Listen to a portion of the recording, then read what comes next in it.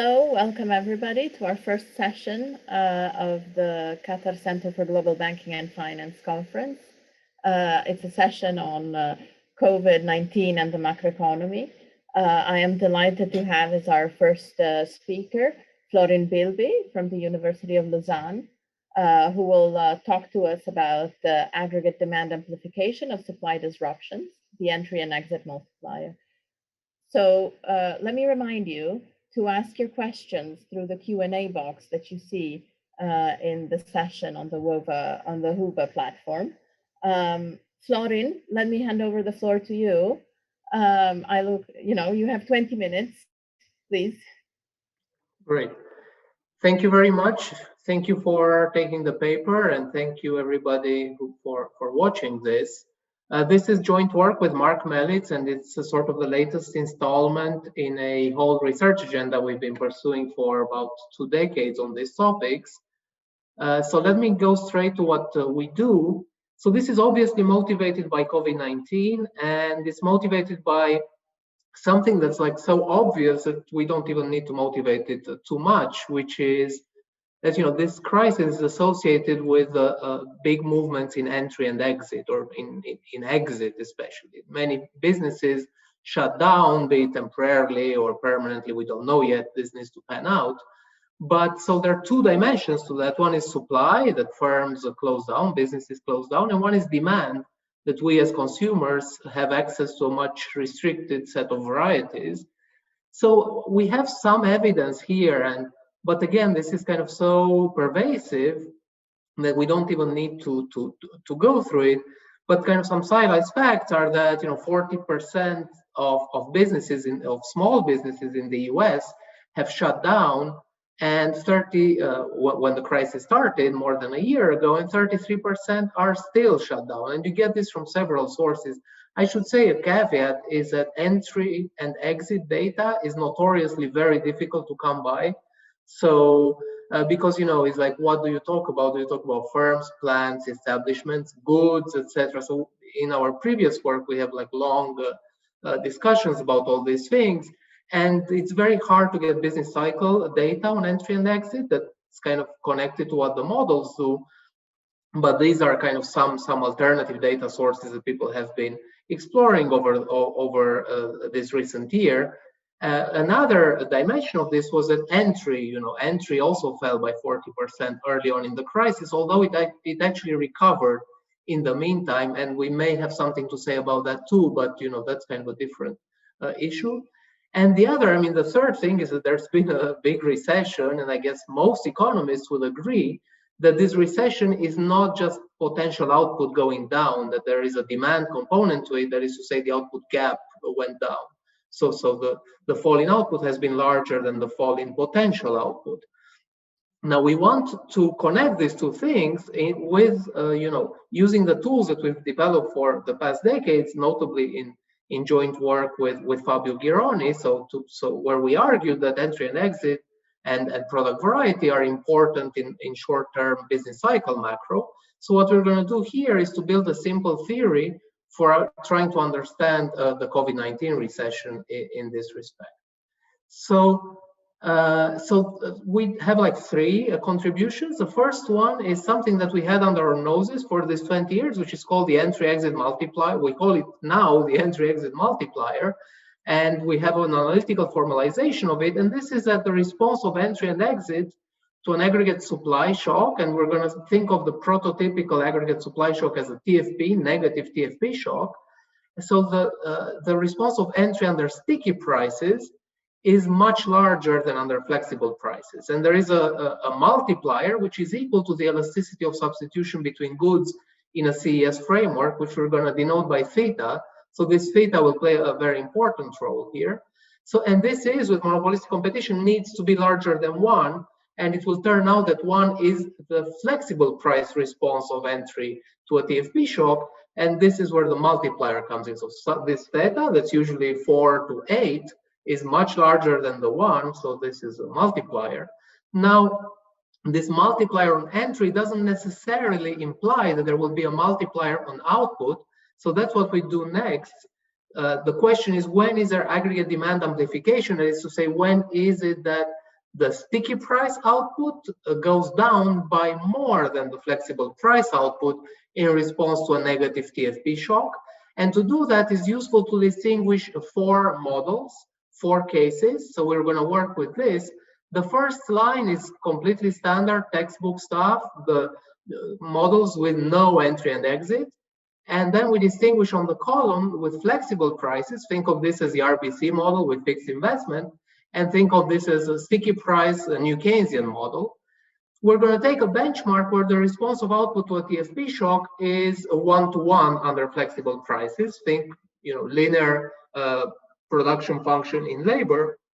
With flexible prices, TFP goes down by 1, output goes down by 1, labor is fixed.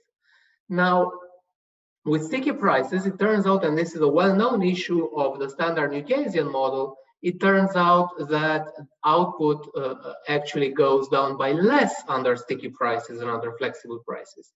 Another, for reasons that will become clear in a second, they have to do with the response of hours worked. That's kind of weird. That is to say, hours worked go up in response to a negative TFP shock. So hours worked are counter-cyclical in that model, which is a little weird. And another way to say that is that the output gap goes up. So, you want to explain an expansion in response to a TFP shock in the standard New Keynesian model, it needs to be a negative TFP shock. So this is a little bit of an issue. I should say a transitory TFP shock. Now, in a model with so when you add entry and exit on top of the standard thing, you just open up the door to firms entering and exiting, you're going to get that, and this is what we've done in our previous work, you get an amplification under flexible prices of TFP shocks. So you get kind of you get some amplification there, and so the response will be some little x that's larger than 1. But the point of this paper is that under sticky prices, in response to negative shocks, you're going to get a response that is in absolute value larger than the response of flexible prices. So it's going to be this big X.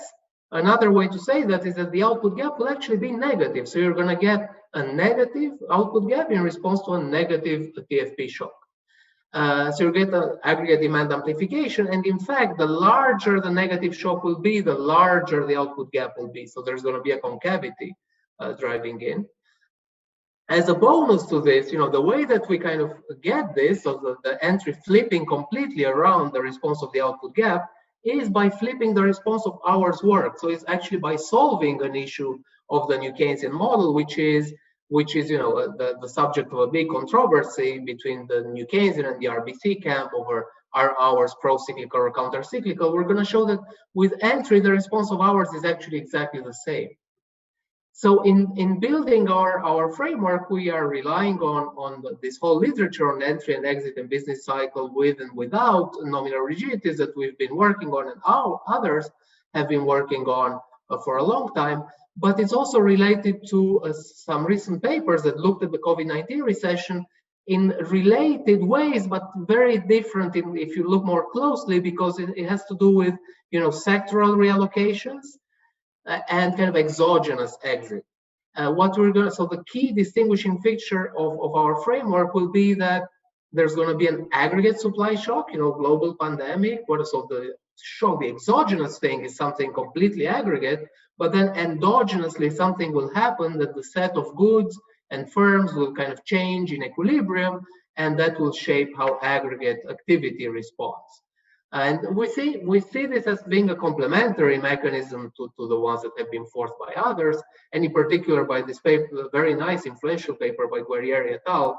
So we're going to actually get something that looks like the opposite conclusion, but if you look more closely, it's actually not.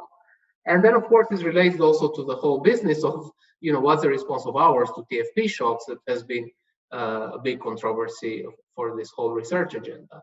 So I'm going to go through the model. The model is actually very, very simple. So it fits on one page. So I'm going to go through it very, very quickly. We have CES preferences, very standard, but it's Dixit-Stiglitz taken literally. There is an integral of these goods, not from 0 to 1, but from 0 to n. N is a number of goods, and this will be determined in equilibrium. Theta is the elasticity of substitution between any two goods. The CPI index, the price index attached to this basket, is big P. And this is formed by taking the CES integral of the individual prices where so little p of omega is the individual price, and the individual demand for each individual little omega good is a standard CS demand. So theta is also the elasticity of demand. And these goods are produced by individual monopolists, differentiated goods, and now they're producing it using labor. LT of omega is a labor input for each individual good. F is a fixed cost that is paid in efficient labor units, and AT is an aggregate TFP shock that hits everybody in the same way. And the negative innovation to this is for us a COVID-19 recession.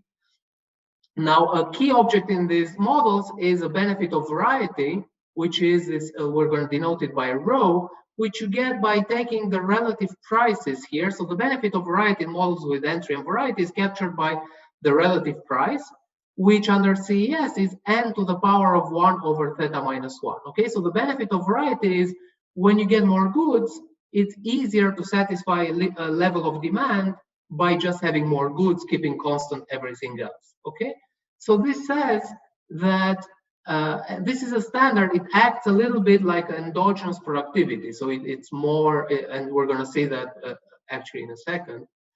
Now, I didn't say yet anything about these prices. We're going to look at two, so I'm going to distinguish, think of the columns in my initial table, between completely flexible prices. Individual firms can reset their prices freely whenever shocks happen, and completely fixed prices that we're just going to take for getting analytical tractability. I should say this whole model is very simple so that we get something very tractable that completely kind of distills a main mechanism that is driving our result.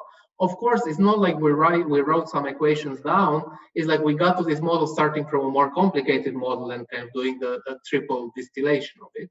So the other extreme, we take an extreme where individual prices are completely fixed. Okay, so we're completely shutting down the price channel and we're kind of maximizing the demand channel, but the entry margin can still adjust. Okay. So something well defined in this is that the markup is going to be the relative price. No matter what the price setting scheme is, the markup for any firm is going to be its relative price divided by the marginal cost of production, which is a real wage. And so the profit function will be sales for that firm. And I'm imposing here that the equilibrium is symmetric because there is no heterogeneity in firms. We don't need it here. So we have sales minus a total cost. Okay. Now, a free entry exit equilibrium, we spent 15 years trying to argue that you should not look at free entry and exit. We should look at entry and exit with barriers and some costs and investment and these dynamics. But again, it's not needed for our mechanism here. So a free entry exit equilibrium is an equilibrium where profits are zero every period. So, you know, there is a shock, keeping everything else fixed, this would move profits. But now we're opening this margin where firms can enter and exit in order to adjust so that they drive profits to zero every period. But if aggregate profits are zero in every period, then individual profits are zero in every period because it's a symmetric equilibrium. So if you use that equation to derive an aggregate production function, you get that, you know, there is no investment on the left-hand side of the economy resource constraint. So consumption is equal to, there are no profits on the right-hand side. There is no capital income. So it's going to be equal to labor income. And from the production side, it's actually going to be equal to labor. This is a labor input for each individual firm, times something that looks like endogenous productivity, right? Is the number of firms to the power of theta over theta minus 1, which is always larger than 1 because theta is larger than 1. And this is a very well-known returns to scale from variety that is a key driving endogenous growth and benefits from variety in trade and geography and all that. So there is nothing like non-standard here. On the contrary, it's completely standard. The last equilibrium condition is labor supply. If you take a labor supply of the households and you assume for the moment log utility in consumption, you get that, you know, wages divided by consumption. This is the marginal utility of consumption here is equal to, with CRRA utility, L to the power of phi. If you substitute that C is equal to W times L here, you get that L is actually fixed, okay?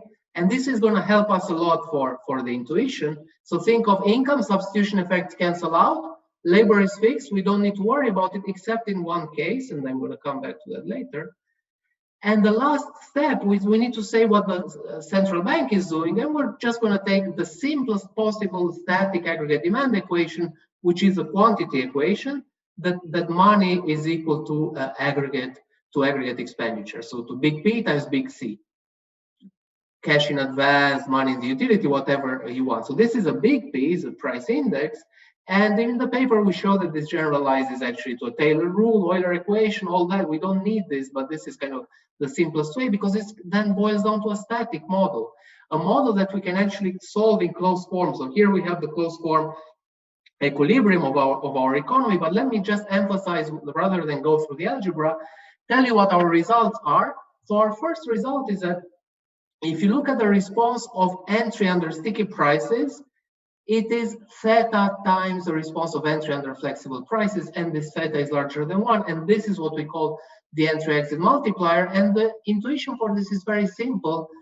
If you have a fall in TFP, under flexible prices, firms would increase their prices because marginal cost is going up, right? So you have some exit because TFP is low, so profits go down, but you have an increase in prices because marginal cost is going up and firms are free to reset their price. So you have a little bit of intensive, a little bit of extensive margin. Suppose that we take away the intensive margin completely, so we fix individual prices, then individual firms, when this big TFP shock hits, then they're stuck with this. They're stuck with this too high price, so profits are going down, there are losses, and the extensive margin adjusts by generating exit. And now if you remember this n to the power of theta over theta minus 1 acting as a TFP shock, as an endogenous productivity shock, then there is a further round that says that if there is exit, it's as if productivity goes down, aggregate productivity goes down again, and so on and so forth. So it's really like a multiplier effect, and the response of exit under the free entry is actually theta times that. And we think this is kind of reasonable. We don't take this literally, the firms cannot change their prices, but it's kind of reasonable to say that in a slump, you cannot really increase your price when a bad shock happens, and maybe you're going to be forced to exit. I mean, we don't think this is kind of crazy. So it looks like this graphically, that if I plot the number of firms against the shock, it's a linear function, okay? So under flexible prices is red dashed curve. Under sticky prices, it is also a line, but is with a much higher slope. Now what happens to aggregate activity? And here we're going to break it down in these 4 cases. On the left-hand side, we have the model with no entry and exit. So we have consumption against TFP. It's a straight line, and it is, C is equal to A times L. L is fixed. A goes up and down. C goes up and down. Under sticky prices, C is equal to M over P. If P is fixed and M is fixed, C is fixed. So if I go left and right here, aggregate consumption is fixed, is given by the real value of money supply at fixed prices. What does the adjustment that allows me to consume more when there is a negative shock? Hours worked. Why? Because when a TFP shock goes down, there is a negative income effect. Profits are when there is a big TFP shock, profits are going down. I have a negative income effect. I increase my hours worked, and so hours are counter-cyclical. There is a positive output gap. Hours are going down. Now this is kind of a problem of this model. In the model with entry and exit, we have that. We have this little amplification here that is driven by the return to variety, etc. That you get under entry and exit. But our key finding, and this is where I wanted to get to, is that under sticky prices, to a negative shock, you now have a negative response of the output gap. So output through this entry-exit multiplier, the fact that exit overreacts to the negative shock, this means that output will go down by more than it did under flexible prices. Whereas to a positive shock, nothing much happens. This is driven by a concavity of the consumption function in the number of varieties, and we show this analytically in the paper, and this has an intuition in terms of kind of the inefficient allocation between the intensive and extensive margin when you introduce a sticky price distortion. The last thing I wanted to say, I wanted to show you the result from a quantitative model. So in the quantitative model, so we have a model with bells and whistles, Rothenberg pricing, blah, blah, blah. And here you see this very clearly that you have a negative TFP shock, and you have a recession that looks like the recession in the data, minus 12, 13%. But the key point is that ours move in exactly the same way under sticky and flexible prices, and this is what kind of solves this issue of the New Keynesian versus RBC model. The very last thing that I wanted to say is that this looks very different from the Guerrieri, Lorenzoni, Straub-Werning result that says that what you need actually complementarity between goods in order to explain an aggregate recession when there is exit. The point is that relative to that, what we have, so we redo the algebra with a non-unit elasticity of intertemporal substitution in consumption, and we show that our requirement for getting what they call Keynesian supply shock or aggregate demand amplification of supply shocks is that the elasticity of substitution between goods needs to be larger than the elasticity of intertemporal substitution. So we need substitutability. You need that when you cannot go to the cinema, you actually subscribe for Netflix and Amazon Prime, okay? Whereas what they need, because that framework speaks to sectors and to their reallocation across sectors, they need that when a sector disappears, the other sector also goes down, and that boils down to actually complementarity. We think of these two things as being really complementary, and this is what I wanted to end up with. You can actually have that at the disaggregated level, you have substitutability, and at a kind of a sectoral level, you have complementarity, so they may even actually reinforce each other. So these are just kind of two separate things. I went a bit over time, so thank you for bearing with me. Thank you, Florin, for the really interesting talk. So I will hand over to Andrea Ferrero from Oxford University to discuss your paper. And then we have quite a lot of time later for questions and discussion. So for the time being, Andrea, please have the floor. And then I look forward to hearing also questions from the audience. Thank you. All right. Hi, everyone. I think I've been muted, so you should be able to hear me all right. Thanks a lot for the opportunity to discuss this paper. This is a literature that I'm not super familiar with, so it was a great opportunity to learn some of this work by Florin and co-authors. So let me start just reiterating that this is an important paper because it's clearly very relevant to the current situation. So here I'm just plotting the output gap for the US. You see, the collapse that occurred right after the pandemic and the recovery that is been sharp but still quite incomplete. And one point that I want to stress here is that I'm plotting the output gap because it's really the concept that Florin and Marc stress in their paper that is really relevant for what we're talking about. So related to that, I think we want to make two premises to put this paper in the context of both the current situation and also the literature. So the first is that we want to think about COVID as an aggregate supply shock. And the second is that we want to think about, what happens in our baseline model when we face these shocks. Florin has talked quite a bit about that, and I'll try to come back to it. So think about our baseline model as being a new Keynesian model with sticky prices.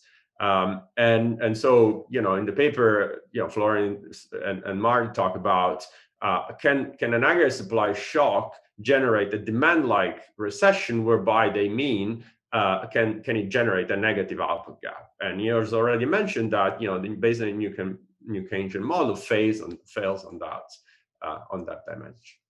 What the paper does, I'm not gonna reiterate it here, other than just saying it, is really to stress the key role of entry-exit, this mechanism. In other words, in absent this mechanism, this model would imply a positive output gap in response to a negative aggregate supply shock. So Florian did a great job presenting it. I've seen his slides, so I don't think I had anything useful to add to the model. I'm not going to go into a review, but instead getting straight into my comments, which will be along 3 points. So the first is going to be, probably not surprisingly, about the sectoral dimension of the COVID shock. This is related to the work that Ambrogio will present later, has joined with me, but also some other existing papers. So I'm going to focus on the existing papers and let Ambrogio do justice to ours. I'm going to talk briefly about prices and inflation, so I think that's another important dimension, and then briefly connect to the last point that Florin made about the elasticity, but basically restating what he said, really. Okay, so several papers have been written in the last year or so have emphasized really the sectoral dimension of the COVID shock. One of the first that did some effort in defining what the sectors that have been mostly affected by the pandemic are is this paper by Kaplan, Moll, and Violante that splits US sectors into regular and social. And so here is a table from their paper. So in this narrative, the COVID shock is a negative productivity shock to the social sector. So it has this more sectoral component. And we know very well that when an economy is hit by sectoral shock, there are reallocation of resources across sectors. I think this is a very, very general mechanism at play. But then the implication for aggregate output and inflation in our case are not obvious, and the details really matter, right? So I just want to pick up a recent paper by my colleague Guido Ascari with Andrea Cocciago and Riccardo Silvestrini, which basically developed a variance of what Florin and Marc do. Model is slightly different, but I think that the first order difference is really that it's a 2-sector new Keynesian model with firm dynamics.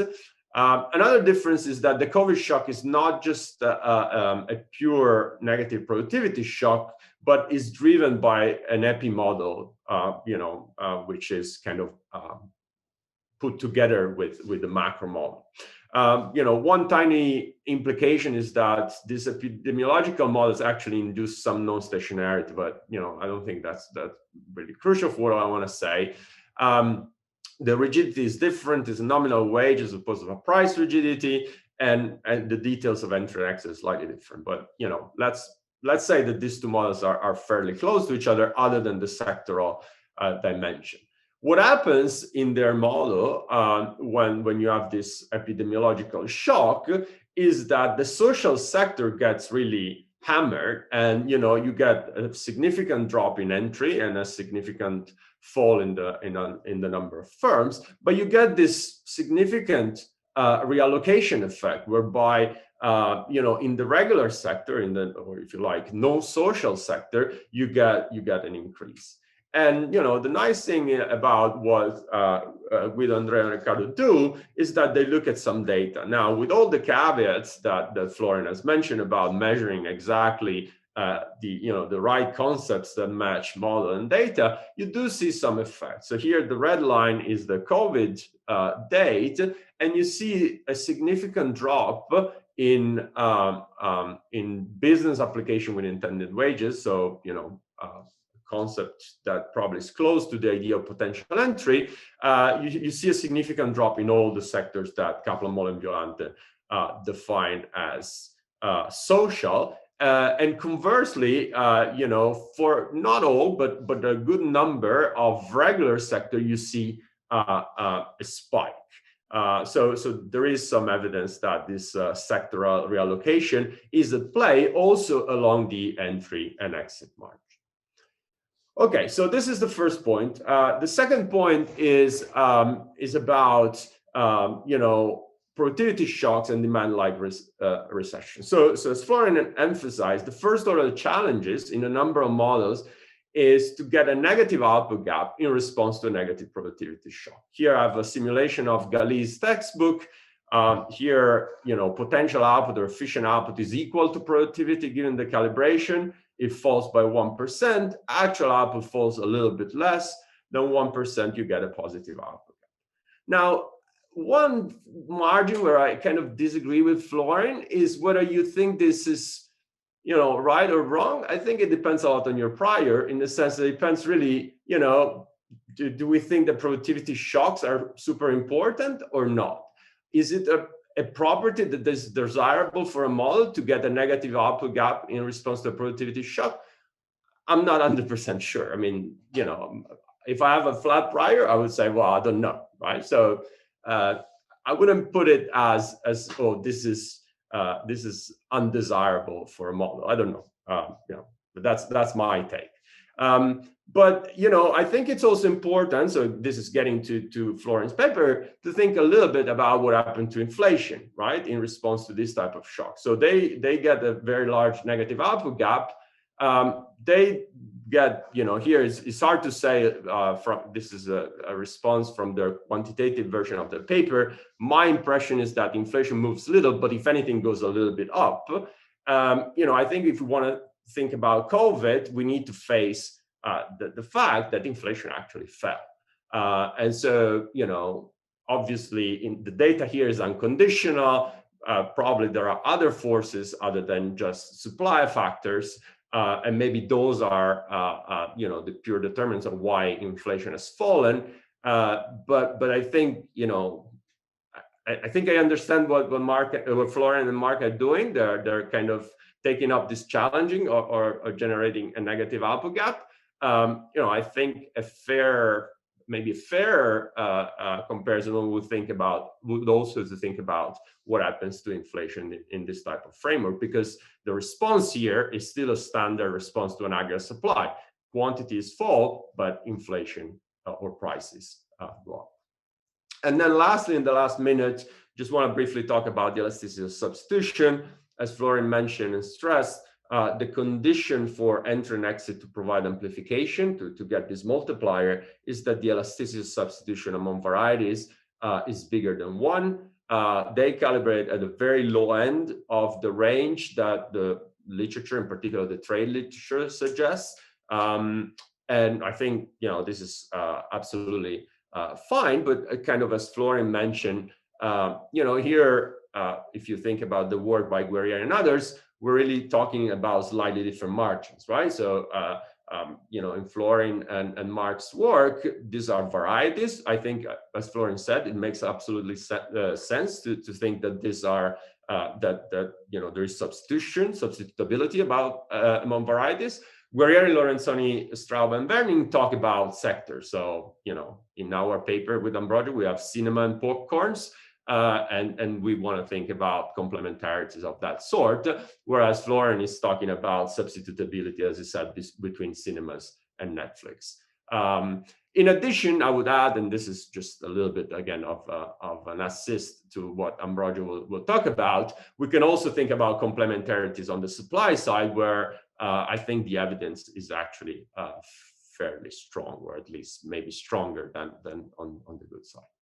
But just to conclude, I think this is a very interesting paper that highlights the role of entry and exit in general for business cycle, in particular for the COVID crisis. The aggregate entry and exit dynamics, I think, mask interesting heterogeneity across sectors, where we've seen kind of lower entry in social sectors and higher entry in regular sectors. Then, there's the point about what happens in response to supply shocks. So this is kind of the more theoretical point. The paper really gets a falling output gap, but there's still, the traditional response to inflation, which, in a sense, may be exactly what you want your model to deliver. I think just putting in the context of the COVID shock, to me, says that we cannot really think of the COVID shock just as a purely as an aggregate supply shock.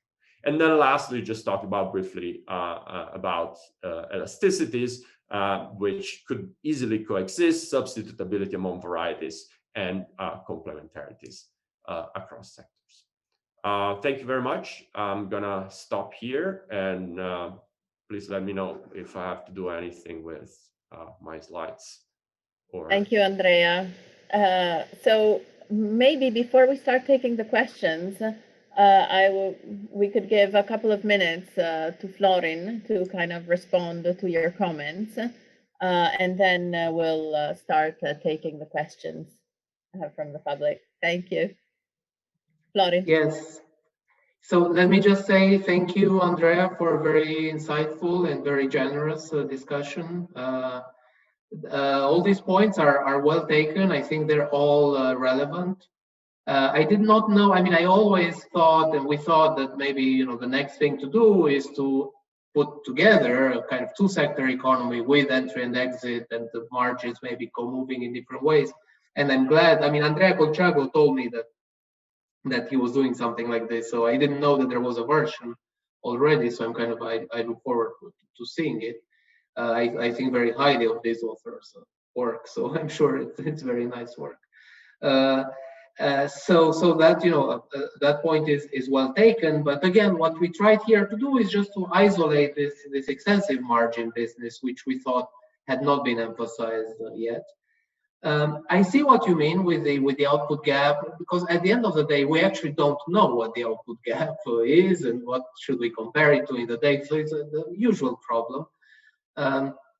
I just like to think of it, you know, if I want to think of a recession, the textbook, my model, when I teach this to my students, I'm a little bit embarrassed to then get to tell them, you know what explains, so, you know, we just talked about the RBC model, and all recessions and expansions are driven by negative, positive TFP shocks. And now if you have a sticky prices, it actually is the other way around. If you think technology shocks are the main drivers of fluctuations, and that's a big if, and of course, that opens the door to all the empirical literature and estimating and variance decompositions and correlations and so on.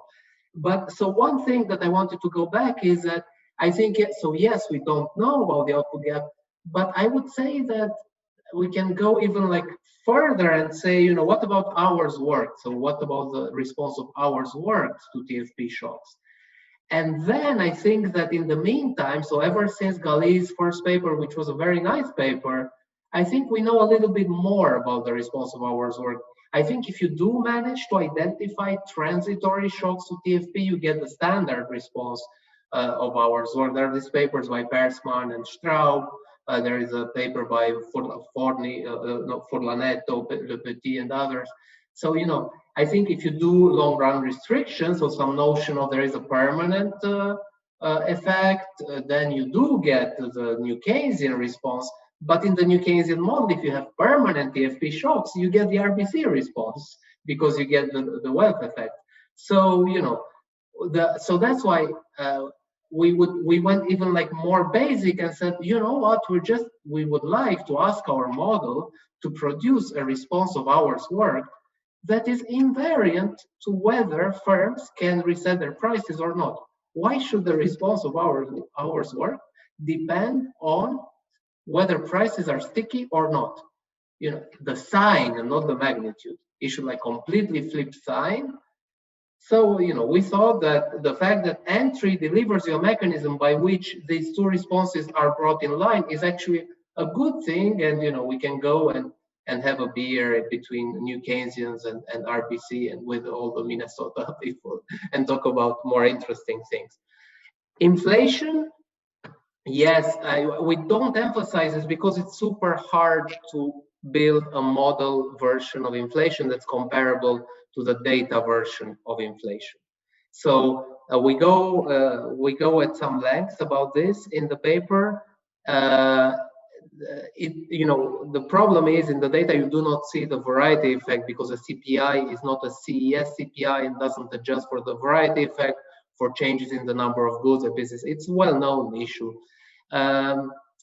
We don't have so, you know, to get the data counterpart of inflation from our model is actually very tough. Also because there is this distinction between the average inflation in the average price of a good and the CPI inflation that you actually don't measure. So it's a point taken, but we don't have a solution to that yet. And about the substitutability and complementarity, I think we completely agree. So it's just we're completely on the same page. There are some. Yes, there's two or three questions actually, which I think you should also see on screen. I think they mostly relate to, well, the fact that, so let me relate to you first, maybe James Smith question, who is kind of pointing out to the fact that now during the pandemic, closed doesn't mean exit because, governments are supporting firms. And so how does this affect your result? So that's one question. Related to this, but there's also David Aikman's question, who's pointing to the data that actually shows that business formation jumped up in many countries in the last year. So how does this, relate? Is it due to the effectiveness of government support scheme? And then finally, a question by Tim Foreman about the conflation of also demand shocks happening at the same time, and how does this play out in your model? Thank you. They're all great questions. Let me quickly say, maybe take them in order.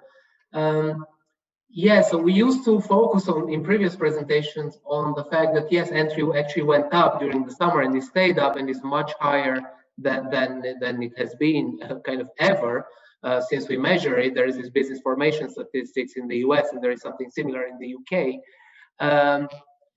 I think it does reflect in part the effectiveness of government support schemes. I think it also reflects this reallocation, that all of a sudden people said, well, I cannot do what I did, but Amazon needs a lot of people to move goods around and so on and so forth. And I think we saw some of that in Andrea's graphs with all these sectors booming. But so what we try to show in our model, in fact, if you have a positive TFP shock, you still have a negative output gap. So we used to say that, remember this concavity in my graph, that when you go to the right, you still stay under the flex price because its entry is still inefficient. You still have the sticky price plus entry inefficiency.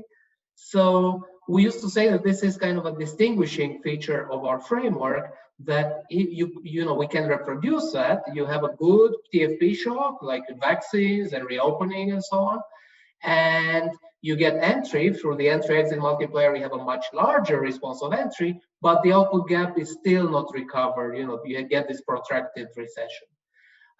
Closed difference from exit? Yes, I think for us, there is no difference actually. For all practical purposes, is actually, so we think of, it's a very stylized model that says if you close down for one period and then you reopen in 3 periods, from the model's standpoint is actually exit because there is no memory. We have an extended version where we do more of this, but here is really just to focus on the extensive margin moving. I think it would be very interesting to look at all these other margins. The one thing we do that I didn't have time to talk about is the effect of giving support, that is to say, of subsidizing entry. Of course, the optimal thing to do here is to a negative shock to subsidize the fixed cost and to keep firms operating, and that's, I think, is kind of obvious. So we derive this optimal policy in the paper. But the other thing is that also to a positive shock, you would still need to subsidize. You still need to subsidize entry now, and this I think is less obvious. So that would say that compared to the data, we see this big increase in entry. Now we should see an even larger increase in entry. So this large increase in entry is actually inefficient from the standpoint of the model. Of course, I wouldn't take the model as too kind of too literally. And then some simultaneous demand and supply. I mean, I would say that one virtue of the way we model the shock relative to a sectoral thing, where you have a CES with 2 sectors, and you say this is a supply shock to one sector, is that in that second sectoral shock setup, a supply shock and a demand shock are actually exactly the same thing. You can always rewrite the supply shock into a demand shock. It's no longer the case here. You can actually add here a demand shock that has nothing to do with a supply shock, but this is not a model of demand. So we really wanted to stay with this model of the entry margin, because this is actually, for reasons that I didn't have time to get into, is a pretty bad model of demand. And I do think that if you want to think about demand, and this is kind of my other half as a researcher, you really need to think about heterogeneous households, incomplete market, and all of that business. And we wanted to abstract from that in order to focus on the role of endogenous entry and exit here. But yeah, thanks. All great questions. Thank you, Florin, and thank you, Andrea. Thank you both for the, really insightful presentations and discussions and all the questions that ensued. Let me now hand over to Ambrogio Cesa-Bianchi, who will present his paper, The Transmission of Keynesian Supply Shocks, which is indeed joint work with Andrea. There you are, Ambrogio. So the floor is yours. You're muted. Still muted? Not muted anymore. Perfect. Good. Thank you very much. Thank you, Francesca. And thanks for having our paper on the program. And as well, thanks to Florin and Andrea for the nice presentation and discussion that's just happened. So this paper is quite related to the previous one. It's titled The Transmission of Keynesian Supply Shocks. As mentioned already, is joint work with Andrea Ferrero. And since I work for the Bank of England, let me just say that these are our views and not necessarily those of the Bank of England. So let me start with an important point for our paper, which is what's a Keynesian supply shock. And there's been a little bit of discussion by Florin in his presentation previously, and basically we're referring to a Keynesian supply shock as the idea comes from the work of Guerrieri, Lorenzoni, Straub, and Werning paper that has already been mentioned. But let me just explain what we mean by that with a very stylized example. Consider two sectors where we have cinemas and popcorn, and consider a negative supply shock that affects only one of the two sectors. It's going to affect cinemas only. So the shock clearly is going to create excess demand for cinemas, which is going to lead to an increase in the price of cinema. Now, the key question is what happens to popcorn? If you start from the case in which cinemas and popcorn are substitutes, then what you will have is that consumers are going to switch from watching movies to eating popcorn at home, which in turn is going to create excess demand for popcorn and an increase in the price of popcorn. So price in the aggregate is going to increase both because of cinemas and because of popcorn. However, if you have complementarity, then nobody was willing to eating popcorn because they enjoy popcorn only at the cinema, which basically leads to a deficient demand for popcorn and a fall in their price. Now, if this second channel, if this complementarity is strong enough, and if the fall in the price of popcorn is strong enough, then what you might have is that what originated as a sectoral supply shock is going to lead to an aggregate demand deficiency with aggregate output falling as well as a fall in the aggregate price level. And Guerrieri, Straub, Lorenzoni, and Werning dubbed this shock, this sectoral shock and its associated transmission, a Keynesian supply shock. Now, what we do in this paper, we ask a very simple question, which is this very neat theoretical possibility, theoretical mechanism supported at all by the data? And in particular, is there any evidence in US data that is there any evidence of this transmission mechanism of sectoral supply shocks leading to aggregate demand deficiencies in the aggregate economy? The way in which we approach this question is in two different steps. We first have an empirical part of the paper where we estimate a multi-sector factor augmented VAR. And we then validate the exercise in the first part of the paper with simulated data from a new Keynesian multi-sector DSG model. Our main result is that the data are indeed consistent with this Keynesian supply view. And importantly, we do find that these Keynesian supply shocks are or seem to be a general feature of business cycles, i.e. they're not particularly driven by COVID shock, and they hold and they seem to be important even in non-COVID periods. So they seem to be quite a regular feature of business cycles. And also, as a byproduct, our results highlight the key role of complementarities across sectors. And I'm just going to follow up on the discussion between Andrea and Florin on the difference between complementarities across sectors and within sector across varieties. So what is the empirical challenge here, and what's the intuition for what we do? So this is possibly the most important slide of the presentation. So once you get the intuition here, then it's going to be very, very easy for me to go through the rest.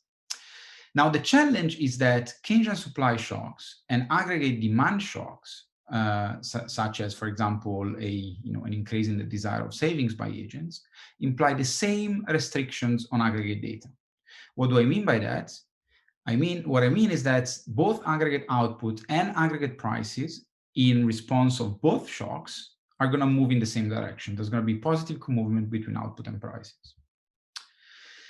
However, these two shocks imply different restrictions on sectoral data. And in particular, you can think of a demand shock of the type I've just described as moving output and prices in the same direction in all sectors, while the Keynesian supply shock is going to lead to co-movement of output and prices in some sectors. These are the popcorns sectors, if you want, that I described in the previous slide.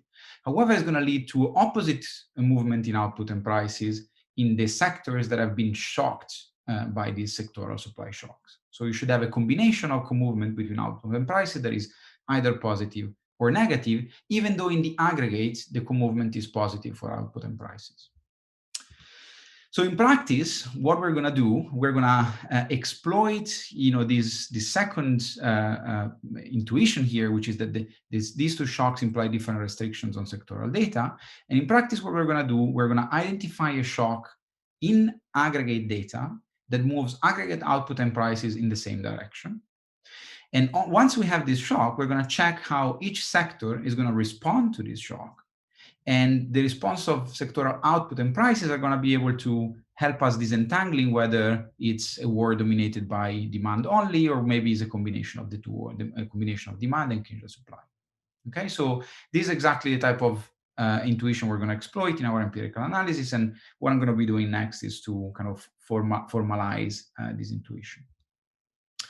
I'm gonna skip the literature and the contribution given the short amount of time that I have, and let me jump into the empirical analysis. So as I mentioned, we estimate a multi-sector factor augmented VAR. So we're gonna model an economy that consists of n sectors, and it's gonna be a very simple empirical setup where we model sectoral output growth, YIT, and inflation, PIIT, with the following factor augmented VAR. I have a VAR1 here, but all results generalize to a VAR with more legs. And let me just quickly describe this equation. XIT is the vector that contains output growth and inflation. There is an autoregressive component of sectoral dynamics, as highlighted by the first two terms here. And then we assume a factor structure for the innovations in each sector. In particular, we assume that the innovations to each sector are either driven by some idiosyncratic innovations and by some common innovations, FT, which is a vector of common factors across sectors, onto which each sector loads with a loading gamma I. Now, there is a very important kind of feature of factor models that I want to highlight here, which is how to interpret these common factors here, the common factors in the vector FT. The common factors statistically are going to capture all of the cross-sectional co-movement in the XIT. Okay, so that's the way in which these factors work. If there is any co-movement in XIT across I's, so across sectors, is going to be captured by FT, which means that our statistical model is not going to be able to disentangle between the following two things. A truly aggregate shock, as the type I described before, for example, an aggregate demand shock because of a change in the desired savings attitude of agents, as well as a sector-specific shock that has aggregate effects. Why is that? Because any shock that has aggregate effects is going to look like, from a statistical point of view, as a common shock, and the factor model has no means to understand the difference between 1 and 2. So all of this to say that the interest object from our point of view is FT, because FT is going to embed both aggregate shocks of the kind I described here, as well as the shocks that we are keen in understanding whether they exist and they transmit to the aggregate economy, if they exist at all. Okay, so we don't know whether FT is going to include Keynesian supply shocks, but if they exist, they're going to end up being in this vector here.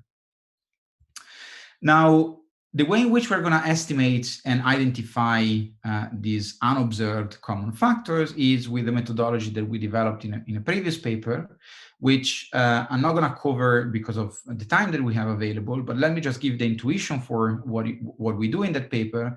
You can basically approximate the common factors, which are unobserved, with cross-sectional averages of observables. So you can recover the common factors by taking simple weighted averages of output growth and inflation across sectors. So again, I'm going to skip the derivations. You can, if interested, you can check this paper here. And I'm going to recap on basically what we do in our empirical analysis. So, you need to bear with me, or at least trust me that the steps are correct. So here is the recap of our empirical approach. It's very simple, and it consists of 3 steps. The first step is to compute cross-sectional averages of the observables. So I'm going to denote these cross-sectional averages by X bar here. And you can use different sets of weights. We use the output weight of each sector over total output in the economy.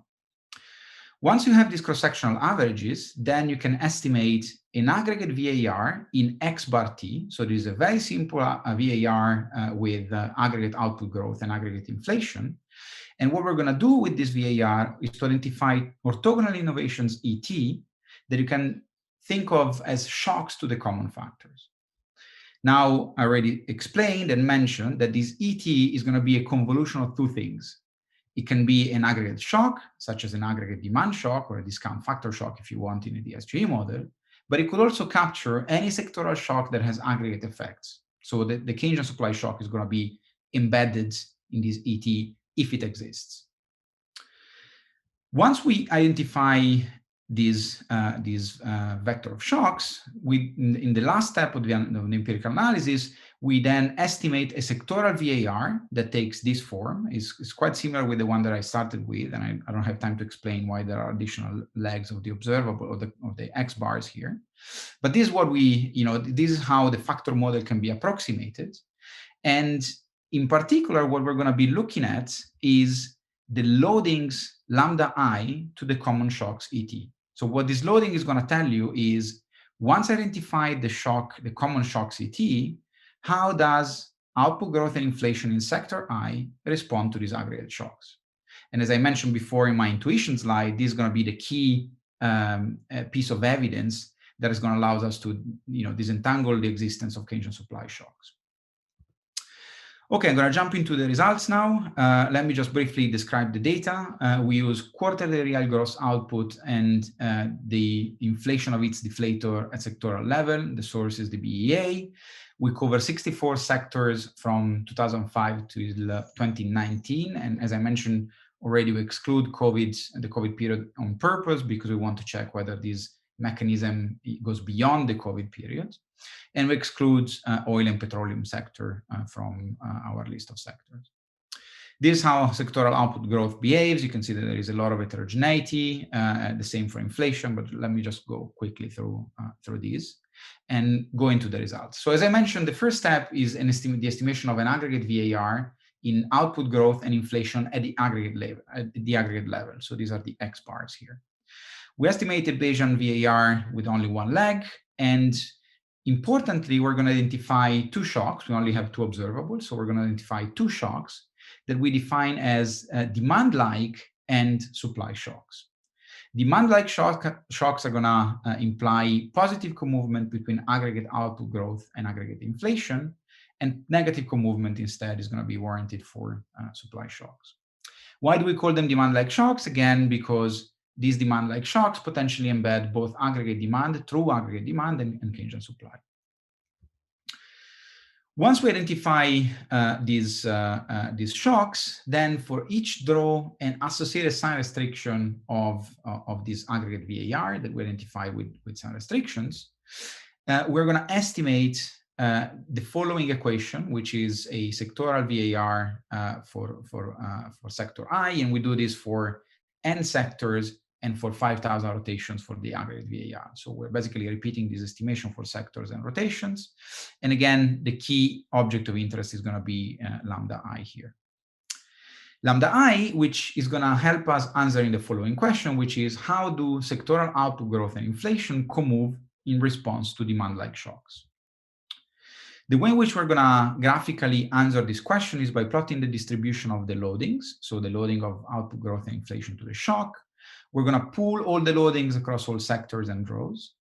And we're going to normalize output loadings to be negative. So you should think of these as being a negative aggregate demand shock, which, however, there are a few counter-cyclical sectors, just a few of them. So we normalize them to have a negative sign, because at the end of the day, what we care about is the movement between output and prices. So this is a completely harmless normalization.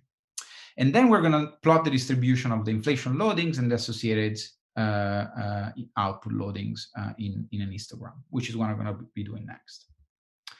So here is how the loadings look like. On the left-hand side, you have the normalized output loadings to the demand shock. They're normalized, and indeed, they're all negative. And on the right-hand side, instead, you have the inflation loadings to this demand shock. And what you can see is that at least a big chunk of the distribution lies on the positive side of this histogram. So the inflation loadings lie, if you want, on the wrong side of the distribution, which means that, which at least we take as evidence supportive of Keynesian supply transmission mechanism. Why is that? Because we think that the VAR misclassifies these sectoral supply shocks that via complementarities transmit to the aggregate economy, implying co-movement between output and prices. However, you can see here that there are a lot of sectors for which output and inflation actually imply a negative co-movement between these two variables. And we think that this is not strict, this is not consistent with a unique, strict view of aggregate demand shocks driving the data. Just to give you a couple of examples, here are the distribution of the estimated loadings for two specific sectors. We have the accommodation sector on the left-hand side and the transit and ground passenger transportation on the right-hand side. And this is just to show you that there are some sectors for which there is not even a single loading out of the 5,000 that we draw in the sign restriction procedure that satisfies the positive co-movement between output growth and inflation. So, and there are many other examples in the paper, so you can have a look at those. Okay, I've got 3.5 minutes. Very quickly, let me just mention that we've done a lot of robustness exercises, including considering the COVID periods, using different left-hand side variables for outputs, including richer dynamics in the VAR, as well as controlling for potentially other shocks. So, expanding a little bit on the number of shocks we can identify from our very simple and stylized baseline model. But let me spend the remaining 3 minutes describing you in an exercise that we do using the insights from a multi-sector DSGE model. So the objective here is to try and validate the empirical results and their interpretation with the structural model. What we do is to take a multi-sector DSGE model with a production network on the lines of these two papers that I'm citing here, which has heterogeneity in price stickiness, asymmetric input-output linkages, and complementarities both in consumption and in production. So what we're going to do with this model, we're going to calibrate the model exactly to the same 64 sectors as in the empirical analysis. So using input-output data for the network structure and confidential BLS data on price stickiness to calibrate sector-specific price rigidities. And then we're going to simulate the sectoral data to obtain data on gross output and its deflator and apply our methodology to the simulated data. We're going to consider two polar cases, if you want, two different exercises. One in which we allow the model dynamics to be driven exclusively by sectoral TFP shocks. So we're going to let sectoral TFP shocks to hit the economy in an uncorrelated fashion across all 64 sectors. And we're going to consider instead another exercise where the only driving force is going to be an aggregate demand shock in the form of a discount factor shock. So this is what happens when we run our methodology on the data simulated only with sectoral TFP shocks. The first thing to note is that the model, the sun restriction VAR, has no problem whatsoever in finding aggregate demand shocks, even they don't exist in the data. And very much consistently with our empirical findings, we find that there is a lot of loadings, the inflation loadings, that lie on the wrong side of the distribution. And let me also mention that the role of complementarities here is key, because without complementarities, we're not going to be able to allow the relevance of these demand shocks to be as relevant as in the data. However, if you were to simulate the data with demand shocks only, what you can see instead is now all the inflation loadings are, in a sense, well behaved. They all fall in the negative side of the distribution. They all imply co-movement between output and prices conditional on demand shocks. And I've got 30 seconds left, so I'm going to conclude here. We think that our empirical findings are supportive of the Keynesian supply transmission mechanism of sectoral shocks. We think this is important because whether this positive co-movement between output and prices in the aggregate level is driven by truly aggregate shocks or sectoral supply shocks can lead to very different implications for what's the optimal policy in response to these shocks. But also, in a more general sense, we think that our results speak to the debate about, what are the sources that actually drive business cycles, and there is very exciting work going on these in this field. And let me just close with some research we're doing at the moment. We are actually trying to more directly try and identify these sectoral shocks, which is something I know Ivan is going to touch on in his discussion.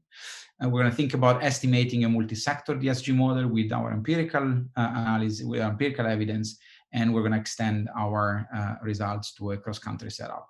And with that, I'll stop. Thank you very much, and I'll leave the floor to Ivan. Thank you, Ambrogio.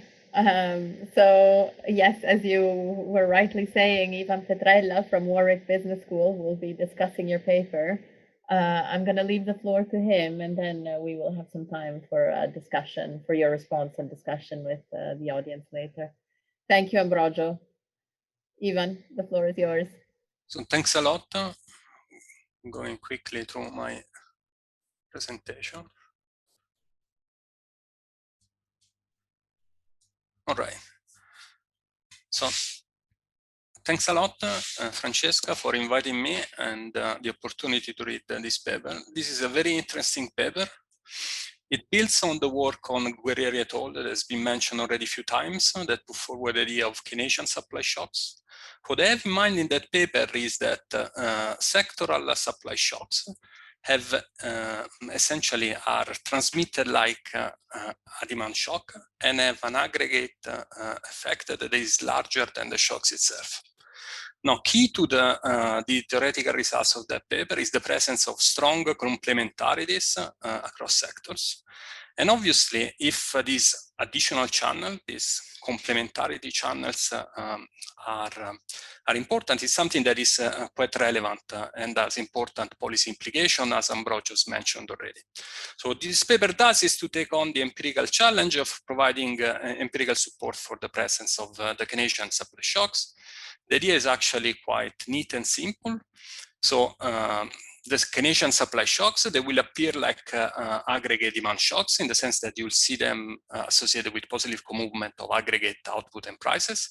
But if you look underneath at the disaggregated level, there would be essentially some negative co-movement of output and prices for some sectors. And this is, I guess, the key figure of the paper, where Ambrogio and Andrea, they show that for many sectors, you do get this negative co-movement. I enjoyed reading the paper quite a lot. Here I'm putting my main questions before I go a bit deeper into them. So on the empirical implementation, my first question was, so the paper is really built on minimalistic sun restrictions. We know from some work, recent work by Wolf, that when you impose a weak sun restriction, you may end up essentially mixing up shocks in your identification. And this can be particularly problematic for what Ambrogio and Andrea are doing. So perhaps you want to think about that. And related to that, right, the key objects that you're looking at is the loadings associated with these aggregate demand shocks. But the aggregate demand shocks, right, is, I mean, like, it's a combination really of two shocks, I mean, in your paper. So how should I interpret essentially the elasticity to a combination of shocks? Or to put it differently, you know, if you were to work in the simulated model that you're looking at, instead of looking at the polar case, what happens if you're mixing the two, right? What kind of lambda are you getting there? But what I want to do for the remaining time that you've given to me is to dig deeper into what is perhaps, I mean, the most interesting part of this discussion is whether in principle, you can get more out of the data. And what I mean for that is that for me, right, it would seem, I mean, quite imperative that you move one step forward and try to separate, disentangle the aggregate demand from the Keynesian supply shocks. This is quite interesting, right? You would want to know, in principle, how important are these two shocks in general, like for understanding the business cycle, also for understanding particular episodes such as what has happened last year. And more generally, you would want to know how important are these complementarities across sector for the transmission of the shocks, which presumably, right, will be important also for the amplification of other shocks. I mean, it's not only about supply shocks. Demand shock would also be amplified through the cross-section complementarities. So if I have that in mind, I'm wondering whether the identification through aggregation, which is indeed quite neat, I have to say, but I'm wondering whether it's the most appropriate for what you want to do. There is a clear benefit with working into that framework in the sense that you can, the SEN restrictions are easily stated on the aggregated variable. But this benefit comes with a number of limitations, some of which I've listed them here. But let me focus just on the last one, right? So if you believe that there are complementarities among sectors, one of the key one, I think, is the one coming from the input-output linkages, interaction among sectors. Now, if you're living in a world where these input-output linkages are important, then when you aggregate the dynamics across sectors, you're not, getting the data generating process of on the aggregate data that you use essentially to motivate the identification to start with. So you're essentially having a misspecified data generating process for the aggregate data. And also related to this, right, you can say very little, right, to the transmission of the shocks beyond the impact, because you're really missing essentially the interaction across sectors in the transmission of the shocks, if you interpret the shocks essentially as an aggregate factors. And a simple alternative to this is really to work with a large VAR. What I have in mind here is that, you can put together sectoral and aggregate data. For the identification of the aggregate shock, the only thing that you need is to have aggregate variable in the system. Any variable that you like, which you believe, is affected by the shocks that you want to identify, would do the job. And then when you go and try to identify the shocks of interest, instead of looking at traditional SEN restriction, you would be looking at SEN restriction applied on averages of impulse responses, right? So an aggregate demand shock and the Keynesian supply shock, they would be associated with an average response of output and inflation moving in the same direction. But now, because you have within the system essentially the response of each of the sector, you can look at the co-movement in the impulse responses to separately identify the aggregate demand and the Keynesian supply. The aggregate demand would have a positive co-movement of output and prices for all sectors. Whereas for the Keynesian supply, for at least one of the sector, there would be a negative co-movement. Now, when you want to take this model to the data, you need to do something to essentially work with the large dimension of the VAR. You can do, I mean, you can impose that there is no sectoral interaction, which is similar to what you do now, but I think this is a great limitation. You can build in the structure in the sense that you know that the interaction, I mean, an important element of that is the presence of the input-output linkages. So you can build essentially a multi-sectoral model with these input-output linkages. Or you can take the model using Bayesian priors, and some of these priors can be built so that you're giving importance to the input-output linkages themselves. And when it comes to the identification to the impact of the shocks themselves, right? Essentially, what you're doing is to rotate, essentially the shocks that are most important. And for most important here, what I mean is that either you impose some zero restrictions so that aggregate variables are not affected on impact by shocks that are different from the one that you're identifying, or you're assuming that the shocks that you're identifying are the most important shocks. But with this model, you can do better because you can go on and identify sectoral shocks themselves. I did that in some of my old work, where we looked at sectoral technology shock, identified looking at very disaggregated data. I mean, our work was quite different. We were working with annual data and not really looking at prices, but perhaps, I mean, it is related to what you're doing. And within that setting, you can, building in, I mean, the interaction through the input-output network, you can identify essentially the shocks and their propagation. When you're looking at the impulse responses, here I have impulse responses for productivity and hours. Each line corresponds to a shock to one of the sectors in the economy. So there are more than 400 lines in here. And I've separated essentially the direct effect of the shocks and the amplification that comes through the complementarity. And if you want to look at how I did that, I mean, like, you can refer to the paper. But what you can see here is that the amplification is the complementarity effect is really like what is dominating here. The direct effect, because the sectors are so small, right? If there was only a direct effect, the shock would be sectorial and will not appear at the aggregate level. But the amplification through the complementarity is quite important.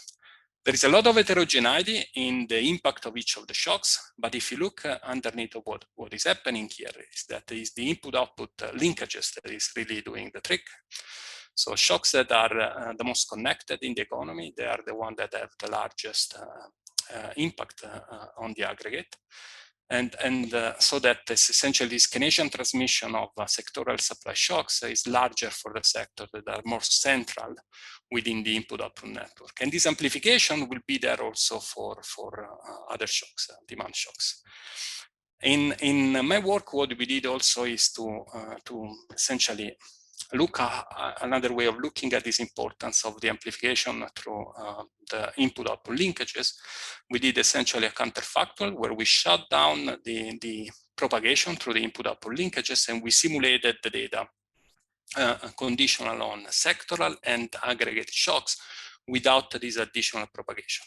The data is the blue. You would see the counterfactual in green. You see essentially that the amplification there is really quite important in practice. And with this, I'm getting to the conclusion. My time is up. This is a very interesting paper. I think it's a very important paper to understand the economic impact of the pandemic shock, and more generally, the importance of sectoral complementarities for the transmission of shocks to the economy. Here are my questions. Thank you. Thank you, Ivan. Ambrogio, I don't know if you want to take a couple of minutes to respond to Ivan, and then we'll open the floor for discussion. Of course. Thank you, Francesca, and thank you, Ivan. This is a lot of food for thought and really, really good suggestions. Some of which we were kind of thinking about already, but so let me just go in order. And I just wanted to clarify a couple of points that Ivan raised. So generally speaking, when it comes to separating demand versus Keynesian supply and identifying the shocks, I mean, we fully agree that that's kind of the first best. As you mentioned, is a challenging task. And so, you know, the spirit of this paper was really to say, can we say something about the existence of these shocks? And if so, you know, then, you know, we can think about in the next step to identify these shocks. And that's exactly what we're doing. So this is kind of hopefully part of a kind of broader agenda where, you know, we keep on kind of investigating along some of the lines that you mentioned, and, you know, your suggestions on these lines are very useful. On the minimalistic side restrictions, it's a good point. I have to admit, we haven't thought about that. At least I haven't thought about that.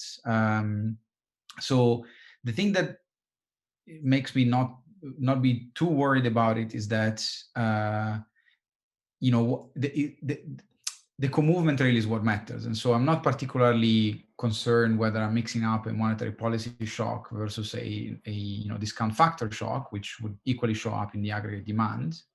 But really what matters here is the co-movement of variables. And so as long as you mentioned in your slides, and this is something I would like to understand better, the aggregate supply shock would end up being in the aggregate demand, then, you know, that would be less of a concern. But we can touch, you know, we can discuss this bilaterally.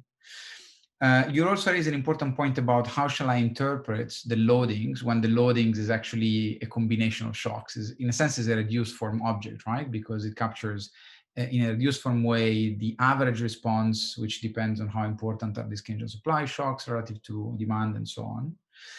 Again, here I think the key way in which we think about it is to think about the fact that if there were only aggregate shocks, these loadings we should not observe the patterns we observe in the empirical analysis. And so you can still have heterogeneity on how sectors respond to aggregate demand versus monetary policy, but you shouldn't have negative co-movement of output and prices as we show in the empirical in the theoretical exercise. The other thing I wanted to highlight. So first of all, thanks a lot for pointing out the paper that you've written on complementarities and technology shocks. I was not aware of that, and definitely should be on our reading list. Let me just highlight that, you know, some of these things we're kind of thinking about, and especially we're trying to think about what's the relative role of complementarities in consumption and in production. And it's an interesting question that we haven't gotten to the bottom yet. But certainly, you know, your framework could be useful to kind of think about the production sides, and we can then augment the kind of complementarity in consumption as well. Another point I want to clarify is, you know, you mentioned different ways in which you can estimate the big model where you have all the sectoral variables and you impose a restriction on the averages. I think it's a brilliant and very neat idea. So, and it's something we actually have been thinking of, again, for future papers. The one thing I would stress is that at the moment, I think you mentioned that we don't consider interlinkages across sectors.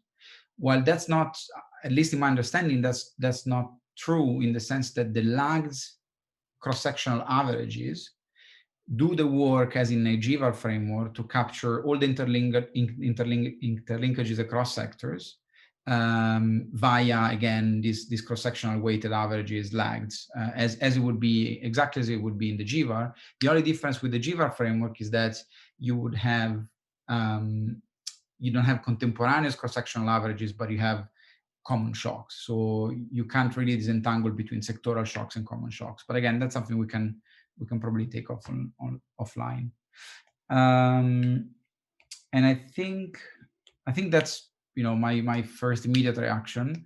I don't know if Andrea wants to add something, if there are any kind of questions from the audience. I'm okay. Yes. So there's a couple of questions from the audience. There's also a question from Florin in the chat. So let me start by, okay, you see the questions from the audience on the screen. Yes. Maybe you can start by answering Gulcin's question about the role for supply shocks in other countries. If there is a role for supply shocks in other countries on the dynamics of domestic business cycle in your analysis. And then maybe, yes, I'll hand once you're done with these questions, I'll hand the mic to Florin, who can ask the question in person since he's in the room. Yes. Do you want to start by addressing the ones in the chat, please? Thank you, Francesca. So the first question by Gulcin, I mean, certainly there is a role for foreign shocks to affect domestic business cycle dynamics in the data. I have to admit we haven't thought about it in terms of what would be the implications of, in terms of the loadings that we're plotting conditional on foreign shocks hitting the US economy. But that's something that, given the timing probably of I was saying about the timing of the pandemic, but in reality, our baseline is not about the COVID period. So, I mean, certainly is a good point that deserves some thinking. And we haven't done it before, so it's something that we can do in future drafts. And one thing. Yes, Andrea, please. Maybe Merger forgot, but we actually started thinking about this project as what happens what happens in response to a China shock, when the pandemic was looked like it was concentrated in China, onto an industrialized country. And then we abandoned that view because the pandemic became global. And so we thought, well, it makes less sense now, or at least we can focus on the domestic component. But I think it's actually a great question. Thanks, Andrea. Concerning Rana's question, I mean, we don't have much to say in the sense that we're kind of relying more on work done by others here, but certainly, think about the optimal policy mix between targeted fiscal policies on the affected sectors relative to monetary policy affecting all sectors. The balance of these two policies can tilt depending on whether you think, sectoral supply shocks have been or are important over the business cycle in driving business cycle dynamics. And Francesco's question is a fair one. It's something that I guess is an empirical one. I haven't checked what's the effect in the long run of demand shocks on output growth. There are two answers to that. If I identify correctly who's the Francesco that asked this question, you could still Francesco Furlanetto. I can still, based on your work, I can still think of demand shocks that can lead to permanent effect on outputs based on scarring type of arguments. But also, if we're really kind of capturing a mix of demand and supply shocks, then it wouldn't be too surprising to observe permanent effects on the output level, conditional on our demand-like shocks. And I guess Florin, do you want to unmute yourself and ask your questions directly? Yes, thank you for this. It's really super interesting, and it was a great presentation, also great discussion. I wanted to ask this, maybe I missed something, but it's about the link with the theory. I obviously think it's super important to understand how to tease out aggregate demand shock versus Keynesian supply shock, or supply shock that has an aggregate demand kind of effects that look on aggregate as if they were an aggregate demand shock. So I think this is super interesting. But then I was left wondering if, what allows you to say that this sectoral shock is actually a supply shock? Why is it a Keynesian supply shock and not a sectoral demand shock? Because I could write, so in the model, I can write a CES too good aggregate where I put the shock as a preference shock to the good or as a TFP shock to the sector, and it's exactly the same. So thanks, Florin. And this is a brilliant question, and again, something we've been tortured our minds for quite a lot now. And you're right that you could think of two types of sectoral shocks. Our current thinking at the moment, which again, we're still working on this, but we think that the patterns that we observe in the data could be obtained if you were to take a view that sectoral demand shocks are those that matter, only under a very high degree of substitutability, which seem to be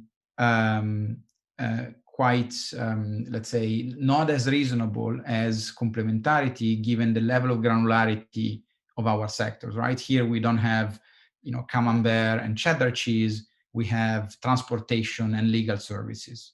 So, at the level of disaggregation that we're working with, there seems to be more likely complementarity than substitutability, which implies that a view based on sectoral demand shocks driving the data seems less likely. But I mean, it's a really important point, and we're actively working on that to try and understand a bit more what the implications are. So thanks for raising that. Let me also say that, I mean, I think it's totally fine to just say, if that's not the case, to say we tease out aggregate demand and sectoral shocks that have aggregate demand effects, no matter whether they are, you know, it's very hard to say if they're sectoral supply or demand. I think everybody would understand that it's a difficult business.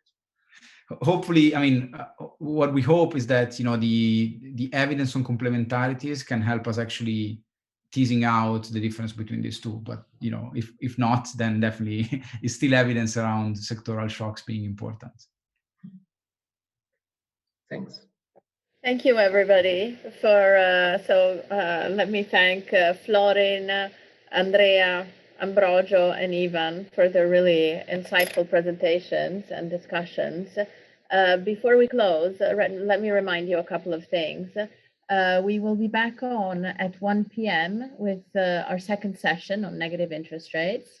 There are posters in the poster area of the Hoover platform, which are really interesting and worth checking out. And both the poster presentations and the presentations of the young economists, the shortlisted young economists that are being shortlisted for the prize.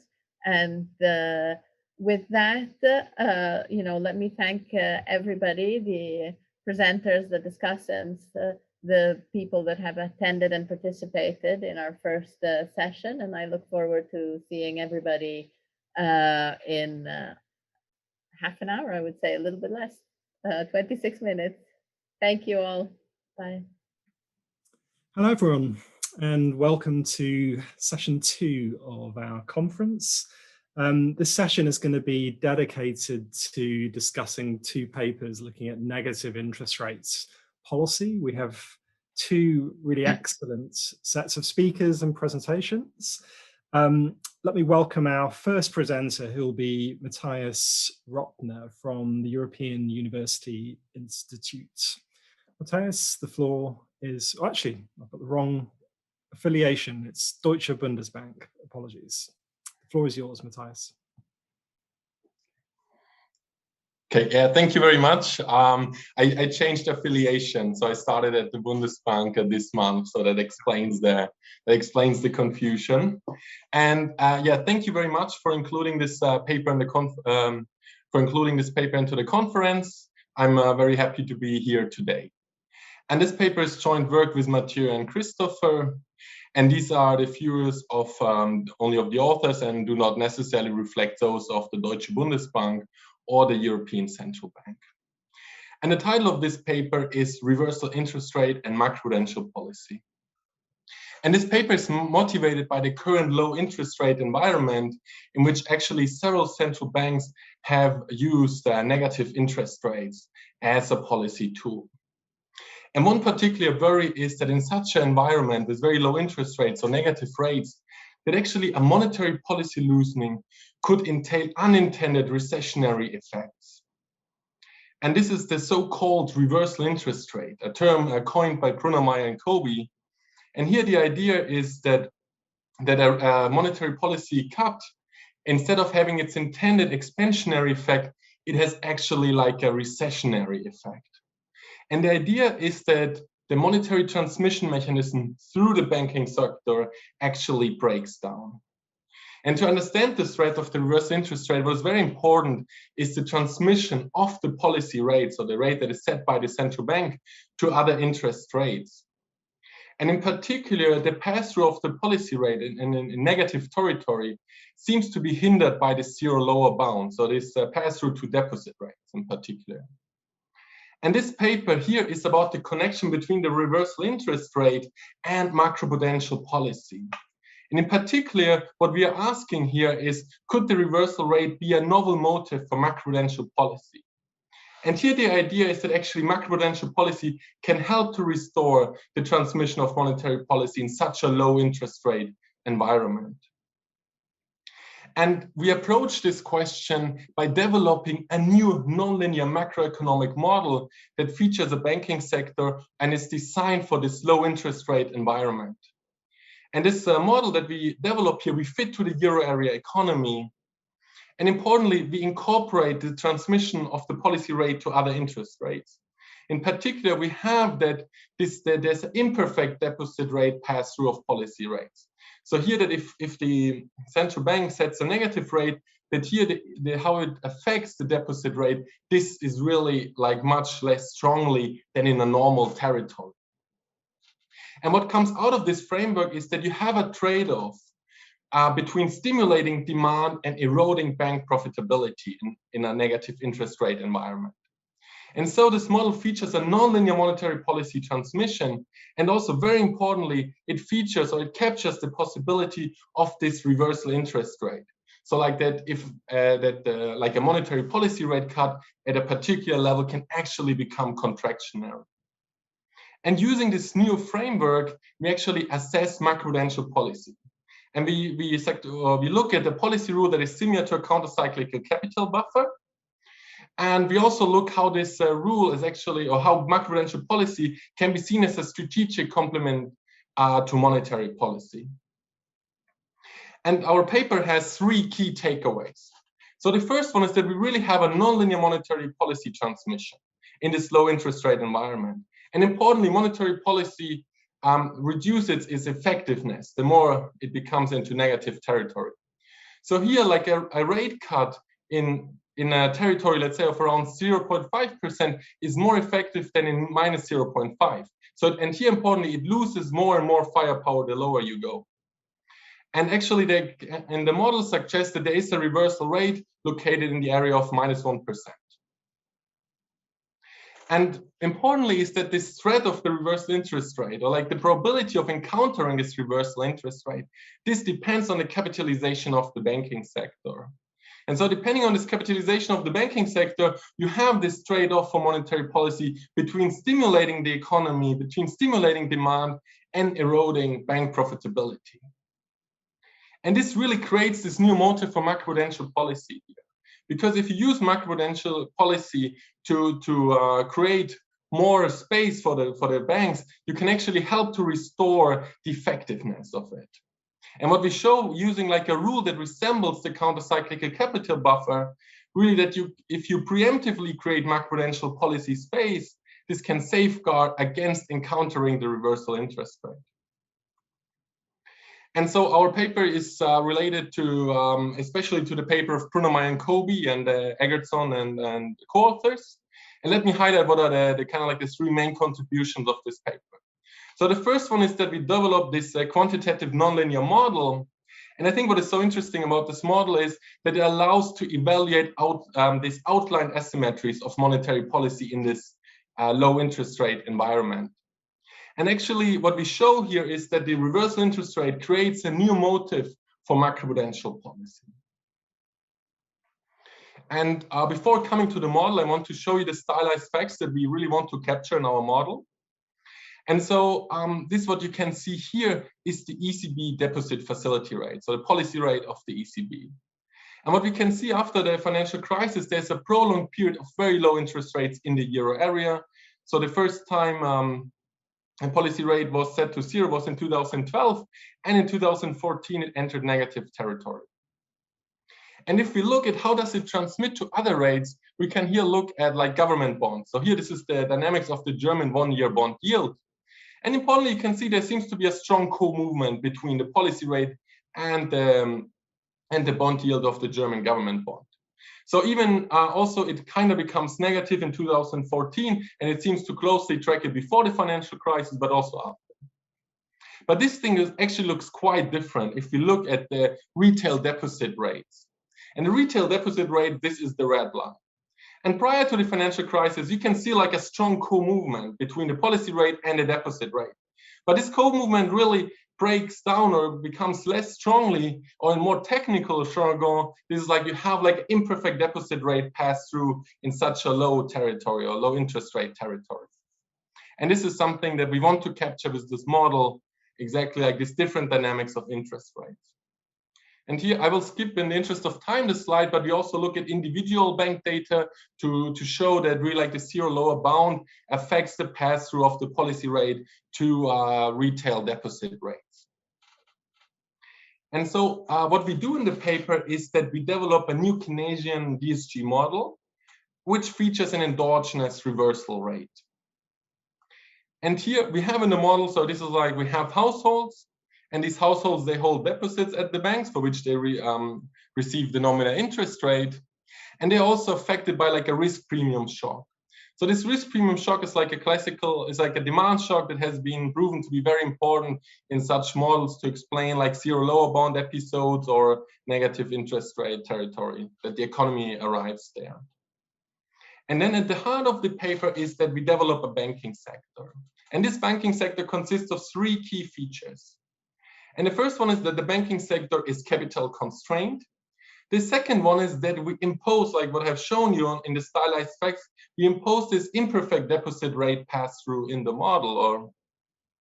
And the last part is that these banks, they need to hold some reserve and liquidity requirement for monetary policy purposes. And then the monetary policy in this model, this features an endogenous lower bound.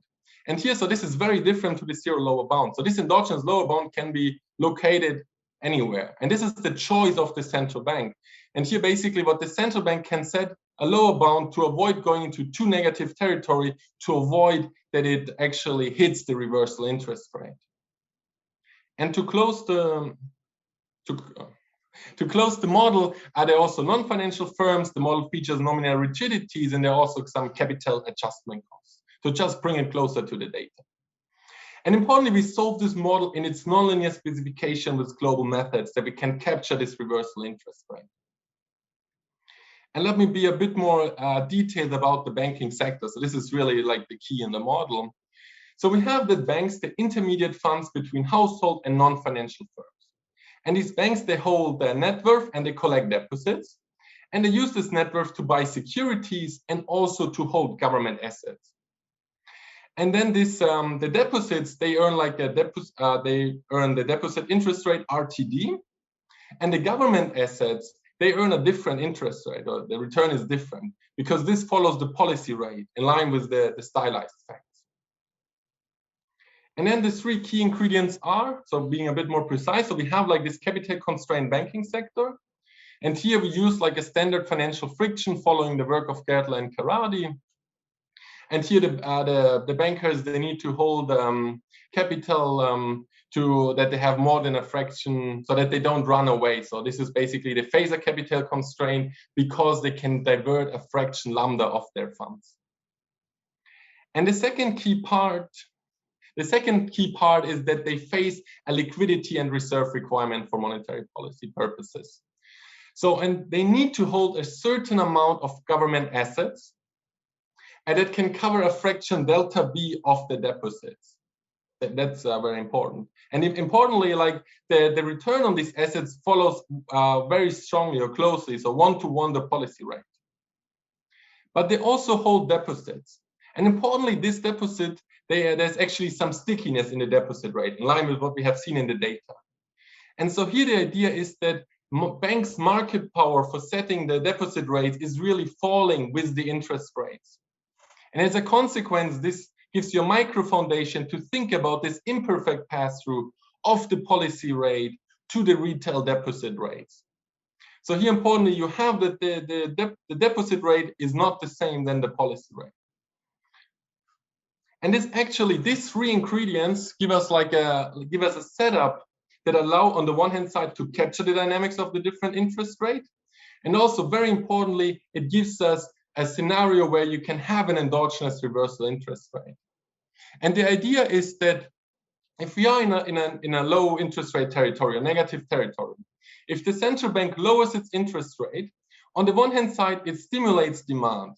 But because the deposit rate is so sticky, the demand stimulation is not very strong. At the same time, these banks, they need to hold liquid assets. And therefore, the return on the liquid assets is falling. And therefore, actually, it erodes the bank profitability. And depending on how much negative territory we are, this trade-off can actually reverse. And this is the moment that when basically the stimulating demand is not anymore the dominating one, but the erosion of bank profitability is the dominating force, that the economy enters or encounters the reversal interest rate. And importantly, we solve this model in its nonlinear specification with global methods because it really allows us to capture the asymmetries in the monetary policy transmission. So that here really it matters if the interest rate is at 0.5, 0, or minus 0.5. And it allows us to endogenously determine a reversal interest rate.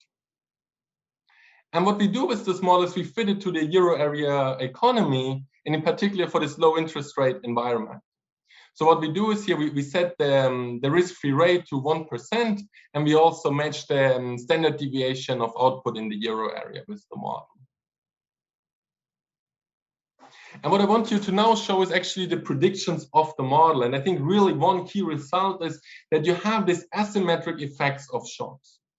And what I show you here is the transmission of the demand shock in the model. And this one is highly asymmetric.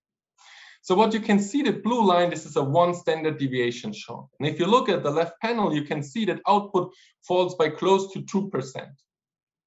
But if there's a 2 standard deviation shock, the effect on output is much more than just double of it. Instead of like falling by close to 4%, actually the drop in output is close to 5%.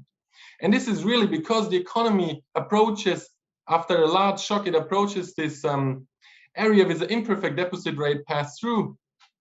You really have that the effect of shocks becomes much larger. And so you have a nonlinear transmission of shocks in the model. And here, especially if you go to negative territory, you have a trade-off between stimulating the economy and eroding bank profitability. And what we do in the model is we actually look at the reversal interest rate, or we try to locate it given our assumptions in the model. And especially we do this to highlight the trade-off that monetary policy has. So what you can see here is, you see on the chart the welfare. And what we are varying here is the lower bound on monetary policy. This is what we vary on the x-axis. And if the central bank chooses a very high lower bound on monetary policy, you can see that welfare is rather low. And the idea is that the central bank is not using its entire monetary policy space. At the same time, if the central bank sets a too low lower bound, it actually can become in a scenario where it lowers the interest rate too strongly, where it can have actually this recessionary impact. And given the conditions of our model, on the assumptions in our model and the calibration, we find that it's around -1%. And this is really like you get this trade-off between not using the space but also like getting into too negative territory. And I think this is a severe problem. And especially what we have in this environment, that we have that monetary policy effectiveness diminishes the closer the central bank is, or the more the central bank is in negative territory. And it can actually have a reverse impact if it's too low. So this is kind of what I showed you in the previous chart. And I think it's important actually, or thinking, how can I help to improve this? Or how can I avoid this losing effectiveness? And it's important to be in mind that the banking sector capitalization plays really a key role for encountering the reversal rate.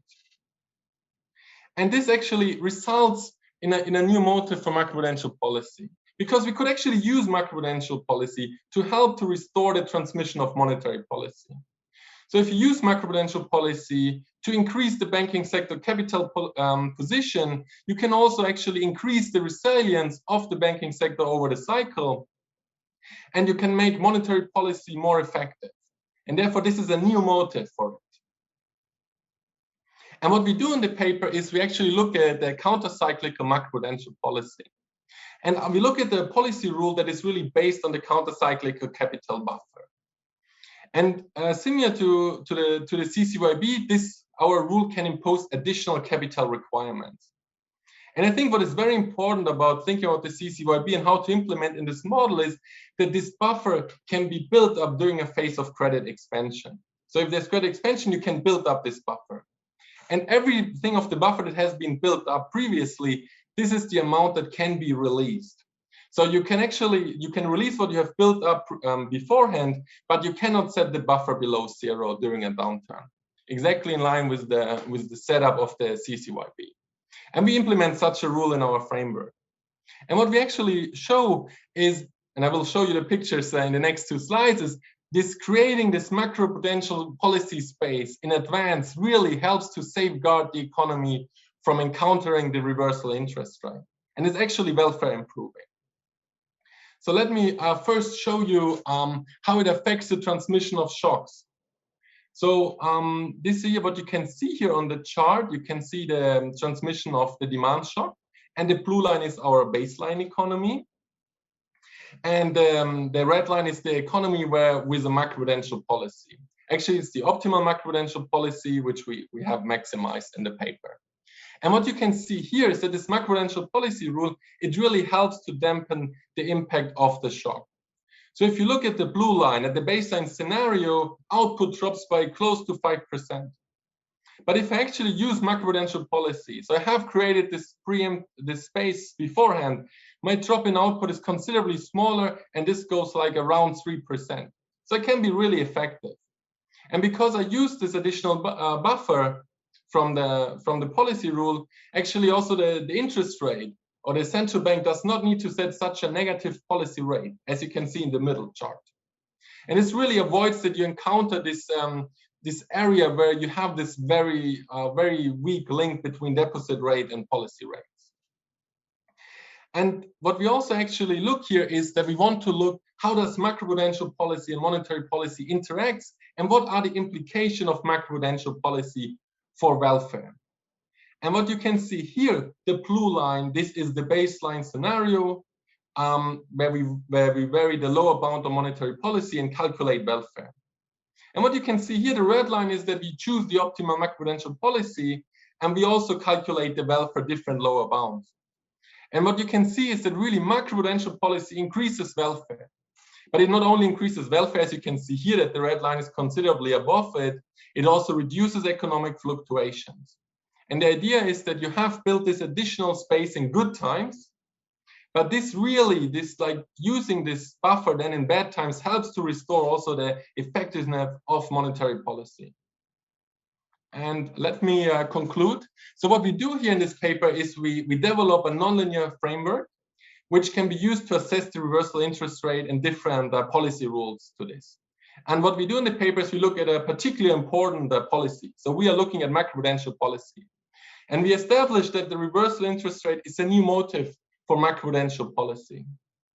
And I think this paper also has at least 2 important policy implications.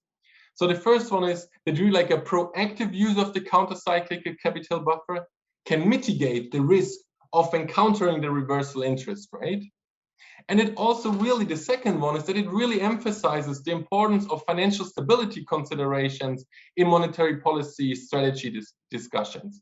Because what we show here really like that macroprudential policy and monetary policy, these are strategic complements due to also the reversal interest rate. So, thank you very much. I'm looking forward to the discussion. Matthias, thank you very much. That was an excellent presentation and bang on time as well. So your discussant is Kristina Bluwstein from the Bank of England. Kristina, over to you. Thank you very much, David, and also thank you to Matthias for the very clear presentation. Just to start off, let me thank the organizers for inviting me to discuss this really interesting and time-relevant paper. Usual disclaimer applies, views are my own and do not represent the views of the Bank of England or any of its committees. Let me start off by just discussing why I think this is a really important paper.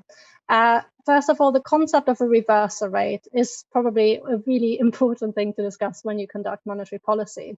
So the debate really started with, as Matthias highlighted, this Brunemeyer and Cobby paper a few years ago, and talks about the idea that there is a turning point of monetary policy where, in spite of your intention of expanding monetary policy to stimulate output, you actually can do the opposite and cause harm to the economy by making it contractionary in terms of reducing lending.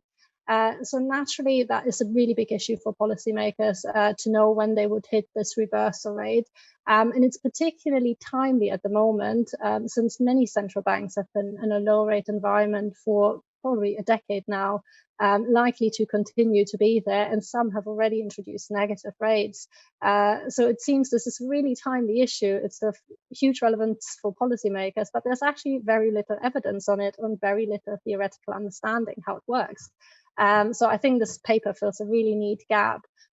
Plus as well, there's a huge gap in our understanding of how macroprudential policies interact with that environment.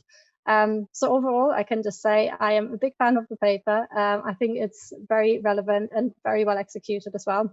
I can genuinely say it was probably one of my top 5 papers I read this year, so very much recommend others to read it. Just to summarize what Matthias just said in terms of what the key outputs were of the paper. So the main question the paper asks is, like, when do we hit this elusive reversal rate in theory? Because obviously we've not really hit it yet in practice. And for the euro area, what the authors find is that it would be at a rate of -1%. But, and that's quite important for the second point, it does depend on the state of bank capitalization, which then leads to the second point they're making, which is, can macroprudential policy actually help to mitigate some of these reversal rate effects? And because it depends on the rate of bank capitalization, the answer here is a sound yes. A counter-cyclical buffer in particular that can help inject capital when you need it can actually help to alleviate that. So the contribution is clear. It's a really rich model that features a lot of realistic assumptions about how low rates work. In particular, the imperfect deposit pass-through allows us to actually model these kind of state dependencies that you have in normal states of interest rates versus low rate environments. It also allows you to model tail events. So a really neat result, especially if you're interested in things like GDP at risk, for example, is that the reversal rate kind of hits around -2% of the time, and you actually can generate a really nicely flat tail distribution.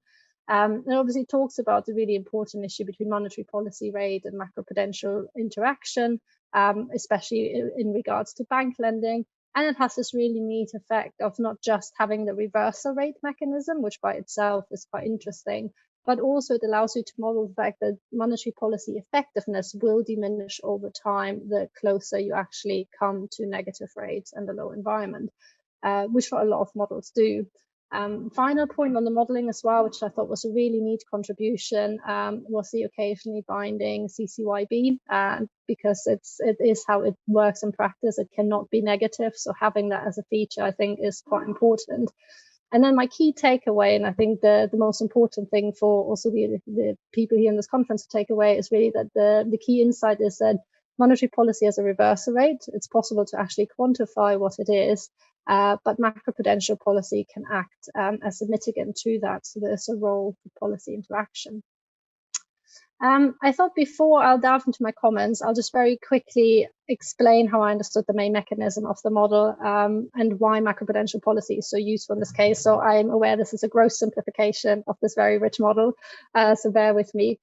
So the recessionist models, there's 2 shocks in the model. One is the risk premium shock, the other one the monetary policy shock. So the recessionist models is a risk premium shock, which increases the return on deposits. Households think, actually, I'm going to save more rather than consume. So consumption goes down and output goes down. Plus, financial markets are also a bit unhappy about that. So asset prices go down and funding costs increase. So this is our recession in the model.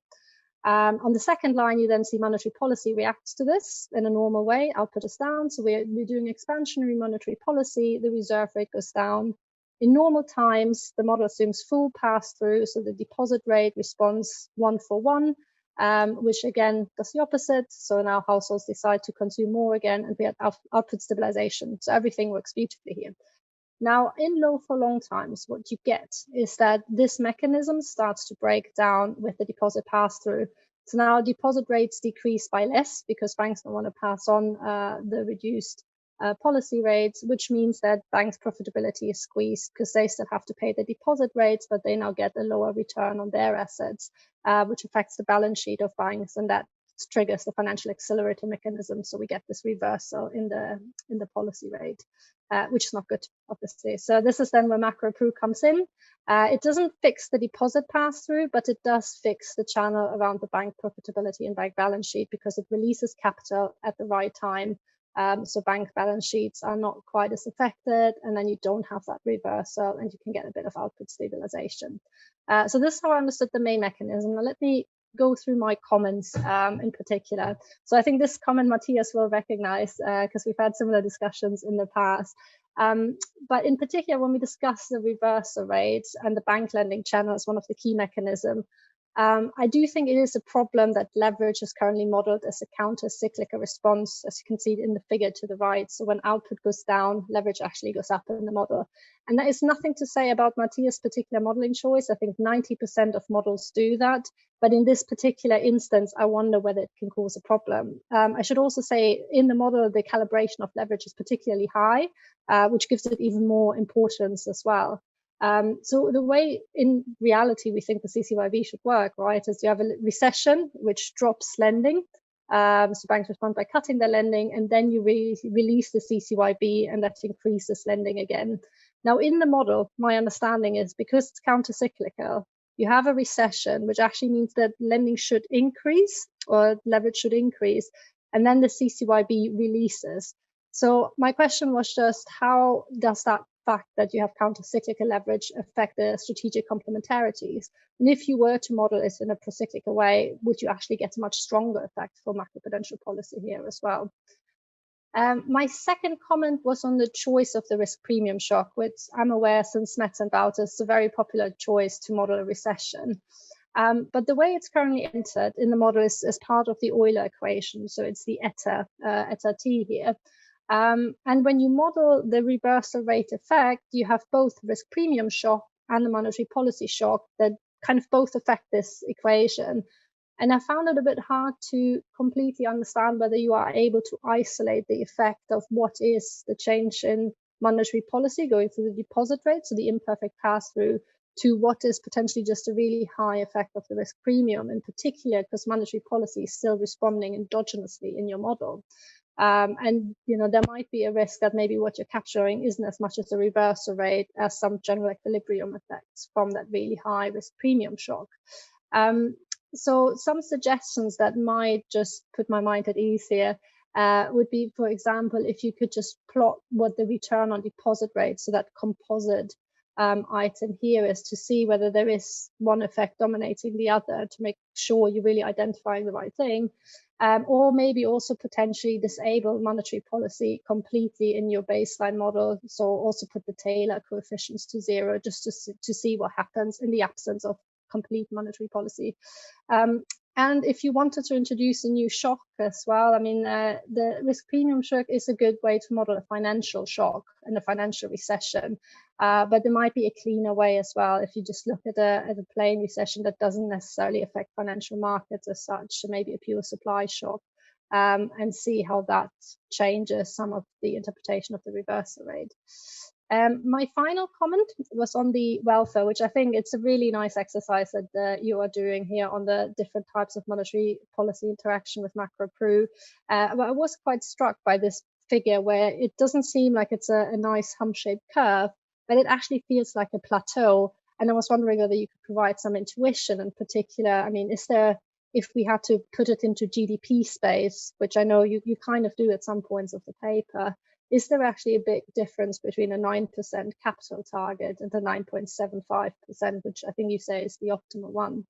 And on that note as well, I noticed your welfare analysis, you look at optimal monetary policy in a sense, you look at when is the optimal reversal rate, you look at Macropru conditional on monetary policy, you look at monetary policy conditional on Macropru. So naturally, my question is there a way to actually model a joint optimal way? And that kind of leads me to my very final, almost philosophical questions, I would say, which it would be interesting to get your views based on this paper, which is if policymakers should coordinate, which is what your suggestion, what your paper suggests, should they coordinate jointly together? Should one move first, and then should the macro policymaker move first, and then the monetary policymaker, or vice versa? And I actually think you have the material in your paper to answer that question.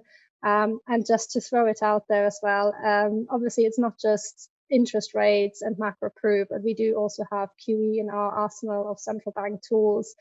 So how does that factor in when we talk about mitigating the effects of reversal rates?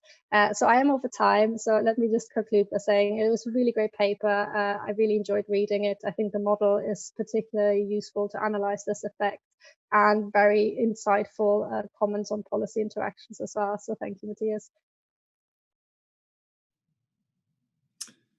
Kristina, that was wonderful. Thank you very much. So before we open the floor to Q&A, and please do post your questions in the Q&A box, Matthias, would you like to spend a couple of minutes just to respond to Kristina's points? Yes, so first of all, it was a really great discussion, and I think you really boiled the concept of the paper very, very nicely down, and also I think your questions, they're really good, really good comments. So let me try to address them step by step. So I think the first one that you raised here is the choice how we enter how we put how the banking sector is capital constrained. So like you talk about the dynamics of leverage, and what we have here is that leverage is counter-cyclical in the model.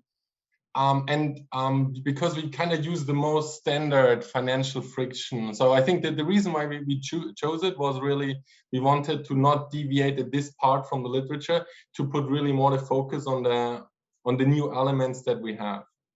But I agree, and actually have a related paper where I talk a lot about leverage and its importance and the dynamics of leverage. So we actually show that pro-cyclical leverage is very important to get financial crisis. So I agree that it would be very insightful to actually think a bit about a different financial friction that can capture this dynamics of either having leverage is pro-cyclical, or because we talk about commercial banks that leverage is close to acyclical, or definitely reduce this very strong counter-cyclicality in the model. So I think that's a very fair point. I think that the main mechanism that we provide here, I think it should be unchanged. But I think especially given that we try to provide like a first framework, thinking very quantitatively about the reversal interest rate, we should really do like a robustness check here. And then I think the second point that you raised was about the choice of our basically of the main shock in the model, so that we use this demand or this risk premium shock, which is a demand shock. So why, let me first say, I think you already said why we use it, but let me just re-emphasize why we use it. I think this risk premium shock has been a typical choice in the literature to really, and it has been also shown empirically using such models, that this is a shock that explains the zero lower bound episodes, but it also explains, or also like negative interest rates, the encountering of negative interest rate. This is the reason why we chose this shock. And I think a bit to basically to go against, to really, because I think your point is very well taken. We actually discuss in the paper the structural interpretation of this shock, and you can, I think we discuss in particular two ways how you can see this. So it can be seen as a flight to quality shock, and it can also seen like as a shock that changes the default probability of banks. But we could also think about, as you suggested, to use another shock. But I think for us I think the number one was really to use like a shock that brings us into this negative territory, and that really, because this model is designed for this negative interest rate environment. So that's why we chose it. And then I think about the welfare analysis and the plateau. So let me say the picture that you showed before, this was nothing. It was not what I showed in the presentation. So let me shortly summarize what the picture showed. So what we do in the model is we suggest like this rule, and like this occasionally binding CCYB rule. And we kind of have this rule consists out of two parameters, and we maximize these two parameters. And what we find, so this is, first of all, this is a numerical result that you have this plateau. So this is basically what the computer says. But let me also give you a bit like a structural interpretation for this value. So what are the two key trade-offs in choosing macroprudential policy in the model? On the one hand side, it's good to have macroprudential policy because it gives this additional buffer that you can use to avoid hitting the reversal interest rate. At the same time, because it's occasionally binding, in a model where we wouldn't have an imperfect deposit rate pass-through, or we would have no reverse interest rate, this rule would be not welfare optimal in any way. Because if you use this buffer in good times, you actually create a cost. And so you really have that this buffer is actually costly in good times. So if you set the buffer too high, yes, it helps a lot against the reversal interest rate, but it's a bit like an overshooting in that regard. And this really explains you why you have there this hump-shaped response for these two parameters, because you kind of really try to fine-tune creating additional space versus creating, too much space, because it affects the normal times too strongly. I hope that that is more clear, but please, please come back to me if this. But yeah, I think with the plateau, it's a really good point. And let me also add there one more thing. So I think what we really show is that this CCYB, that really the importance for it, or how it can help, that this it does not depend on the specific lower bound. So what we establish here is not that it's only for -1%, but actually it's also if you have like a lower bound for monetary policy at -0.5 and -1.5%. And I think this goes a little bit to the next question that you had. And I think the question that you had was about this coordination and who should move first. And should it be monetary policy and macroprudential policy? And so I think what we do in the model in some way, so we basically we maximize two things. We maximize the CCYB rule, and we also maximize how low the lower bound goes of monetary policy, so how low it sets. So we don't optimize other stuff, but I think in some regard it's like a jointly optimizing. So it's a bit hard to think about who should move first. But maybe let me something that I have done with my co-authors, and I think when we use this paper for policy analysis of the COVID crisis, what we showed, if there would have been built up more macroprudential policy space prior to COVID, this could have actually helped to, this could have a little bit helped for this crisis, because monetary policy could have been more effective. So this we established. But also in another policy work with this paper, what we establish is now you should, or what we talk about is like you should basically now not restart to build the buffers too fast in a slow environment.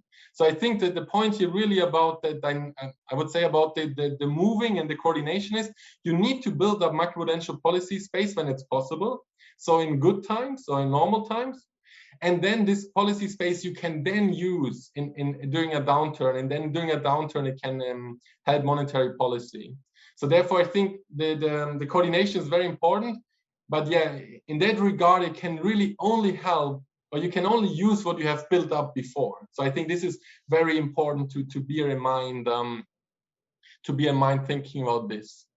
And then I think your last point was, like thinking about like other unconventional monetary policy, like in particular quantitative easing.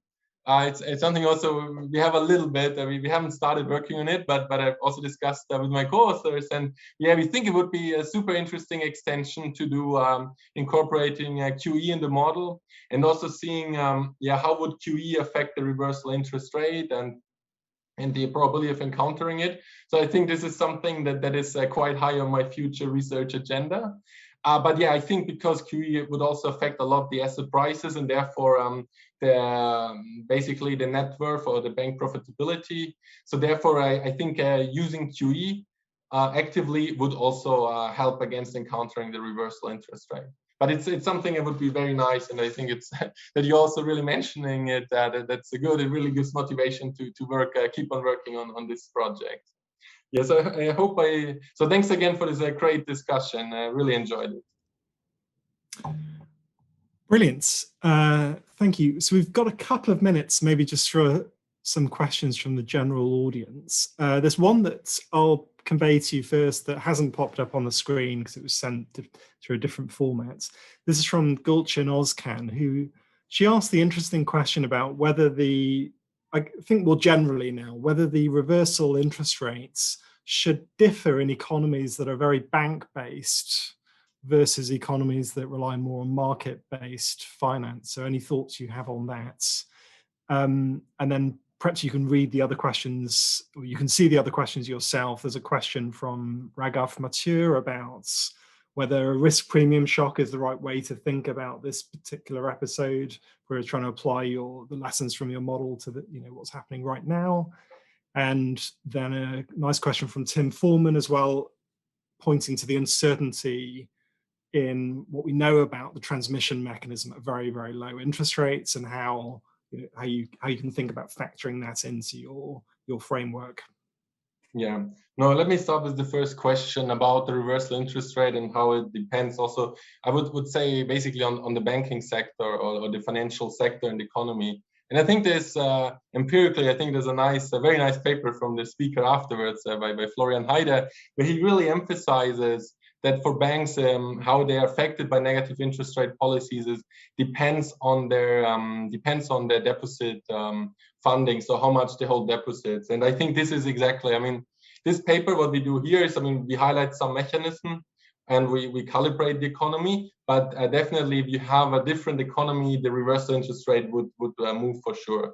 And I think basically, the more it's based on retail deposits, the more problematic is in particular this imperfect deposit rate pass-through. And then I think the other question that I have to read here, I think one was how much is the difference between 0 and minus 0.5?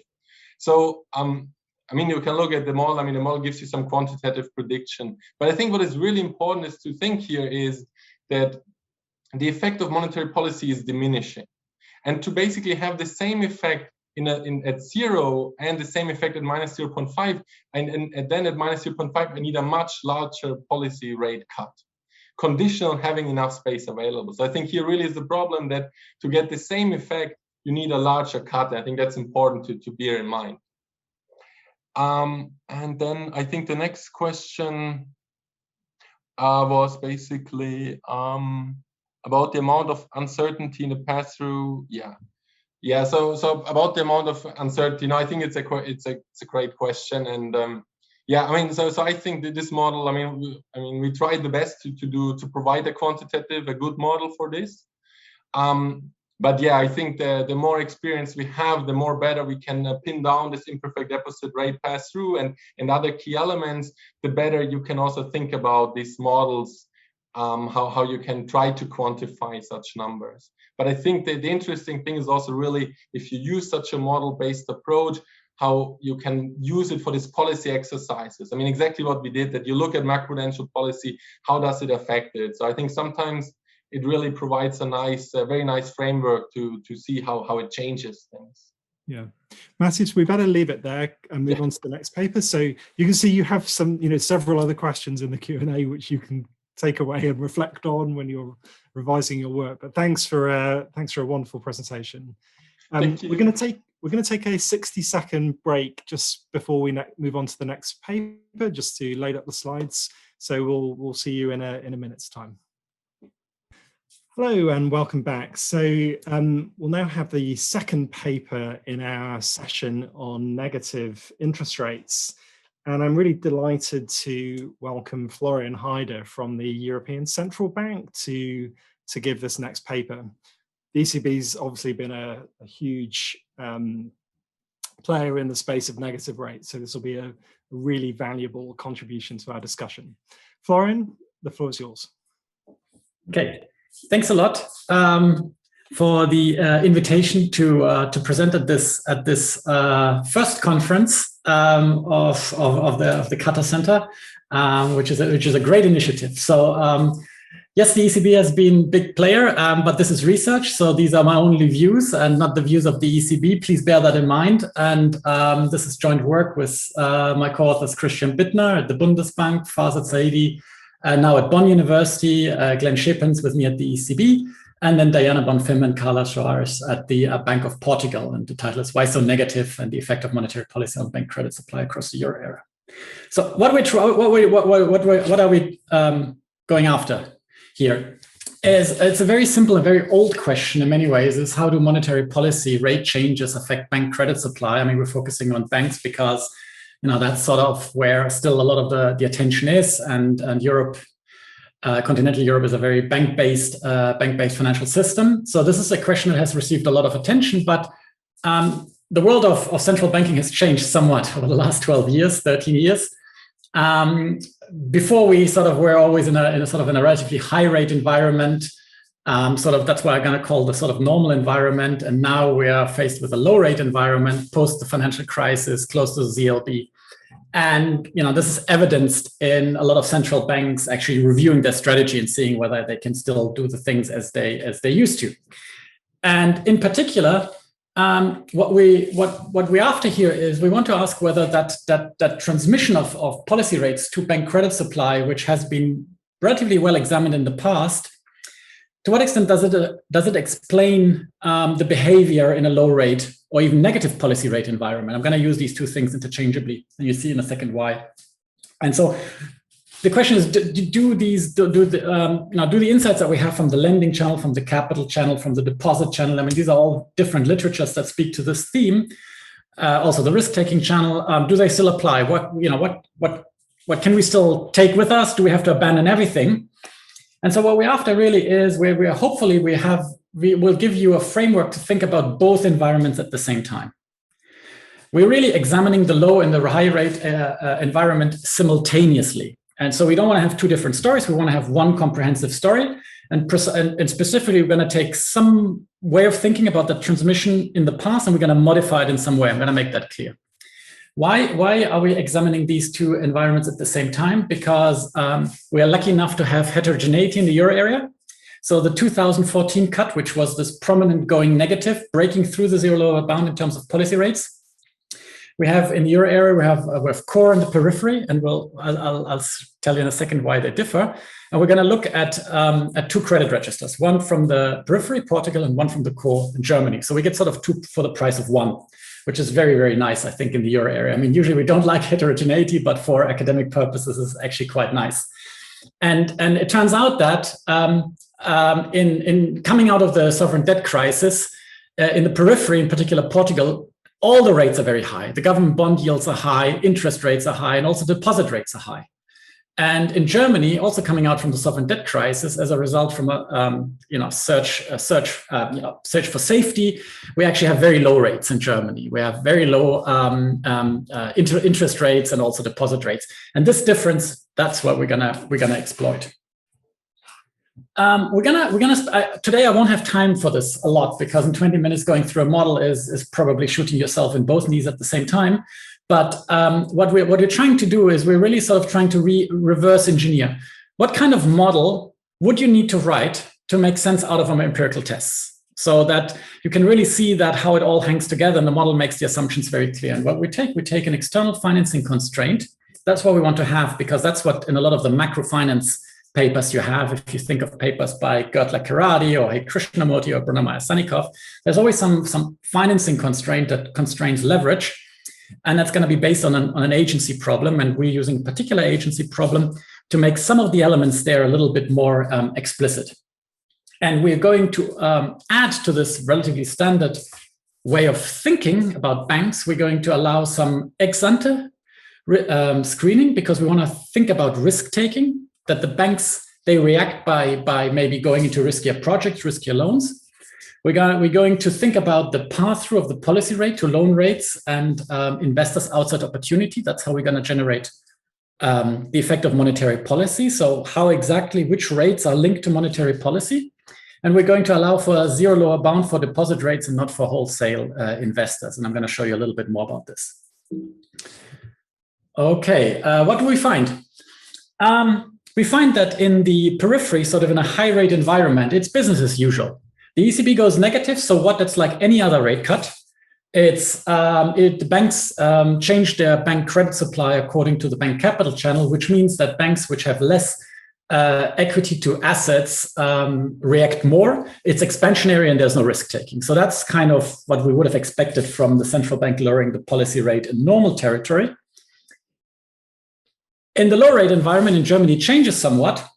We don't have to change the model. What we need to bring in is the zero lower bound on deposit rates, and what we get is sort of what we dub an augmented bank capital channel. The policy is less expansionary, and you have risk taking by those banks that rely a lot of deposit funding. And that's something, for example, that comes out as a prediction of the model. These credit supply reactions by the banks, they have real effects. I won't be able to show them today as well, but that is to say that if a company gets more bank credit supply in this exercise that we're doing, it invests more and has more employment. And so that's kind of interesting for the risk-taking, for putting risk-taking a little bit into perspective. It doesn't look like the risk-taking is really inefficient. It seems that some constrained firms are getting now funding, and they use it to invest more and employ more people.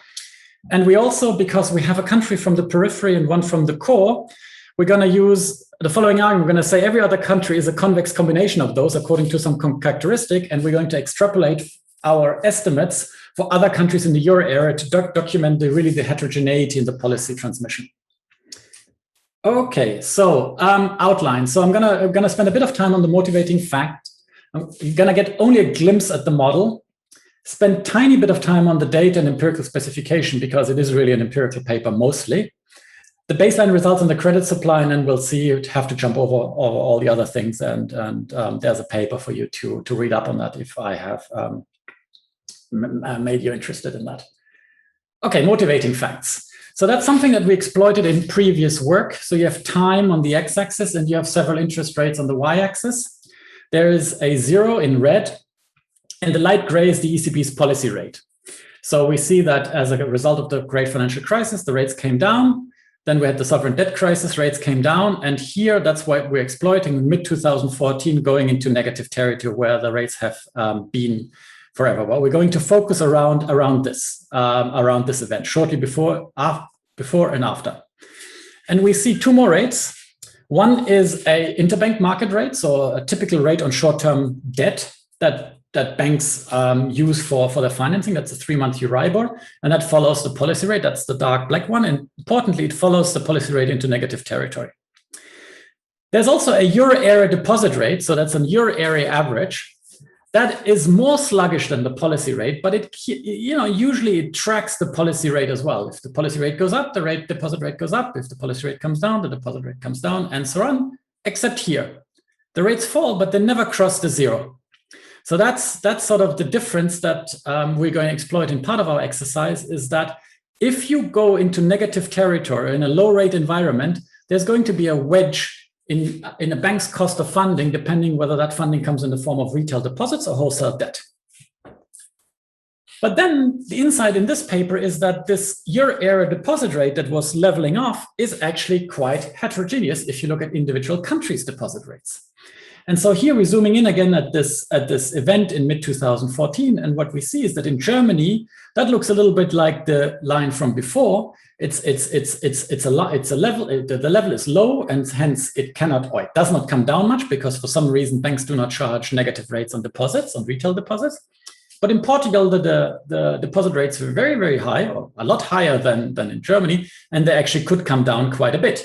Now, of course, 6-7 years later, we are also quite close in Portugal as in Germany, and we have some tests in the paper about that. But at this time, these two countries' deposit rates behave very differently, and we're going to exploit that.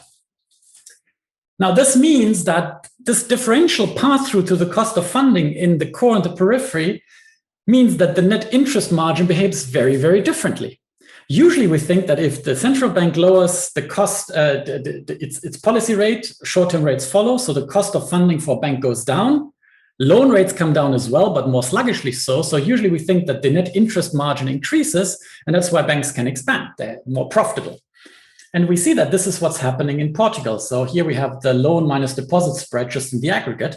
And we see actually, yes, around that time, the net interest margin in Portugal is increasing, but in Germany, it's not. It's actually flat and then comes down. Why is that? Because the cost of funding does not fall, because I mean, deposit funding is substantial for most banks. There will be within German banks heterogeneity that we exploit, but on average, it's pretty close to the zero lower bound. Loan rates come down, so net interest margins getting squared. So the bottom line is here, it's interesting to compare the core and the periphery, because it looks in the periphery, we have sort of the standard way to think about it. In the core, something funky is happening, and we're trying to make sense out of both. That's what this paper is about. How am I doing with time, David? You have 9 minutes. Okay, so definitely very little time for the model. Okay, here we go. If you're familiar with this, then you probably know where I'm going to go. So this is a Holmstrom and Tirol way of getting an external financing constraint. That will then, for those in the know, they will recognize this. This means that the amount of lending the bank can do is a levered up equity. That's its inside equity, and then there's a multiplier. And we're just playing with this. Oh, thank you. I'm seeing the time. This is the multiplier. But in red, you see the things that we are changing. That's not in Holmstrom and Tirol. So we have a policy rate that affects the outside opportunity of investors. In Holmstrom Tirol, that's 1. So we're allowing this to vary according to the policy rate. And here you have the extent to which a project is not self-financing, so it needs the bank as equity. And that's the difference between the outside cost of funding and the pledgeable return. And we allow the pledgeable return also depend on the policy, because there's the pass-through to the loan rate, and the loan rate is in the pledgeable return. This is just to say that the policy rate affects the multiplier. It affects the leverage of the banks. Then what we also allow is because I've talked about these deposits and I've talked about market-based debt, we're allowing this outside opportunity to be different, potentially be different if the outside investor is a depositor, or if it is a wholesale investor. Because depositors, we're saying that they have access to cash, which bounds the return that they're willing to accept at 0, in line with the figures that you've just seen. And finally, we are having this ex-ante screening model that will make the probability of success, will make it endogenous. On the next slide, I would have more about this, but this is just to say that the screening is endogenous, and it depends on, again, how this multiplier behaves. So this becomes quite a complex little model, even though the starting point is very simple. But basically what we generate some predictions. Now, sorry, I've gone over it. We generate 4 predictions, and you'll see those 4 predictions in our tests. We basically say that the standard bank capital channel should operate in a high rate environment. What does that mean? A standard bank capital channel means that banks with very little equity should be more sensitive to the policy rate. That comes out of the model. What we also say is that that same logic does not work in a low rate environment. The model shows that the bank capital channel, this cross partial, is weaker if we're in a low rate environment where rates cannot come down. And then we have two implications about the risk taking. The risk taking is strong in the low rate environment. This P will react to the policy rate positively in a low rate environment, and less so in a high rate environment. And how do we test this? Well, our high rate environment is Portugal. Here, so we're in line with the bank capital channel. We are going to compare the equity of banks, how banks with different equity react in Germany and in Portugal. And to test the risk taking, we're going to exploit the difference in deposits across banks, because if a bank has a lot of deposits, it won't have this pass through to the cost of funding relative to a bank that finances itself more with market-based debt. So this is the sort of 4x4 how we set up our tests. On the data, I think I'm just going to jump over it. I'm just going to, before I show the equation, I'm going to say we have 2 credit registers. I think that's unique. We're not aware of anyone that's gone beyond 1 credit register. It has, of course, some downsides because the data is generated slightly differently. We spent quite a bit of time harmonizing that. The actual test itself is relatively standard. It's a diff and diff, quite standard in the literature, where we have some measure of credit on the left-hand side, a credit between a bank, a firm, a time t. Here we're focusing on the new relationships, but we also have other measures in the paper. Then we're going to say that if a bank has a lot of exposure to the policy change, it will behave differently after that change. So that's the sort of the treatment at the bank time level, is this interaction between having exposure to the shock and the time period as of the shock. And then we have the bank fixed effects and we have the time fixed effects. And what's also done in literature is that with this kind of data, we can have the time fixed effect to vary at the firm level. So anything that happens over time at the firm level is differenced out. So something like loan demand, or actually differences between Portuguese firms and German firms is also going to be differenced out. And the exposure variables, that brings me back to the slide on the predictions. We're going to have two exposure variables.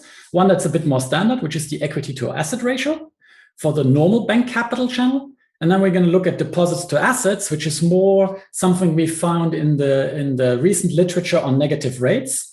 That seems to matter because of the zero lower bound on deposits, but not on other rates.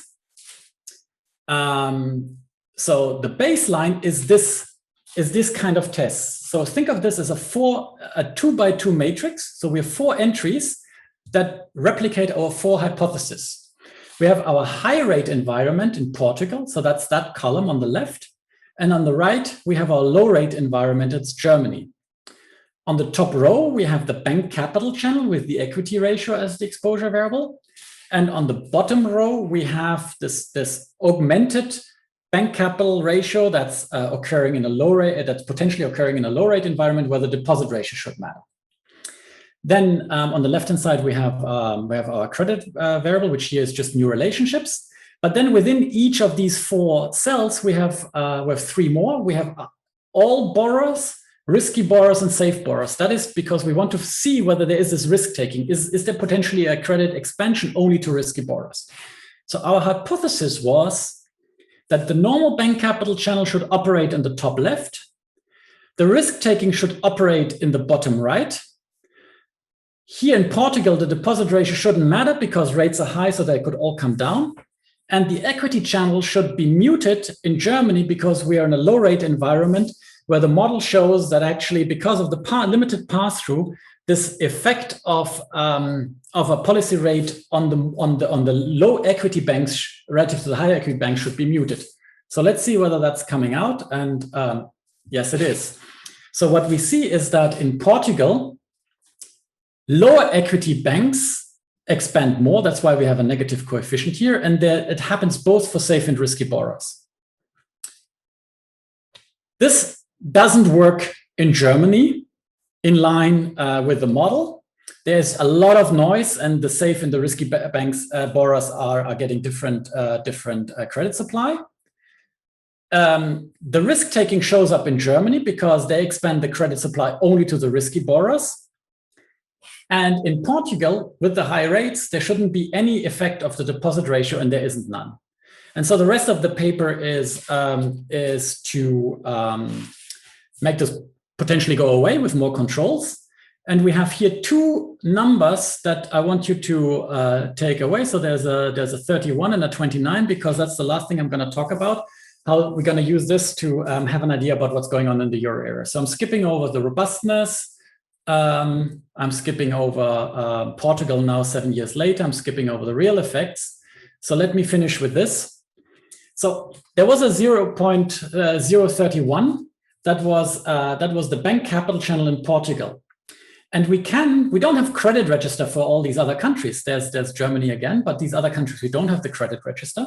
So what we're using in aggregate data, the strengths of the pass-through to deposit ratios to say, if the pass-through is very strong, then you're more like Portugal. If the pass-through is very little, you're more like Germany. And then we're simulating the effect, or we're just doing the back of the envelope calculation for a 10 percentage point change in the equity. So that's why we have a minus 0.31 here for Portugal.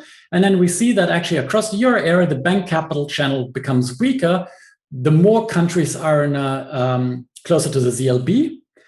And we can do the same for this risk taking, where now Germany is sort of our benchmark with the 0.029. We're now looking at a 10 percentage point change in deposit ratio. And we see that the further you're away from the ZLB, the less there's a risk taking. And actually, Germany is not the most extreme country with risk taking. Actually, in Austria and Finland, the problem even seems to, if you believe our extrapolation, seems to be more prevalent. And with this, I will finish. We got sort of 2 for the price of 1. We look at a high and a low rate environment simultaneously. We have a model that we dubbed the augmented bank capital channel, and actually my discussant is sort of the inventor of the bank capital channel. To make sense out of our tests, we have real effects, and then we basically say that for the euro area we have heterogeneous transmission of policy with stimulus in the periphery and risk taking at the core. Thank you very much. Thank you, Florian. That was a really fantastic presentation. Just while Scander's slides are being brought up, I might ask you two very quick questions about the data, which you kind of understandably went through quite quickly. One is around, are you using kind of just household deposits to capture the strength of deposit reliance, or is this kind of total, including corporate deposits? And also, if you could just clarify the leverage measure, the equity measure you're using for banks. Is this like a risk-based capital requirement or an mark? Okay. Okay, so very quick thing. Thanks a lot, David. This is important questions because exposure variables matter. So it's very important, and sorry that I was a bit quick. So equity is just one minus all the debt, right? So it's basically economic equity. Usually when you use risk, regulatory stuff, that's sort of dressed up stuff. So there's a lot more noise. We haven't done the robustness, to be honest. We've done it in other papers. I expect the results to be noisier. But we are really thinking the model is about, because the model is really about an economic equity constraint. It's not about regulation. It's very difficult with a regulatory constraint. And actually, I've went through some of Scander's models in the past with a regulatory constraint. It's actually quite difficult to get, or it's more difficult to get the policy kicking in, because the regulatory weight doesn't change in respect to the policy, but my outsiders kind of worry about the bank changes with the policy rate in a very easy way. So there's a sort of a one-to-one. The deposits. So what we use is we use just simply what we can get from the bank accounts. So this would be mostly household, but it will also have corporates in there. Having said that, there is a little bit of pass-through to the corporates, but in the euro area, that's mostly confined either, if it's substantial, to the Netherlands. So I've looked into this, it's mostly the Netherlands. And then if there's a pass-through, it's tiny. It's tiny. It's sort of more like a token thing.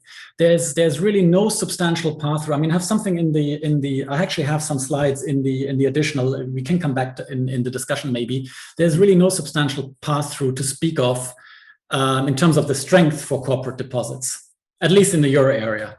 There's a little bit of action. You can exploit that, and I've done it in the past, but it's not really. So it's mostly we use the standard deposits that you see on the balance sheet of banks. Lovely. We don't have any particular cute information there. Thanks for clarifying. Wonderful. Okay, so our next, our discussant is delighted to say Skander van den Heuvel from the Fed board. So Skander, the floor is yours. Thank you, David, and thanks for inviting me to discuss this paper by Florian and co-authors, which I enjoyed reading. And I should say that what I'm about to present are my own views and not those of the Federal Reserve Board or its staff where I work. So if I can summarize the punchline of this paper in one sentence, it might be something like, the transmission of negative rates to bank lending depends on the prevailing level of deposit interest rates, whether they are close to the zero lower bound on deposit interest rates or still far removed from that bound. And obviously, as Florian showed very clearly, around 2014 at least, that varied across countries, with Germany close to it, Portugal, a number of other countries still removed from it. So that's an important finding. I think it unifies some of the literature on negative rates and explains why results are different, say, from Italy and Germany and so forth. The paper is sort of structured in two parts. The one part is a model of monetary transmission with a zero lower bound on deposit rates. And the other part is the empirical analysis where Florian spent most of his time, which impressively uses two credit registries, as well as firm and bank level data. So I'm going to say a little bit about the model, but actually a very little. So it's a model of a bank capital channel based off of a Holmstrom-Tirol type setup. There's unobservable effort and private benefits to the banker that limit bank leverage. So there's sort of a maximum leverage. And there's also, which is nice, a risk-taking choice of the bank through the screening effort. And that setup is then augmented with the recognition that deposit interest rates cannot go below zero. And Florian went over the implications of that model. I'd actually like to offer a different perspective. I think it's complementary. It's going to have, by and large, the same implications, but I guess it's sort of driven by my own views and my own shameless plugging my own previous work. So that perspective is based on looking at regulatory bank capital requirements, which I think are incredibly important determinants of bank capital structure. This shows an asset-weighted histogram of bank capital ratios in the US. You know, this was from before the time of the stress capital buffer and CCAR, where you now have sort of individual level capital requirements for the large banks. But this was from before that. So you have a simple minimum, which was 10% at the time. And you see some clear bunching just above the 10%. And it's sort of hard to rationalize that based on, you know, another story than this is regulations doing that. I should say this is a risk-based capital requirement, however, under the standardized approach. So there's very little that banks can do to fool around with these numbers. So I've written down a model that sort of draws the implications of that view. Banks are exposed to interest rate risk. Capital requirements are occasionally binding. You have this buffer stock behavior, and issuing equity is costly. When that happens, say that you have an increase in interest rates, that's going to cause capital losses and reduce net interest margins, as we saw in Portugal on Florian's slides. That reduces profits, which in turn reduces bank equity or bank capital, and that can reduce bank lending if the bank is close to the capital requirement, so close to that 10% in the previous chart. The result of that is, if you look at like an impulse response function from this model, you see that low capital banks have an amplified response to interest rate shocks. This is showing an interest rate increase, but it would be reversed for an interest rate cut. And so that's sort of the standard bank capital channel. Now let's think about how that changes when rates are really low or even negative. So the key point here is that for banks that rely a lot on retail deposits, the bank capital channel could flip when rates become negative or very low. And why is that? Well, the key idea here is the one that Florian also highlighted, which is that banks are very reluctant to charge negative interest rates to depositors. And you know, in the euro area, average rates on retail deposits have remained positive, even as interest rates on many bank assets declined as the ECB cut rates, with rates on safer assets moving into negative territory. That has led to a compression of net interest margins for banks reliant on retail deposits, and conceivably that can outweigh capital gains from lower rates, at least for some banks. For those banks, then, the capital channel would be reversed, because now you have a rate cut, but capital doesn't go up, it goes down.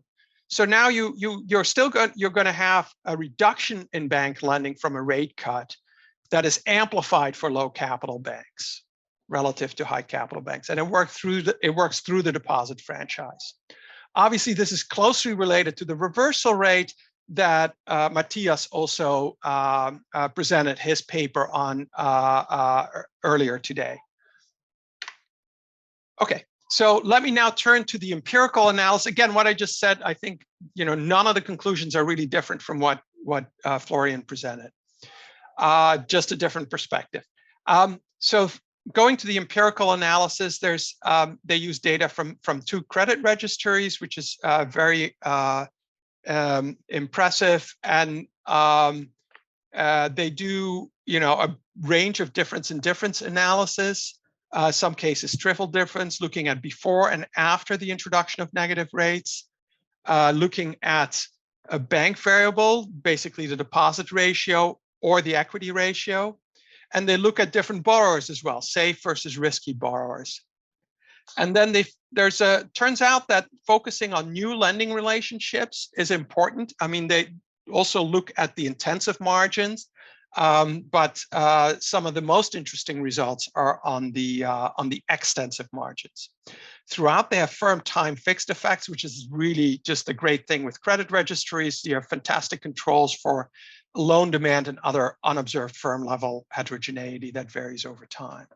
And they have bank fixed effects. So a really nice setup. And I should say that, I think these empirical results make this a really important paper that really deepens our understanding of how the monetary transmission from negative rates works in the euro area. Okay, so key empirical results. First set of results is on new credit relationships, so the extensive margin. And there, the authors find a bank capital channel in Portugal. As expected, lower capital banks lend more to new customers, lend to more new customers, also with higher volumes after the introduction of negative rates. And this makes sense because deposit rates were still relatively far from the zero lower bound. So you don't have the flipping of the bank capital channel. In Germany, you do find a kind of flipping, which is, to distinguish it, I'm going to call it the deposit franchise channel. In the paper, I guess Florian refers to it as and co-authors refer to it as the augmented bank capital channel. And what they find in Germany is that high deposit banks lend more to new borrowers, in particular risky new borrowers, and do so with larger volumes after the introduction of negative rates. So here it's really the deposit ratio that picks up the cross-sectional variation. And again, this makes sense because here in Germany, deposit rates were already close to zero. So it's exactly what you would expect. Going very quickly, looking at all borrowers, the paper describes this as overall no consistent or strong results. It's a little bit of an evidence for the bank capital channel in Germany, as well as the deposit franchise channel, but it's not as consistent as the new credit relationships. Couple of comments. First, on interactions. I wondered why there's sort of separate regressions for the equity ratio and the deposit ratio. And going further than that, as I hope I've just made clear, I think even what I just called the deposit franchise effect could be different depending on whether you look at high or low capital banks. Low capital banks might be more concerned about their profitability, or put differently, the strength, if you have a reversal of the bank capital channel, its strength in absolute value will still be stronger for low capital banks. So my suggestion would be, if it's feasible, to include a triple interaction like the one shows here, where you look at whether the deposit ratio, its effect depends on the equity ratio.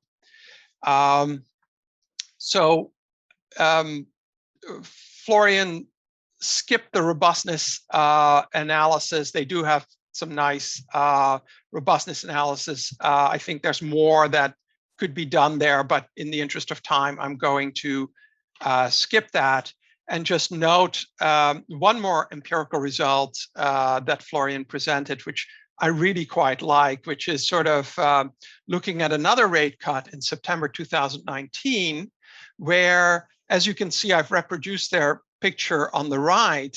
By this time, Portuguese interest rates had converged to the zero lower bound and were very close to German deposit interest rates. And now you actually see that the situation in Portugal has changed. It's the bank capital channel disappears in Portugal, and it's the deposit franchise channel that emerges, like Germany in 2014. So I think this is a really nice extra validation of their results. I do have one question about it, and this may be just my lack of institutional knowledge for this policy action. But I do know that the ECB also announced the introduction of its two-tier reserve system for two-tier system for reserve remuneration, where a bunch of the bank reserves no longer get the negative rate. So this is like reducing the drag from negative rates on bank profitability.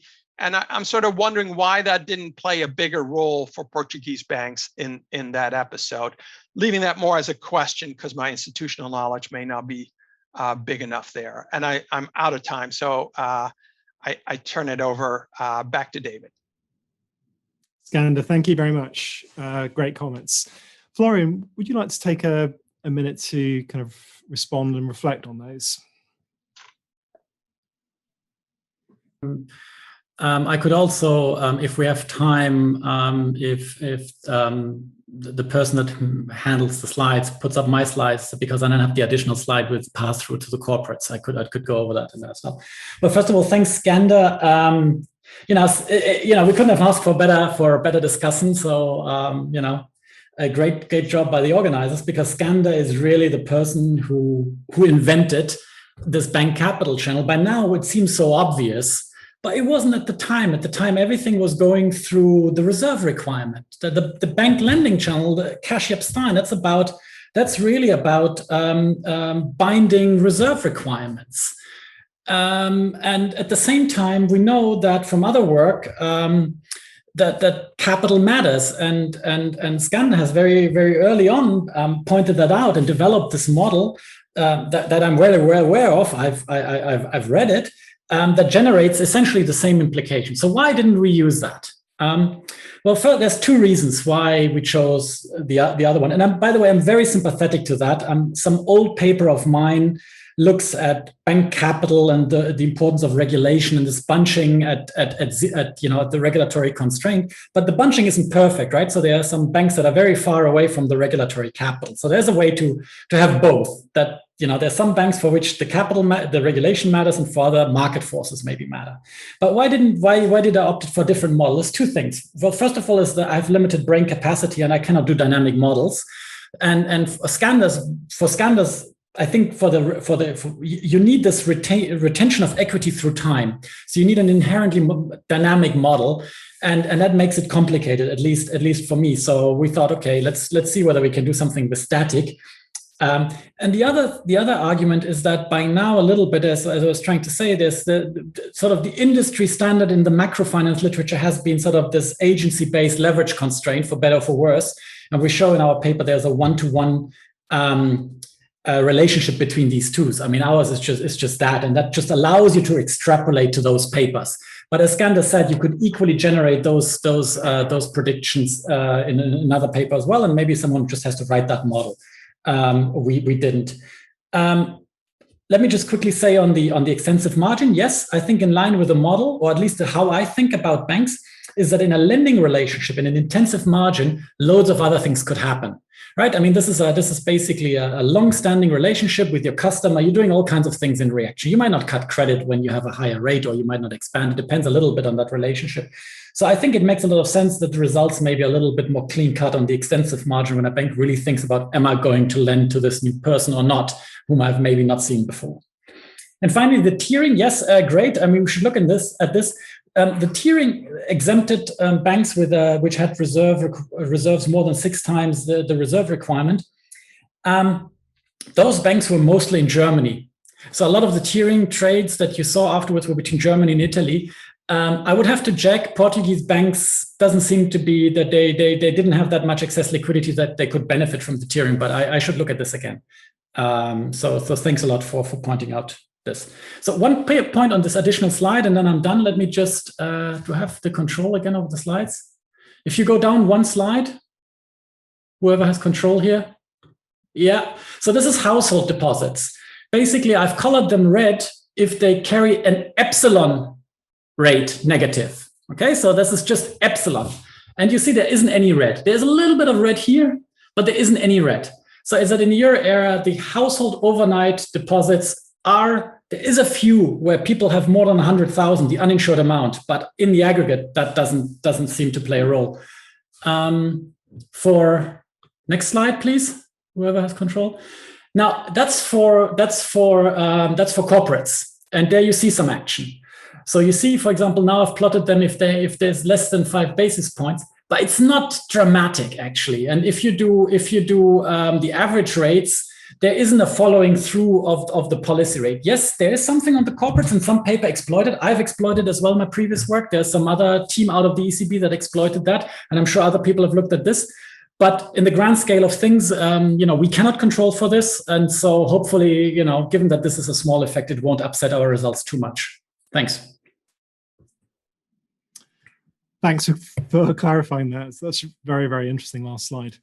I think we're going to stop here because we've used our allocated time. So I would just like to thank all the presenters and discussants for what I think was a really enlightening, very, very topical session. So thank you all. And we're going to come back in just over 10 minutes for our final session of the day, final paper session of the day, which will start at 2:45. So thank you all. Bye-bye.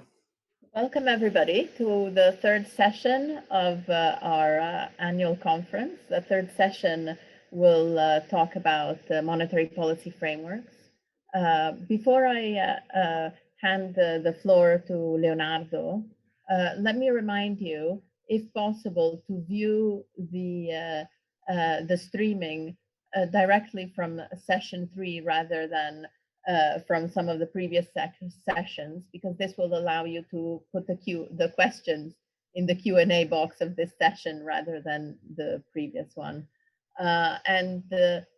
Yes, so with this reminder, let me now hand the floor to Leonardo Melosi from the Chicago Fed, who will present his paper, Hitting the Elusive Inflation Target. Leonardo, you have 20 minutes, and then Jenny Chan from the Bank of England will discuss you, but I'll hand the floor to her later. So please, Leonardo, go ahead. Thank you, Francesca, and thanks to the organizer to put the paper in the program. It's a pleasure to be here. This is joint work with Cesa-Bianchi and Matthias Rottner. And clearly the front page is wrong, but the actual slide, the slide layers are the updated one. I apologize for that. The usual Fed disclaimers apply. So the motivation for this paper is the low inflation we have observed over the last 20-25 years in the US. So this is a graph of a PC core inflation in the US since the beginning of 1990s. And the black dashed line is the 10-year moving average. And as you can see, after the conquest of the US inflation, pretty much in the mid-1990s, inflation, the average 10-year moving average inflation has been hovering below the implicit 2% Fed target.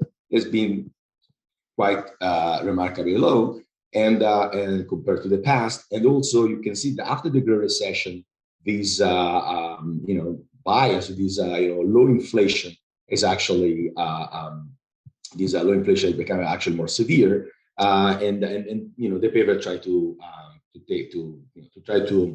figure out a way. First of all, what the Keynesian model, whether the Keynesian model can explain this, and this has been done by other scholars. But in particular, we try to understand what can be done about it.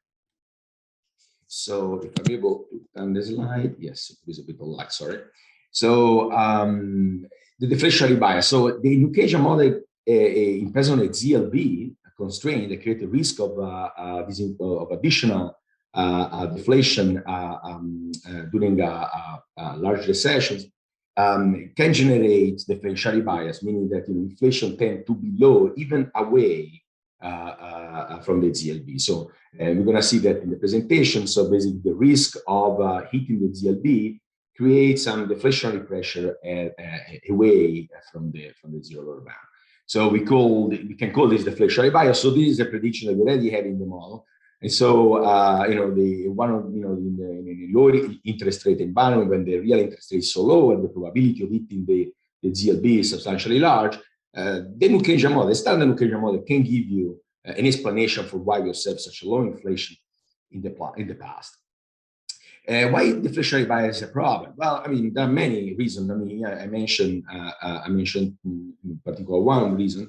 The deflationary bias may impair the central bank's ability to commit to future actions in the following sense. So, if the central bank fails to generate inflation after a recession, it becomes very hard for the central banks to convince the private sector that it can generate inflation after the recession via lower for longer policy. And we know lower for longer policy are policies that usually considered as a valuable policy at the ZLB, where the central bank can no longer lower the interest rate. The forward guideline we try to promise, to accommodate the economy for longer. But if the central bank hasn't been able to generate inflation in the past, this can raise question about whether the central bank can really deliver our inflation. There are many other reasons why deflationary bias is a problem. The reputation, the central bank, particularly the Fed, but other central banks also announce a target for inflation. This target has been reached very rarely in the past, and this creates some problem also for the central bank in terms of reputation and credibility of the framework. So another issue that seems to be particularly worrying is the deflationary bias being growing over time, and the risk of having persistently low inflation like Japan had is a dreadful nightmare for the country. In another result in this paper, we show that the growing bias eventually lead to deflationary spiral. It's kind of like a precursor of deflationary spirals, which is a pathological situation in which inflation keeps falling indefinitely. This is not like a particular model that Matthias, Francesco, and I work with. This is the prediction of the standard Keynesian model.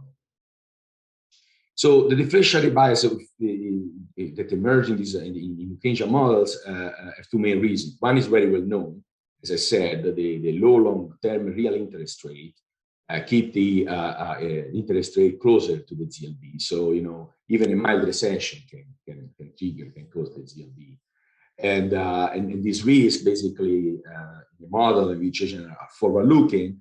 Affect inflation expectation even away from the ZLB, depressing the dynamics of prices.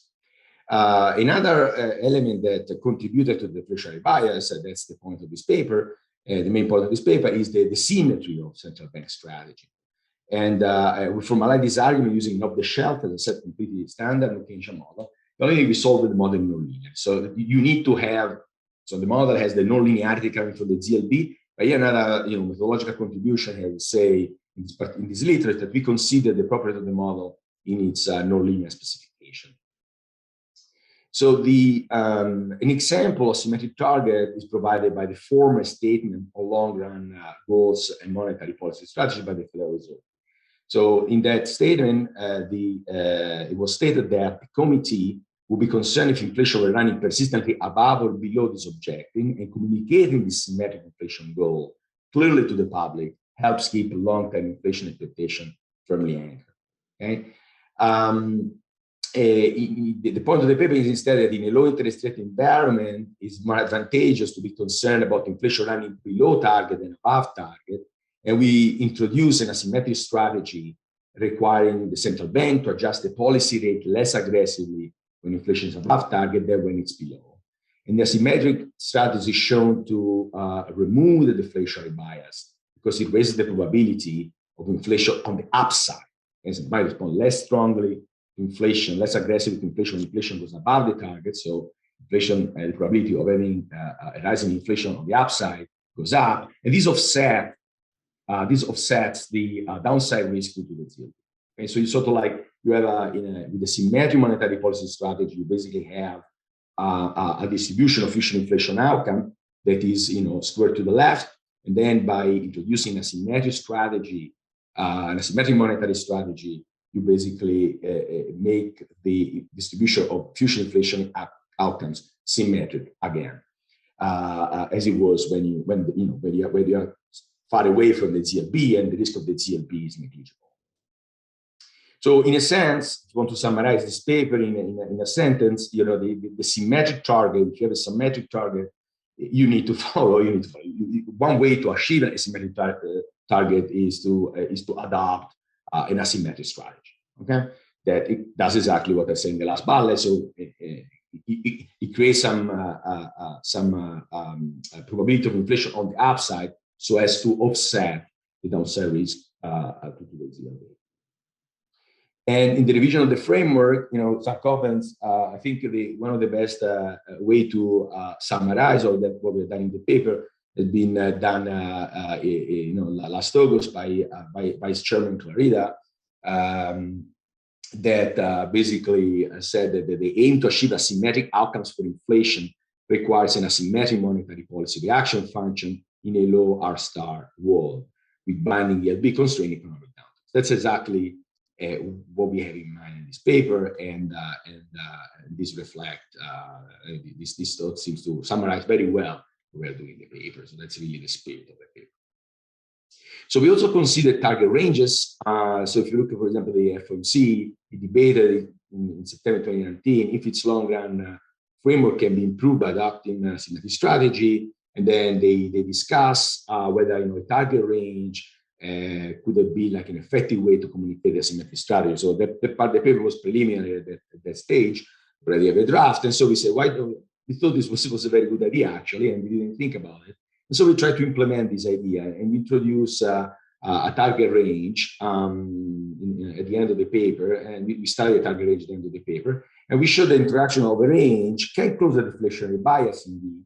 However, in order to the range has to be asymmetric around the inflation objective. Otherwise, it wouldn't matter very much in terms of the matter for solving the deflationary bias. And what the model predict, after we calibrate that the central bank, if the central bank does not respond when inflation is within the range, specifying a range between 1.5 and 2.85%, around the 2% longer target, would close the bias. But I have time to talk about the literature. Only 20 minutes. We can talk more in the discussion if you have a question about whether it stands with respect to other papers. The model is extremely standard. There's a zero lower bound constraint, is an off-the-shelf Keynesian model, and there is a ZLB on the nominal interest rates. There is a price rigidity a la Rottner, shocks to household preference to consumption to generate a recession, and we start initially with the asymmetric Taylor rule, and the model is solved with global methods, and it's a nonlinear specification. So the deflationary bias, how do I define the deflationary bias more precisely what I've done so far? So the model, nonlinear model, I mean two notions, so two definitions of steady state equilibrium. Okay, there is a deterministic steady state equilibrium, which is a situation in which the model economy hasn't been shocked for very long period of time, and then agents don't appreciate risk. They think that no shock will happen in the future. Okay, that's the deterministic steady state. There is a stochastic steady state in which, again, the model economy hasn't been shocked for many years. However, agents think or expect that in the future there may be other shocks, and they appreciate the risk stemming from this owing to these future shocks. And since the model is nonlinear, risk matters for agent behavior, so the agent adjusts their behavior. So the inflation, it turns out that inflation in this steady state is actually the central bank's inflation target, that in our calculation can be equal to 2%. But if shock does not occur, this model doesn't go to the deterministic steady state necessarily. Okay, if there is some risk related to future shocks, the economy will converge to the stochastic steady state. Okay, so if you let the model evolve without shocks, the model will converge to the stochastic steady state. So the deflationary bias, because of the risk, right? The key difference between these two concepts of steady state is really whether agents appreciate the risks, the risk or not. And the deflationary bias is defined in the paper as the difference between the inflation and the stochastic steady state minus the inflation target, which is the inflation steady state. They don't have to coincide. They may coincide, but they don't have to coincide all the time. And in particular, they don't coincide when there is a probability of hitting the zero. And this graph on the left shows exactly that. So we have, let's focus first on this black dashed line. So on the x-axis, you have the standard deviation of the preference shocks, the shocks that come out, and the benchmark calibration calibrated to the gray moderation, real GDP volatility. So it's on the low side, I would say, the standard deviation here. And you can see that if you stay in this line here, as you increase the standard deviation of the shock, means that, you know, the risk will go up, the probability of hitting the ZLB is increasing at in a monotonically way, but at faster pace. As you increase the standard deviation of the shocks, the probability of hitting the ZLB is growing at faster pace. The different lines indicates different level of R star. So this, the black is 2%, the red is 1.5, and the blue is 1%. So as you can see, if you fix the level of the standard deviation preference shock, you know, as you move from 1% R star, sorry, if you move, for example, from 2% R star to 1% R star, you can see that there is an increase in the risk of hitting the ZLB, in the probability of hitting the ZLB, and this probability is increasing at faster pace. Okay, and the inflation bias, which is as defined in the previous slide, is basically the mirror image. It's really come from the fact the future shock may lead the economy to the ZLB, and the central bank will not be able to lower the interest rate to stabilize the economy as it does when there is a positive preference shock, and that's why this creates this risk. And forward-looking agent basically at the stochastic steady state, basically they perceive the risk, and they, for example, if the long-term interest rate is 1%, and we calibrate the standard deviation of preference shock as we do in the paper, the red star here, you can see the deflationary bias is roughly 25 basis points, okay, on analyzed terms. We also consider this deflationary bias. How does deflationary bias work? Well, deflationary bias works the following way. So to respond to the deflationary bias, the central banks keeps the interest rate low. So the stochastic steady state, the interest rate set by the central banks is lower than its long-run level. Even when the economy is healthy and away from the zero lower bound, the interest rates stay low. As the probability of this zero lower bound increases, so does the deflationary bias. And the central banks lower even more the nominal interest rate. At some point, the interest rate is so low that the ZLB constraint is basically pervasive and basically affect the economy even when there is no negative preference shock. When there is the economy, the fundamentals of the economy are not recessionary. And when this happens, basically the central bank would like to further lower the interest rate. But of course it can't because it's constrained. At this point, the real interest rate will go up, the price aggregate demand will further exacerbating the inflationary bias. That's a vicious circle of low inflation, rising real interest rate, even lower inflation, and these set the state for inflation. Which is a situation, as I said, in which there is the model basically doesn't have an equilibrium because there's no stable rational expectation equilibrium in this case, and then you see that all possible deflationary spirals can go, and inflation can fall indefinitely. That's come from a standard occasion model, so that's what we're very concerned. The asymmetric policy rule that we propose is basically this. So when inflation is below target, you respond relatively strongly. When inflation is above target, you respond relatively more weakly because you're more concerned about inflation running below target than above target.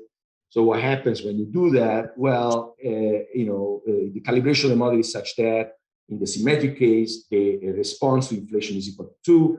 And now what we are doing here, when you have this red star, you basically have a response to above target inflation equal to 2, and you have the same response also when inflation is below target. So the star means symmetric rules. Okay, that will happen when you have a symmetric rule, and the blue is the inflation bias that I showed you before in the previous slide.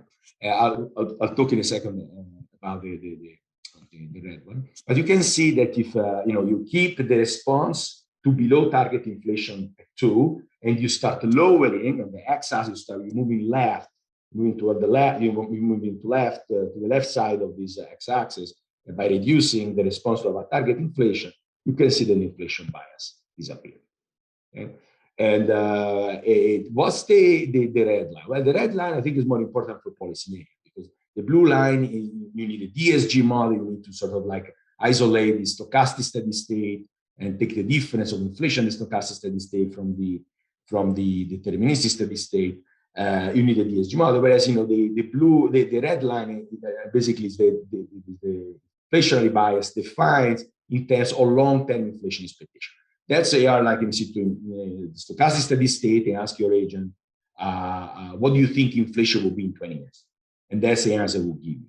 Of course, there will be the red line is below the blue line, because not only there is the risk of it in the ZLB in the future, there will be also expectation that in the future you'll be actually the ZLB. So when you simulate the model, you compute the average, this inflation, these long-term inflation expectations, the deflationary bias will be even bigger than the deflationary bias defined based on the stochastic steady state. But I would argue that the red line is what matters the most for policymakers. And you can see that as you eliminate the deflationary bias for when it's defined based on the stochastic steady state, you also remove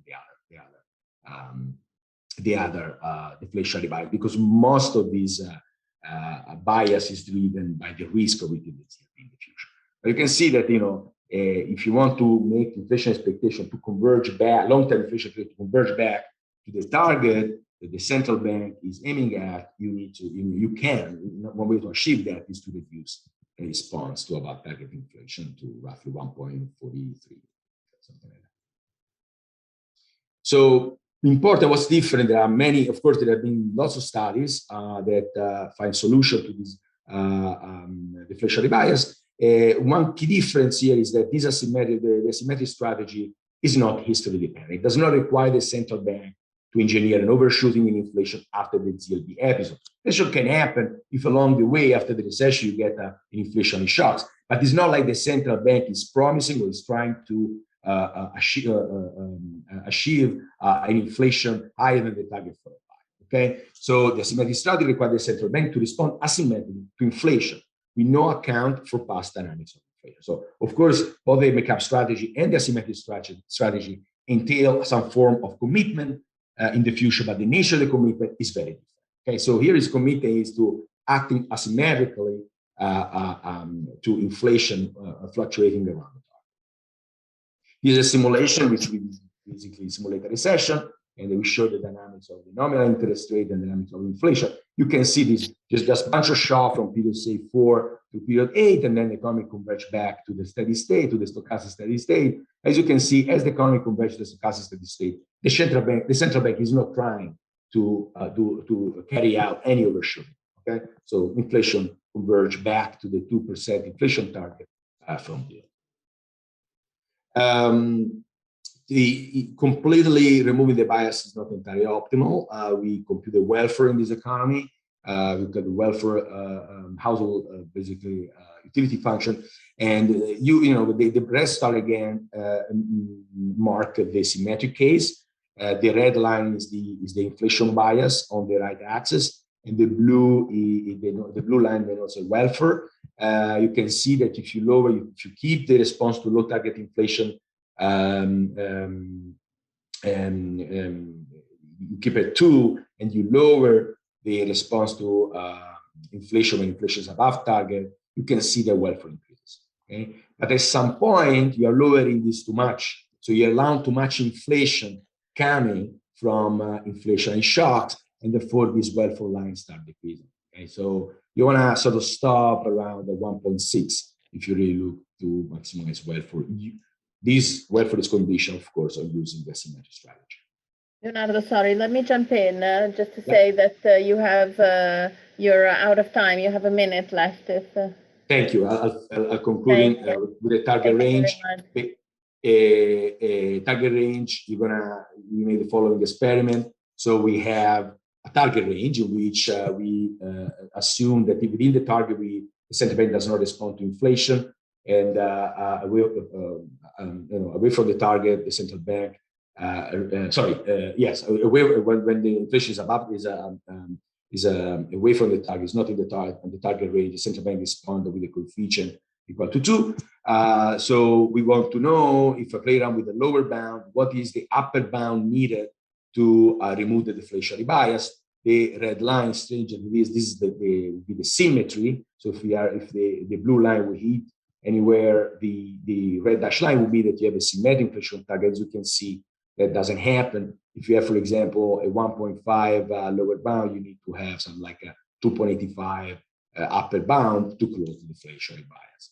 Okay. The only thing I want to say is that this target range can be seen as a more general form of asymmetry rule. Indeed, the asymmetry rule can be thought as a limit case of the target range. That's pretty much what I have to say. Thank you. Thank you very much, Leonardo. This was really interesting. To discuss your paper, we have Jenny Chang from the Bank of England. So Jenny, please, the floor is yours. Now you have 10 minutes.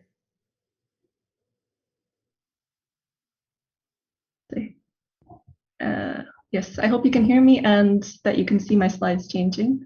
Let me know if otherwise. So thank you, Francesca, and thank you to the organizers for inviting me to discuss this paper by Francesco, Leonardo, and Matthias. I really enjoyed reading it. It considers a very timely and relevant issue for policymakers.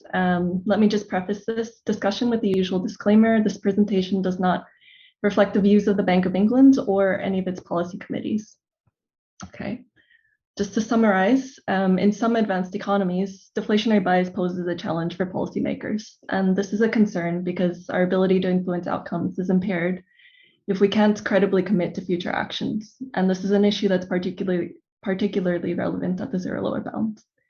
And although deflationary bias can be attributable to other factors, the authors here primarily accredit it to low long-run real interest rates, sorry, that should be real, and a symmetric policy framework. So that is one that treats positive and negative deviations of inflation from targets equally. This paper goes on to show that deflationary bias can lead to a potential for deflationary spirals. And even a risk of encountering the zero lower bound is enough to trigger this. So they consider calibrating the long run real interest rate to a plausibly low value, find that average inflation will remain below target even during expansions. And this is because forward-looking price setters anticipate the policymaker will be unable to stabilize the economy in the event of a large negative shock at the ZLB. And changes that make the ZLB episodes more likely or persistent, such as uncertainty or a fall in the natural real rate, can make the bias more severe. And a novel policy implication that follows is that an asymmetric strategy is needed to correct for the zero lower bound constraints. Okay. And most importantly, unlike dynamic rules, the strategy does not rely on history dependence. So a policymaker need not commit to overshoot the target or engineer deflation to make up for past overshoots. And with that, I'll move on to the discussion. So this literature is a bit new to me. It was quite difficult to come up with comments to improve the paper as well. But the first point that I have is really just about the policy implementation in the current environment. And in particular, how does a policymaker convince agents that it has adopted such a strategy when policy is already constrained by the zero lower bound?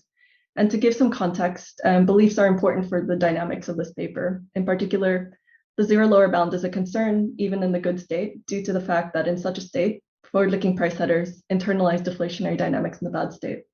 So in other words, expectations have important effects on today's equilibrium outcomes. Now, if a policymaker is perceived as myopic, the author suggests that the policymaker pursue an opportunistic reflation. So that is, they should be less responsive to a shock that pushes inflation above target in order to show its commitment to the new strategy.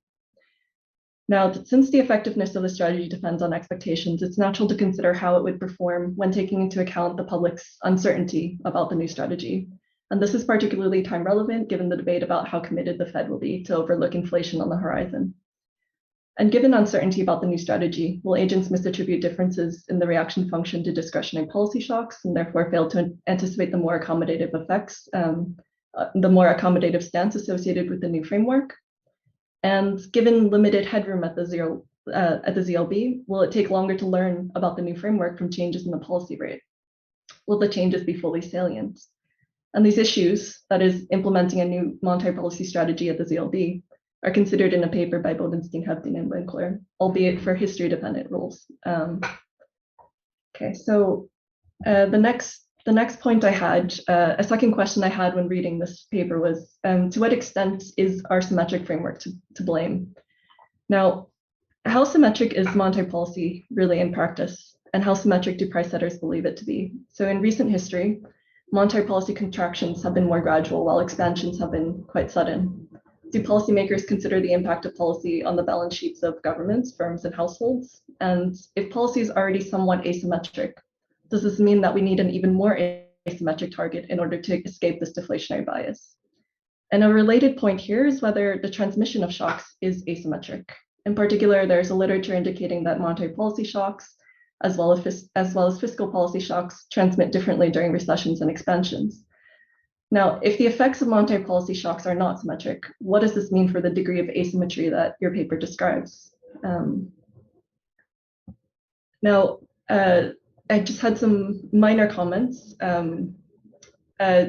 First being, well, this is in a different order than I'll go, but first being, do price setters believe that the zero lower bound is a real constraint on policy? So in a paper on the empirical irrelevance of the zero lower bound, De Bertoli, Galli, and Gambetti show that unconventional policy has been quite successful at circumventing this constraint, the zero lower bound constraint. And the volatility of macroeconomic variables and the economy's response to shocks has not been affected materially. And another question I had was, how different is this target, this asymmetric target, from raising the inflation target? In particular, in these papers that have suggested raising the inflation target in response to the deflationary bias, they note that it doesn't buy as much headroom as anticipated. So that is, if price setters change their behavior in response, in particular by changing prices more often, this can lower the efficacy of monetary policy. In the case of an asymmetric target, do price setters also change their behavior in ways that affect the range that you propose? And just to conclude, well, I also wanted to point out the monetary fiscal interaction, if there was any potential for the deflationary dynamics here, but I think potentially the opportunistic reflation can proxy this. But just to conclude, this was a really interesting paper with insights for the current policy debates, and I am looking forward to seeing how this debate unfolds. Thank you. Thank you, Jenny. I don't know, Leonardo, if you want to take 2 minutes to respond to Jenny, and then we'll open the floor for questions. Yes, thanks, Francesca, and thanks, Jenny, for the nice discussion. You raised important question, great question that I don't have an answer to, but about the credibility. So you're right, that's a big problem we discuss a lot about. So how can you, when you are stuck, especially if the interest rate is stuck at the ZLB, how can you, so it's still you need a commitment device, because you're promising to be asymmetric or to do make-up strategy later on. So you don't do anything now, it's just cheap talk, right? You say something you will do in the future, you may do or may not do, there's a paper that suggests, make-up strategy, some make-up strategies are kind of consistent. So and you characterize very well what we did in the paper. We have this section in which we talk about it, and we said that if the central bank has a sufficiently sufficiently long-term horizon, so it's not myopic and understand the rule of the game, there is no the policy we are proposing is not time inconsistent. So you really want to deliver this asymmetric strategy. But again, in the real world, agents are not that smart, are not that well informed, and this particular challenge. And I work now on a paper with Matthias and Spence Crane, my colleague at the Chicago Fed, where we're trying to precisely study this problem of learning at the ZLB. So we look at the average inflation target so far, and we say, let's assume you want to communicate that, and agent, you don't have, this is not credible, so agent don't believe it, you need to show them. And basically, the preliminary result of this work show that agent learn at the ZLB, not at the very beginning when the recession is very deep, that it cannot learn very much, but around when you reach the point that the old rule, no average inflation target included, would that predict a lift off, and you don't do the lift off. From that part on, agents start learning quite faster. Okay, quite fast, and that's this work is very preliminary, but it's a follow-up to this paper based on the consent that you raised. That we agree. agree to completely. I think it's a very important point. And let me conclude on the relevance of the ZLB. Yes, if you think that the ZLB is irrelevant, all this literature would not be very important. But I heard Jordi present the paper in Barcelona, and he was very careful to say, is irrelevant. What they find is an empirical result that the ZLB was irrelevant in the previous financial crisis and Great Recession. It's not. He said it's not a general result. It may be relevant for the future. It's true. What they find in their work is that the ZLB was not very relevant for the Great Financial Crisis and the following recessions. Monetary and fiscal policy interaction. I close there.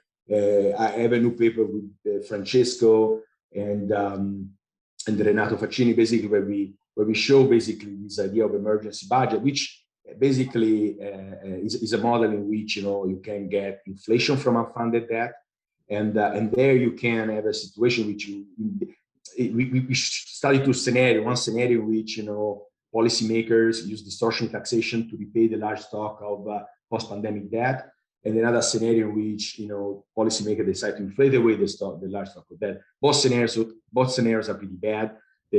The second scenario is pretty clear. There's a lot of volatility, and you go back pretty much to the 1970s, so it's not desirable. Even the scenario in which you adjust the debt through the standard fiscal adjustment would be pretty dire for the economy, because it's going to be a very persistent, introduce a very persistent drag on economic activities. And what we discussed was a third way that entails sort of like a coordination with monetary and fiscal authority to stabilize the debt accumulated during the pandemic. And this can be implemented by the central bank by allowing a temporary increase, roughly 3% of the long-term of the inflation rate. A temporary increase in the inflation target around 3% for 10 years, and then the monetary authority to be committed to stabilize the debt that was before the pandemic crisis, using higher taxes or lower or reducing transfers. And that's an idea. Again, even though you generate these you have these higher inflation target, and this will minimize the probability of it in the ZLB, would reduce the probability of it in the ZLB, and would reduce the inflationary bias. Thanks so much for this. Thank you, Leonardo.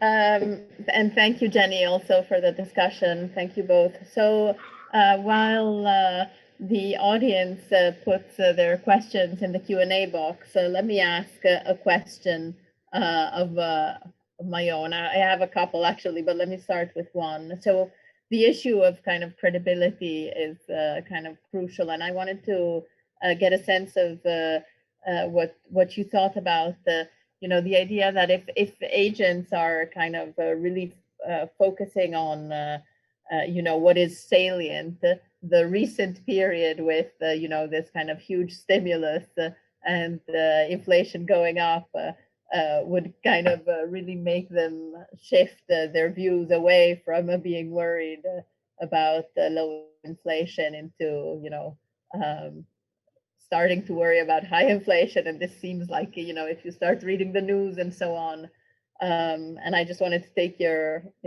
view on this and on the I use that, Francesca. I don't know.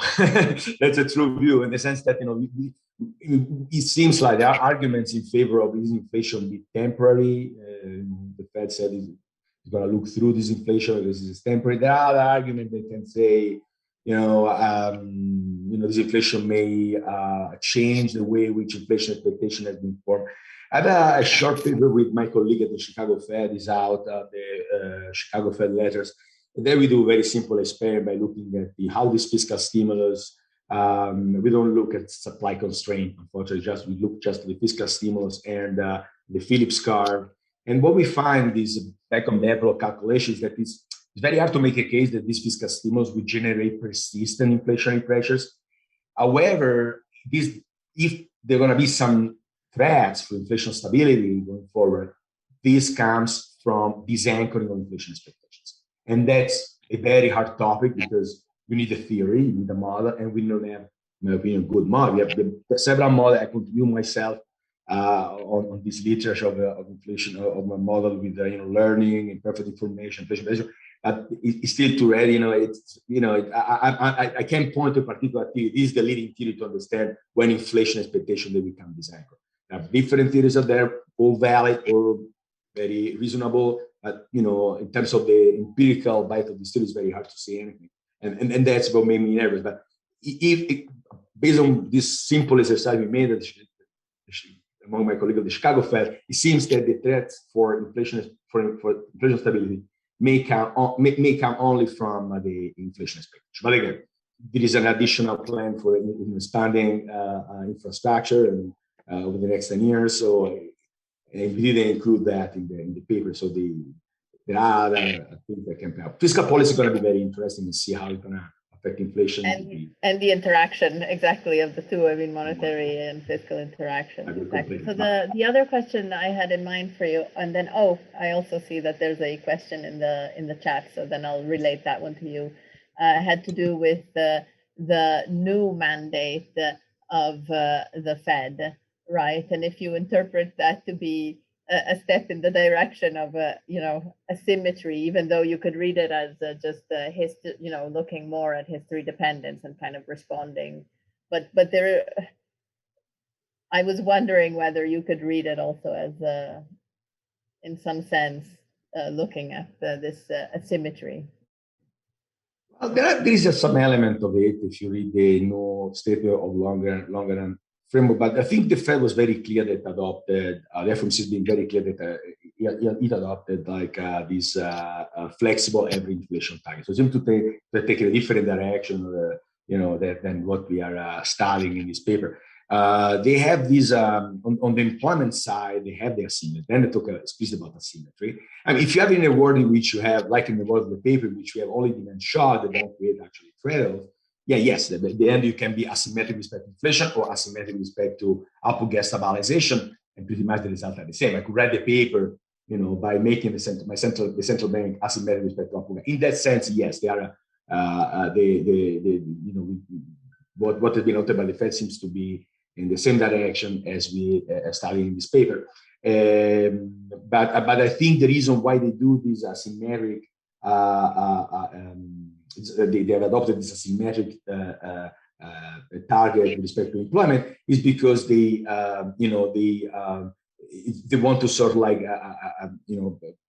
achieve this what they call this inclusive full employment. So they say by overheating the economy, we give opportunity to workers that usually are at the sideline of the labor market. They have very little, they don't have much opportunity. We're talking about marginalized workers, and since inflation didn't go up, we want to be more concerned. So in a sense, seems a little bit, this is my interpretation, however, that they give up a little bit on the Phillips curve to say they don't predict, it doesn't predict inflation. When the labor market is hot, inflation doesn't go up. And this is my interpretation. And what the official document of the Fed is saying is that if there is the opportunity to do so, we are going to try to overheat the labor market, but be careful that inflation will go up. If this creates more opportunity for people, for especially marginalized workers, to find a job and to be included again to the labor market. That's at least my reading of that. It's not exactly what we are doing. So turning to the questions, I see that Petra Geratz has a question on how robust your results are to the inclusion of alternative policy tools such as quantitative easing and forward guidance. And then there's also a question from David Aikman. Okay, let me answer. David is right. The scale is very small. Okay, and this is kind of typical in this type of model. Welfare usually doesn't vary very much. I think what we probably should show a little bit would be the equivalent in steady state consumption. But yeah, so it's a ranking of policy. I mean, this is useful, so it's very hard to say how much is 0.1 or 1 or 10. Scale is very hard to say. These are useful. So, but yeah, you spotted right. I mean, the scale of the graph is very small. And how robust a result of inclusion of policy tools such as quantitative forward.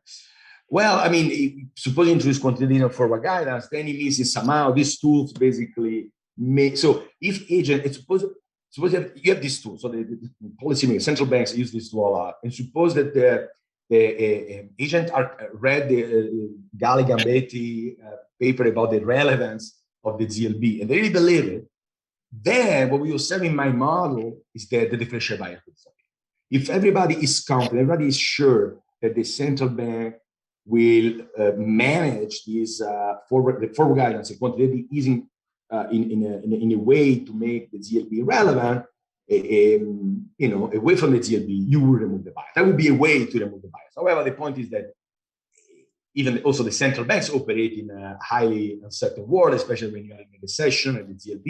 And so there may be some mistake to the extent that these quantitative easing forward guidance are not used optimally in the next recession. And if there is the fear that the central bank may not use these tools, exactly the way to make the ZLB relevant, then our paper is relevant and it's important, because then agent would internalize the inflation, the central bank cannot really stabilize inflation at the ZLB, and you will have this deflationary bias away from the ZLB.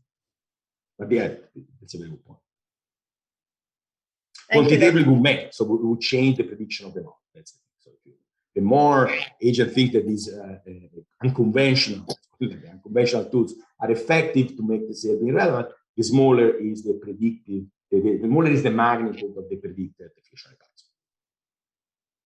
Thank you, Leonardo and Jenny. We are bang on time to pass to the next paper of this session, which is going to be presented by Oliver Foyty from the University of Mannheim. So his paper is Falling Natural Rates, Rising Housing Volatility, and the Optimal Inflation Target. So Oliver, you have 20 minutes. Please. Great. Thanks so much, Francesca. And thanks to the organizers to include our paper on the program. This is joint work with Klaus Adam and with Timo Reinelt. Timo and I, we're both PhD students at the University of Mannheim. And as Francesca already said, the paper is titled Falling Natural Rates, Rising Housing Volatility, and the Optimal Inflation Target. The paper is basically concerned with 4 trends that have been observed in advanced economies over the last couple of decades. The first 2 of them, I would say, are well known by now. There's this decline in long-term growth rates, and at the same time, maybe even more prominent, the decline in the natural rates of interest. Now, what we show in this paper is that at the same time that these growth rates and natural rates have been falling, there was an increase in the volatility of housing markets, especially housing prices, but also in residential investment.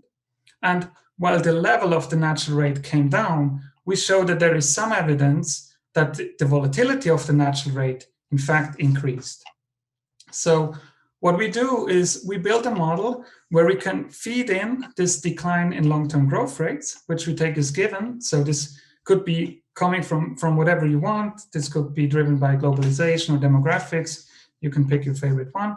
And then the model can then go from there and explain the other 3 trends that I listed here. Okay, so and then we ask the question, within this model, what do these trends then imply for monetary policy, especially when we account for the lower bound constraint? Okay, and before I go into the details, I would just like to flesh out how the model will work, or the causal chain that is at work here. So we feed in these lower growth rates, and then from there you get the lower natural rates in steady state and also on average. And then what these lower natural rates will do is they will increase the volatility in housing markets, especially the volatility of the price to rent ratio will increase. But how this matters for policy depends on what drives house prices. So if we allow for subjective housing price expectations, so that the housing price fluctuations are at least partly driven by subjective beliefs, well then the housing price fluctuation will affect the natural rate. And we show that as the house price volatility increases, also the natural rate volatility increases. So now you're closer to the zero lower bound because of the decline in the natural rate, but you also face a more volatile natural rate, which makes it much more likely to hit the lower bound. So what we want to determine in this setup is, what does this imply for what we call optimal inflation target, or to be precise, this is the average inflation rate that prevails under Ramsey optimal policy. So we talk about Ramsey policies, and we have full commitment, full credibility, everything. Okay, and what we find is the following picture. So you see here on the x-axis, the steady state natural rate, and on the y-axis, the annualized optimal inflation target. And the red line shows the result on the rational expectations. And this is a well-known result in this literature on Ramsey optimal policy. At relatively high levels of the natural rate, you basically get an optimal target of 0. And then even as the natural rate declines to something like 1/8%, you only get a mild increase to about 40 basis points. Well, under subjective beliefs, this looks quite different because first of all, you have this shift here. And then as you lower the natural rate, this volatility effect will kick in, and therefore you get a much steeper slope, and you get an inflation target at these low levels of the natural rate of about 1.5 percentage points. All right, so in the interest of time, let me skip the literature and let's jump right into the empirical analysis. These two pictures show what I called well-known trends. So these are estimates from the Holson, Lauber, and Williams paper and Fujiwara and co-authors for Japan. And what you see in the left panel, you see this decline in long-term growth rates, and the right panel shows you the decline in the natural rate of interest. So in order to assess how the volatility changed, which is what we want to contribute here, we split basically the sample in 1990 and look at the volatility of before the 90s and the period after the 90s. And our measure of the house price is the price-to-rent ratio, and the natural rate we take the estimates from Olson, Lauber, and Williams. Okay, so here's the picture for the price-to-rent ratio. And what you see, we have these 6 different economies for which we have data, and the blue bars show the volatility estimates before the 90s, and the red bars show the volatility estimates after the 90s. And you see that in all these advanced economies, there was a substantial increase in housing price volatility. So here, the measure we're looking at is the percentage deviation from the period-specific mean. But you could also look at absolute numbers that wouldn't really change the picture. So you see that it is statistically significant in at least 4 of these countries, but economically significant, I would argue, in every country, basically. So, and here you see the same picture for the natural rate volatilities. And here the evidence is a bit weaker. So for example, for the UK, we in fact observe a decrease in the natural rate volatility. But for the other countries, and especially for the US and for Canada, you see quite a substantial increase in the volatility of the natural rate. So all these results are not specific to the breakpoint in 1990, but you could also relax this and get very similar looking pictures. All right, so let's see how we can bring this into the model and then look at the implications for monetary policy.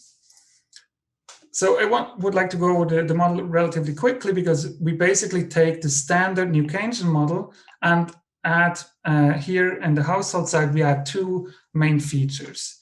The first are potentially subjective beliefs, which we capture here by this script P, and a housing sector. And the way housing enters the model is that households consume houses, and they can either own houses, which we denote by DT, or they can rent houses, DRT. So then housing depreciates at rate delta, and you can either buy or sell the houses you own at real house price QT, or you can rent at rental rate RT.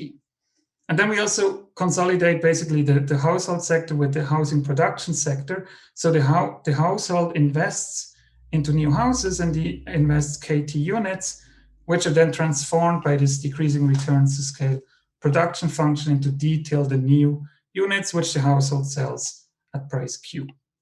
Okay, so the way we write this model down, everything here is in terms of growth detrended variables. So the beta, the discount factor, not only captures time discounting, but it also captures the steady state growth rate of marginal utility. And as you feed in this decline in the growth rate, what you get is you get a higher beta. So, and but the beta also pins down the steady state natural rate.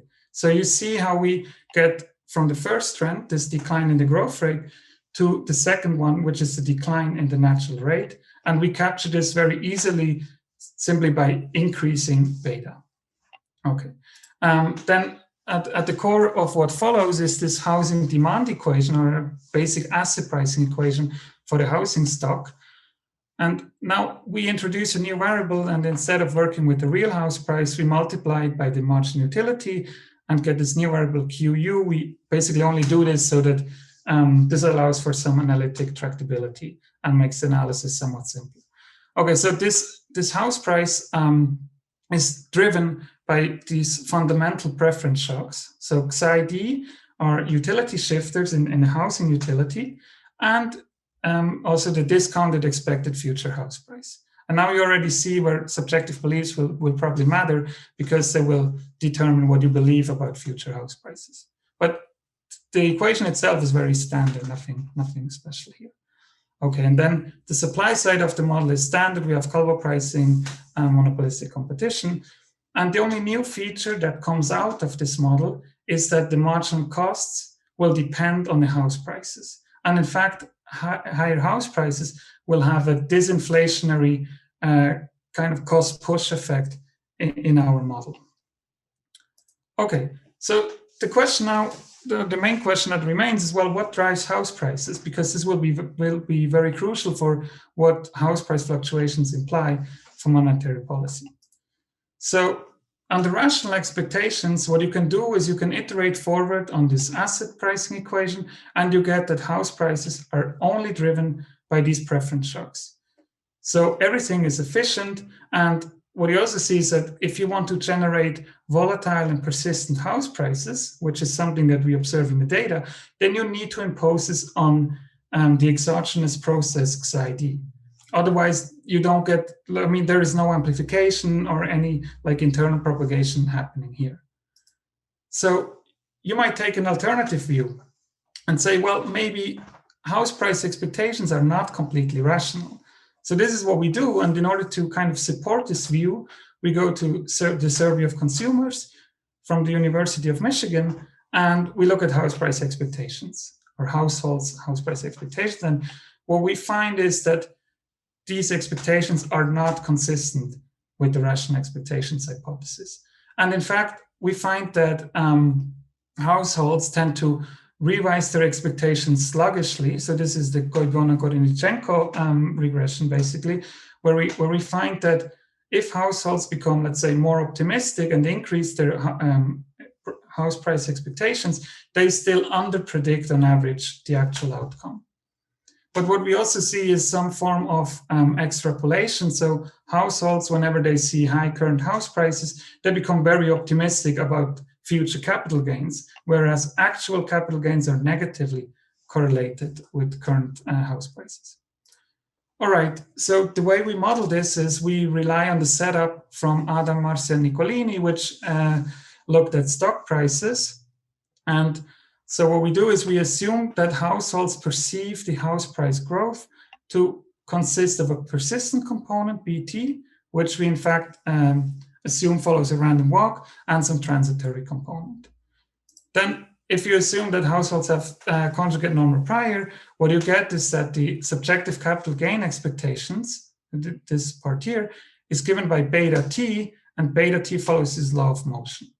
So you see, when you form your beliefs, you stick to your prior, and you update whenever you are surprised. And so 1 over alpha captures the Kalman gain, and when the actual house price growth is higher than what you expected it to be, then you become more optimistic. So we already see how higher house prices will lead to more optimism. Okay, then we feed this belief setup into our asset pricing equation and get the following solution for the house price. And now you see how more optimism, so a higher beta t, will lead to higher house prices. And now we are on the previous slide, we saw higher house prices lead to more optimism, and now we see more optimism leads to higher house prices. So this can generate, in fact, momentum and additional volatility, something we didn't have in the rational expectations model. And it turns out that this setup is also qualitatively, but also quantitatively consistent with the survey evidence we have.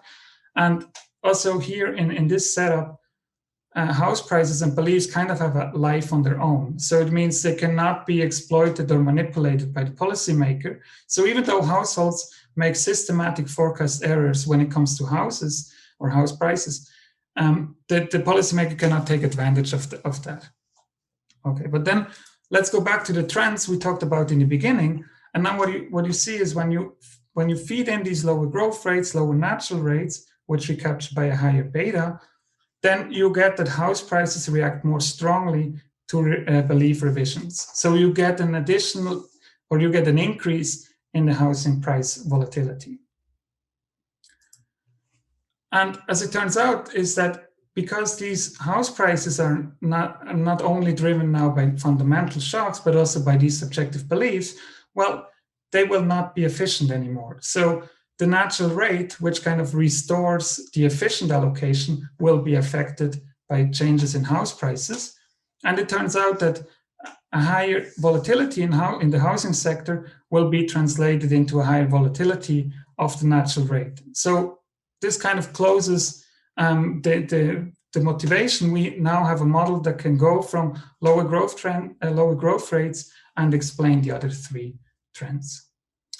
Okay, then we take everything together. This looks a bit ugly, but then we perform a second order approximation to the household's utility function. And what you see is that the objective is the same as in the model without housing. And this is the case because under rational expectations, house prices are efficient, so they don't matter for policy. And under subjective beliefs, they're also independent of policy. So the only way these house prices show up in the policy problem is that they affect, or they show up in the Phillips curve, and this kappa Q here is in fact negative. So higher house prices will have a negative cost push effect through the marginal costs and therefore the wages. And then house prices also show up in the IS equation, and this is why it will matter for the natural rate, because you see that if you would set the natural rate equal to the one we observe on the rational expectations, you would still have this term lying around here, and therefore this cannot be the actual natural rate. Okay, and then we have the lower bound, and we have these equations that determine house prices and house price beliefs. Okay, and so here's what we get in terms of volatilities. So we calibrate the model under rational expectations and under subjective beliefs such that at the average natural rate that we observed before the 90s, we match the standard deviation of the price-rent ratio, which we have here, and of the natural rate in both economies. And then what we do is we lower the level of the natural rate, but leave everything else untouched.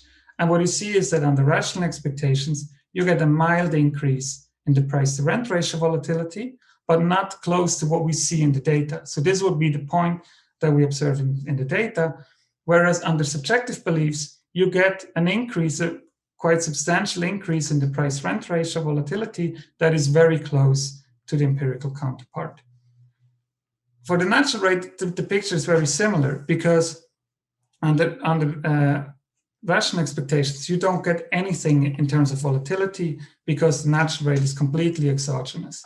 Under subjective beliefs, these higher house price volatility, the higher house price volatility that we see here will affect the natural rate volatility. And we see that we get an increase, but not as much as we see in the data, but still as we lower the natural rate, we get quite a substantial increase in its volatility. This brings us to the main result that we already saw in the introduction. So as this volatility effect in the natural rate under subjective beliefs starts kicking in, you get this much steeper slope. And in order to explain this discrepancy here, and this does not come from a volatility thing, because we calibrated the two versions of the model such that here in this high natural rate level, the volatility is in fact the same. So this comes because the natural rate under subjective beliefs is partly driven or affected by house prices, and these house prices tend to be very persistent. They also make the natural rate more persistent than under rational expectations, and this explains this shift in the inflation target. All right, so let me wrap up. What we do in this paper is we set up a new Keynesian model with subjective housing beliefs, which can match the empirical evidence that we get from the survey of consumers on housing expectations. And that can, in this model, you can feed in these lower growth rates and explain the three other trends that I talked about in the introduction, namely lower natural rates, larger housing price, and natural rate volatility. And this then justifies a higher inflation target. Something I didn't have time to talk about today, but we also show that it is in fact optimal under subjective beliefs to lean against house prices. And the very basic message that comes out of the model, well, if you would like to revert all these trends, you should basically boost long-term growth trends. All right, that's it from my side. Thank you very much. Thank you very much, Oliver. This was really interesting. So let me hand over to Caterina Mendicino from the European Central Bank, who will discuss your paper. Caterina, please go ahead. You have 10 minutes. Thank you. Perfect. Thank you. So first of all, thank you very much for giving me the opportunity to read this very interesting paper, read and discuss this paper by Klaus, Oliver, and Timo. So the paper is motivated by two main empirical facts. First, the declining in the trend of the natural rate and long-run growth. And here, that, as you can see from this picture, it features not only in the US, but also in advanced economies in general.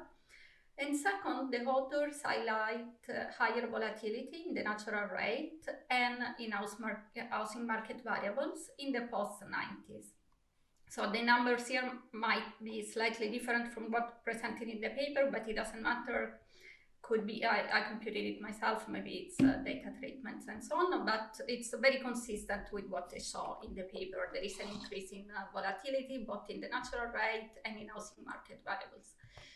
And starting from these motivating facts, they ask how should monetary policy be conducted in an environment with a low natural rate and a high volatility both in the natural rate and in housing market variables, especially close to the zero lower bound.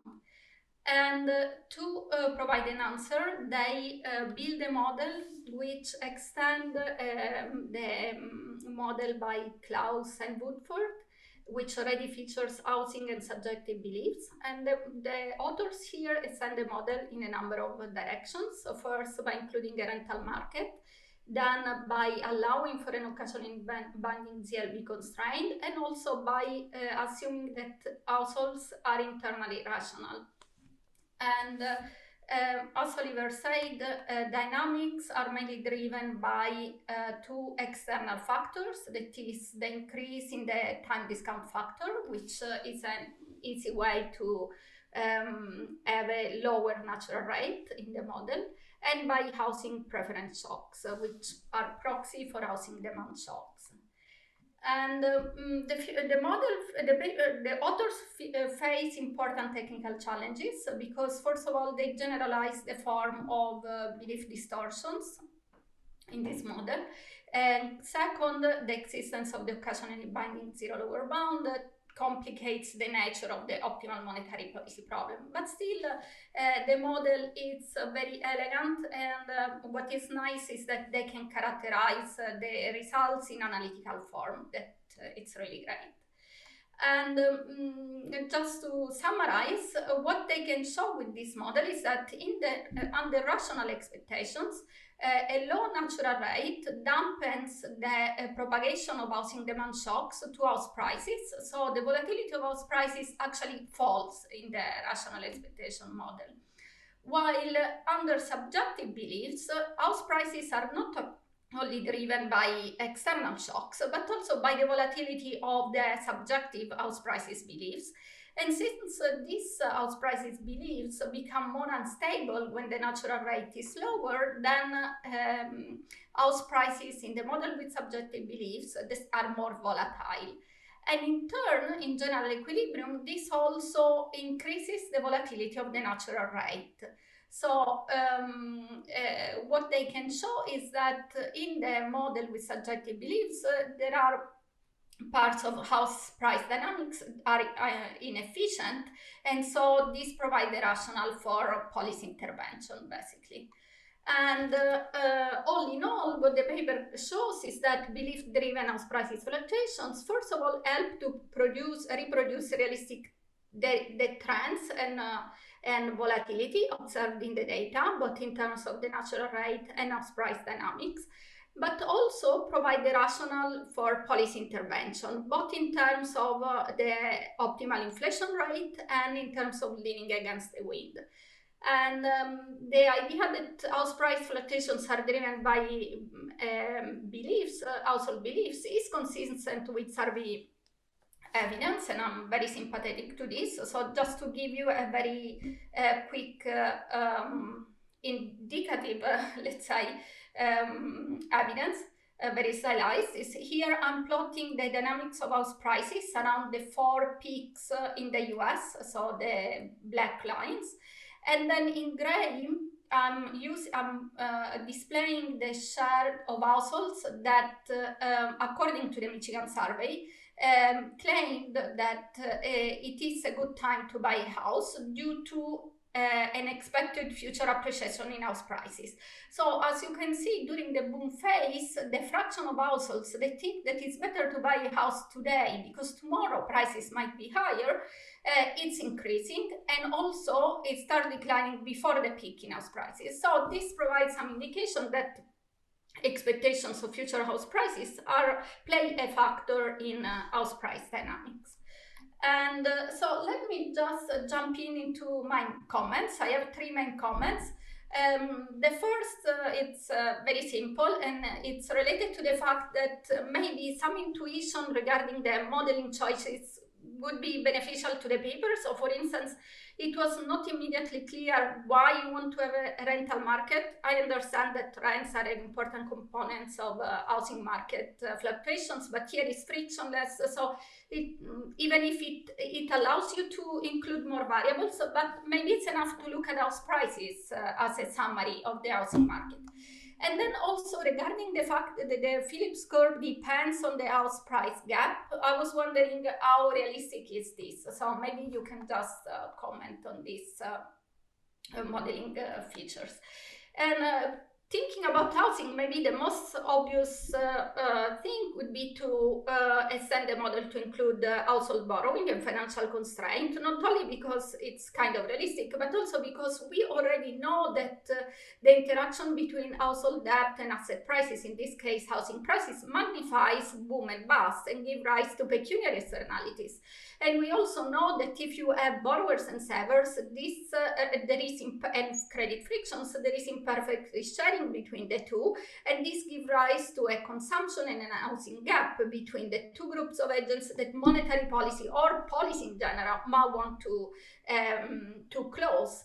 And in general, in these models, there is always the need for counter-cyclical policy interventions, even if these are rational expectations models. So it would be interesting to see what can these belief-driven fluctuations could add to a more standard framework, housing framework. And then also, when we think about boom and bust in housing market, maybe it's more obvious to think about macroprudential policy. And I believe that even if you introduce a financial policy in a very stylized way in your model, you can think, for instance, of a tax on housing that can vary over the cycle. Maybe there would not be a need for monetary policy to lean against the wind. But what I would be most interested in is to understand what are the implications for optimal inflation, because this tax doesn't have an effect on steady state. Let's say it's only a cyclical or counter-cyclical type of policy. And then more generally, why housing at all? Because, and I ask this for two reasons. First, if I go a bit deeper into the data, so to understand what drives this higher volatility in the post-90s, what I can see is that most of the volatility in housing market is driven by that 2000-2007 period, whereas the increase in the volatility of the natural rate is occurs it's associated to the global financial crisis. So in terms of timing, it is not quite the same. And and here you can easily see that while for house prices you have much larger amplitude of the cycle starting from 2000. So even if you think of a trend, here there will be higher volatility for sure. For the natural rate, up to 2007, the volatility was not dramatically larger compared to the pre-90s. And it's really this big jump that occurs in 2007, 2008, 2009 that drives volatility up. Because then, again, in the last decade, it's quite low. So actually, my question was, what is actually this increase in volatility capturing? Is it really volatility or maybe just a break in the trend of the natural rate? And then also, if you look at other markets, for instance, corporate equity returns or bank equity returns, also here you observe that there is an increase in volatility. So maybe to make your point would be enough just to work with a simpler asset pricing model with the production in general equilibrium, and most likely your results will go through without the need of really properly characterizing house prices and also going through what happens to the volatility. Because just half a minute or less, if you look at the time pattern of the standard deviations of other financial variables, you see that are more in line with the pattern of the standard deviation of the natural rate, meaning that while the big bulk of the volatility in the housing market occurs since the start of the early 2000s, other financial variables are more closely related, have a pattern that is more closely related to the natural rate. So maybe it would be even simpler to motivate if you go this way. And if instead you want to keep using housing because you like it, okay, maybe it could be worth also considering credit supply effects in your story. And thank you very much. Thank you, Caterina, for the really insightful discussion. Oliver, do you want to take a couple of minutes to respond to Caterina before we take questions from the audience? Yes, please. And thank you very much, Caterina. Really, as Francesca said, insightful discussion. You raised very valid points. So maybe let me respond to them in order. So you mentioned why having a rental market in the model, basically just for calibration reasons. So you can solve the model exactly the same way without having rents in there. We have it so that we have a price to rent ratio, which is our measure, our empirical measure that we look at. So we can use this to calibrate. But for the model dynamics, it doesn't really matter that we have rents. I mean, renting will be zero in equilibrium anyway because we only have representative household. Then the second point you raise is why wages and marginal costs depend on house prices.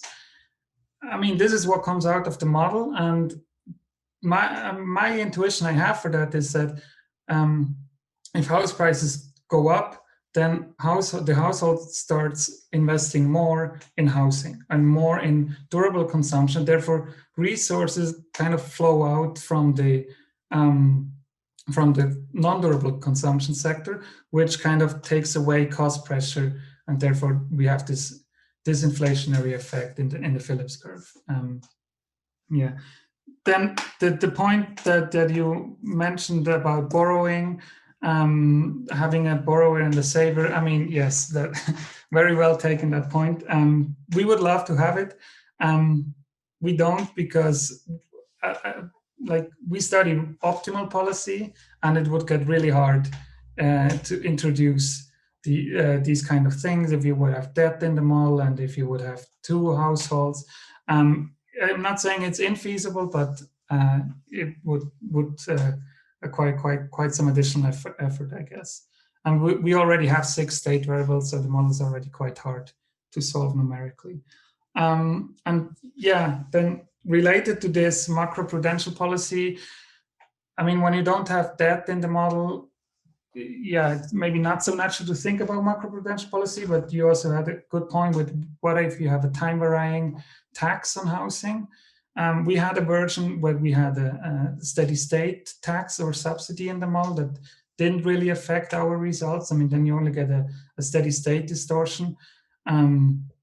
But it would be interesting to look at that. That's something we haven't done in the model.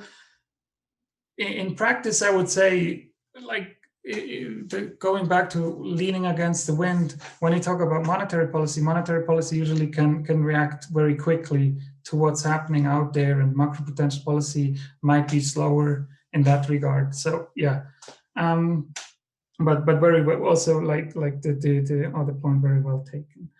And then, yeah, why housing?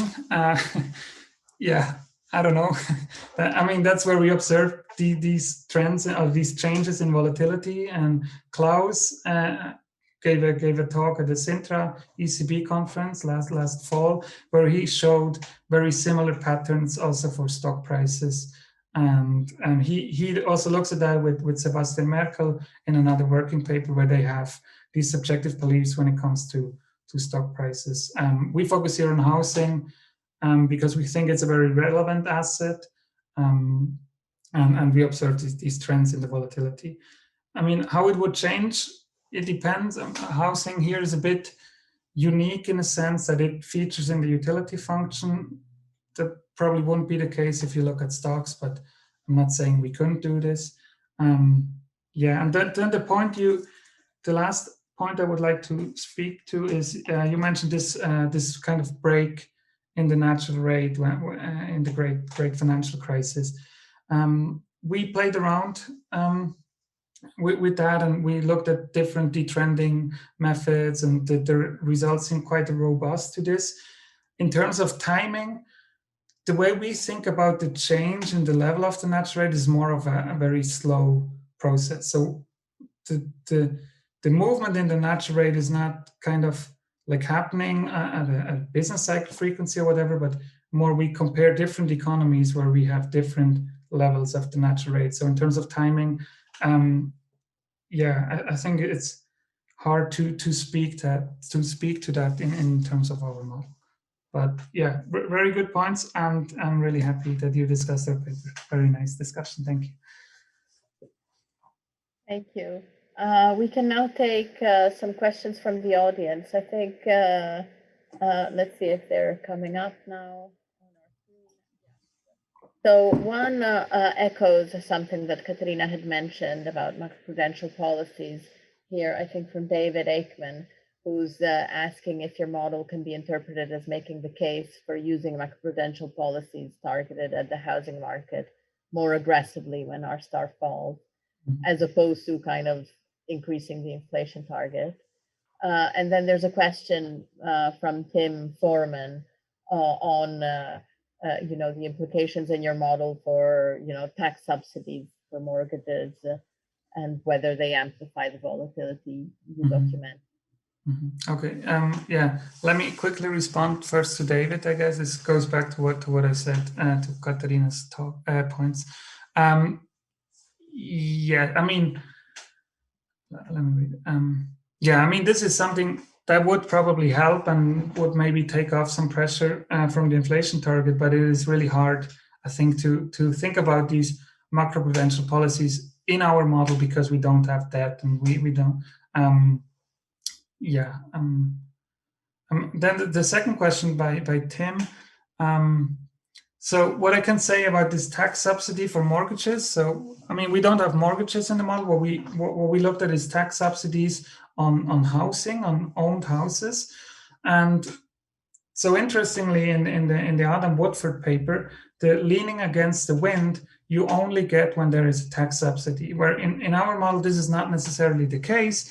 You also lean against the wind. Now I don't see the question anymore. You only also lean against the wind without the subsidy, but introducing a subsidy kind of makes the response more asymmetric. You already have some asymmetry in the responses, but this just reinforces this asymmetry. Yes. Are there any other questions? Tim's second question: do these policies amplify the volatility of your document?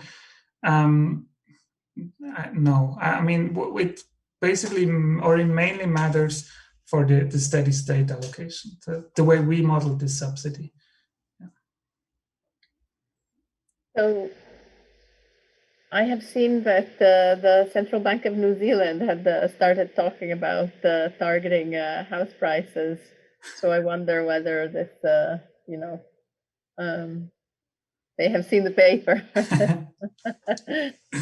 Yeah, I mean, they would need to believe that house prices are driven by subjective beliefs, right?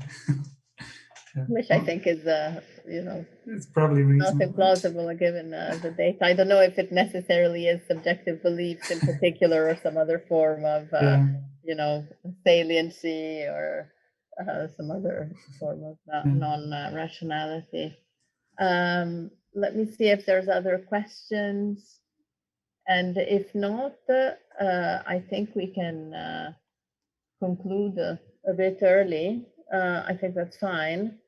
And we'll resume at 4:30 with the panel on what next for monetary policy, which will feature Frank Smets, Argias Bordone, and Jan Vliege, and it will be chaired by Tobias Adrian.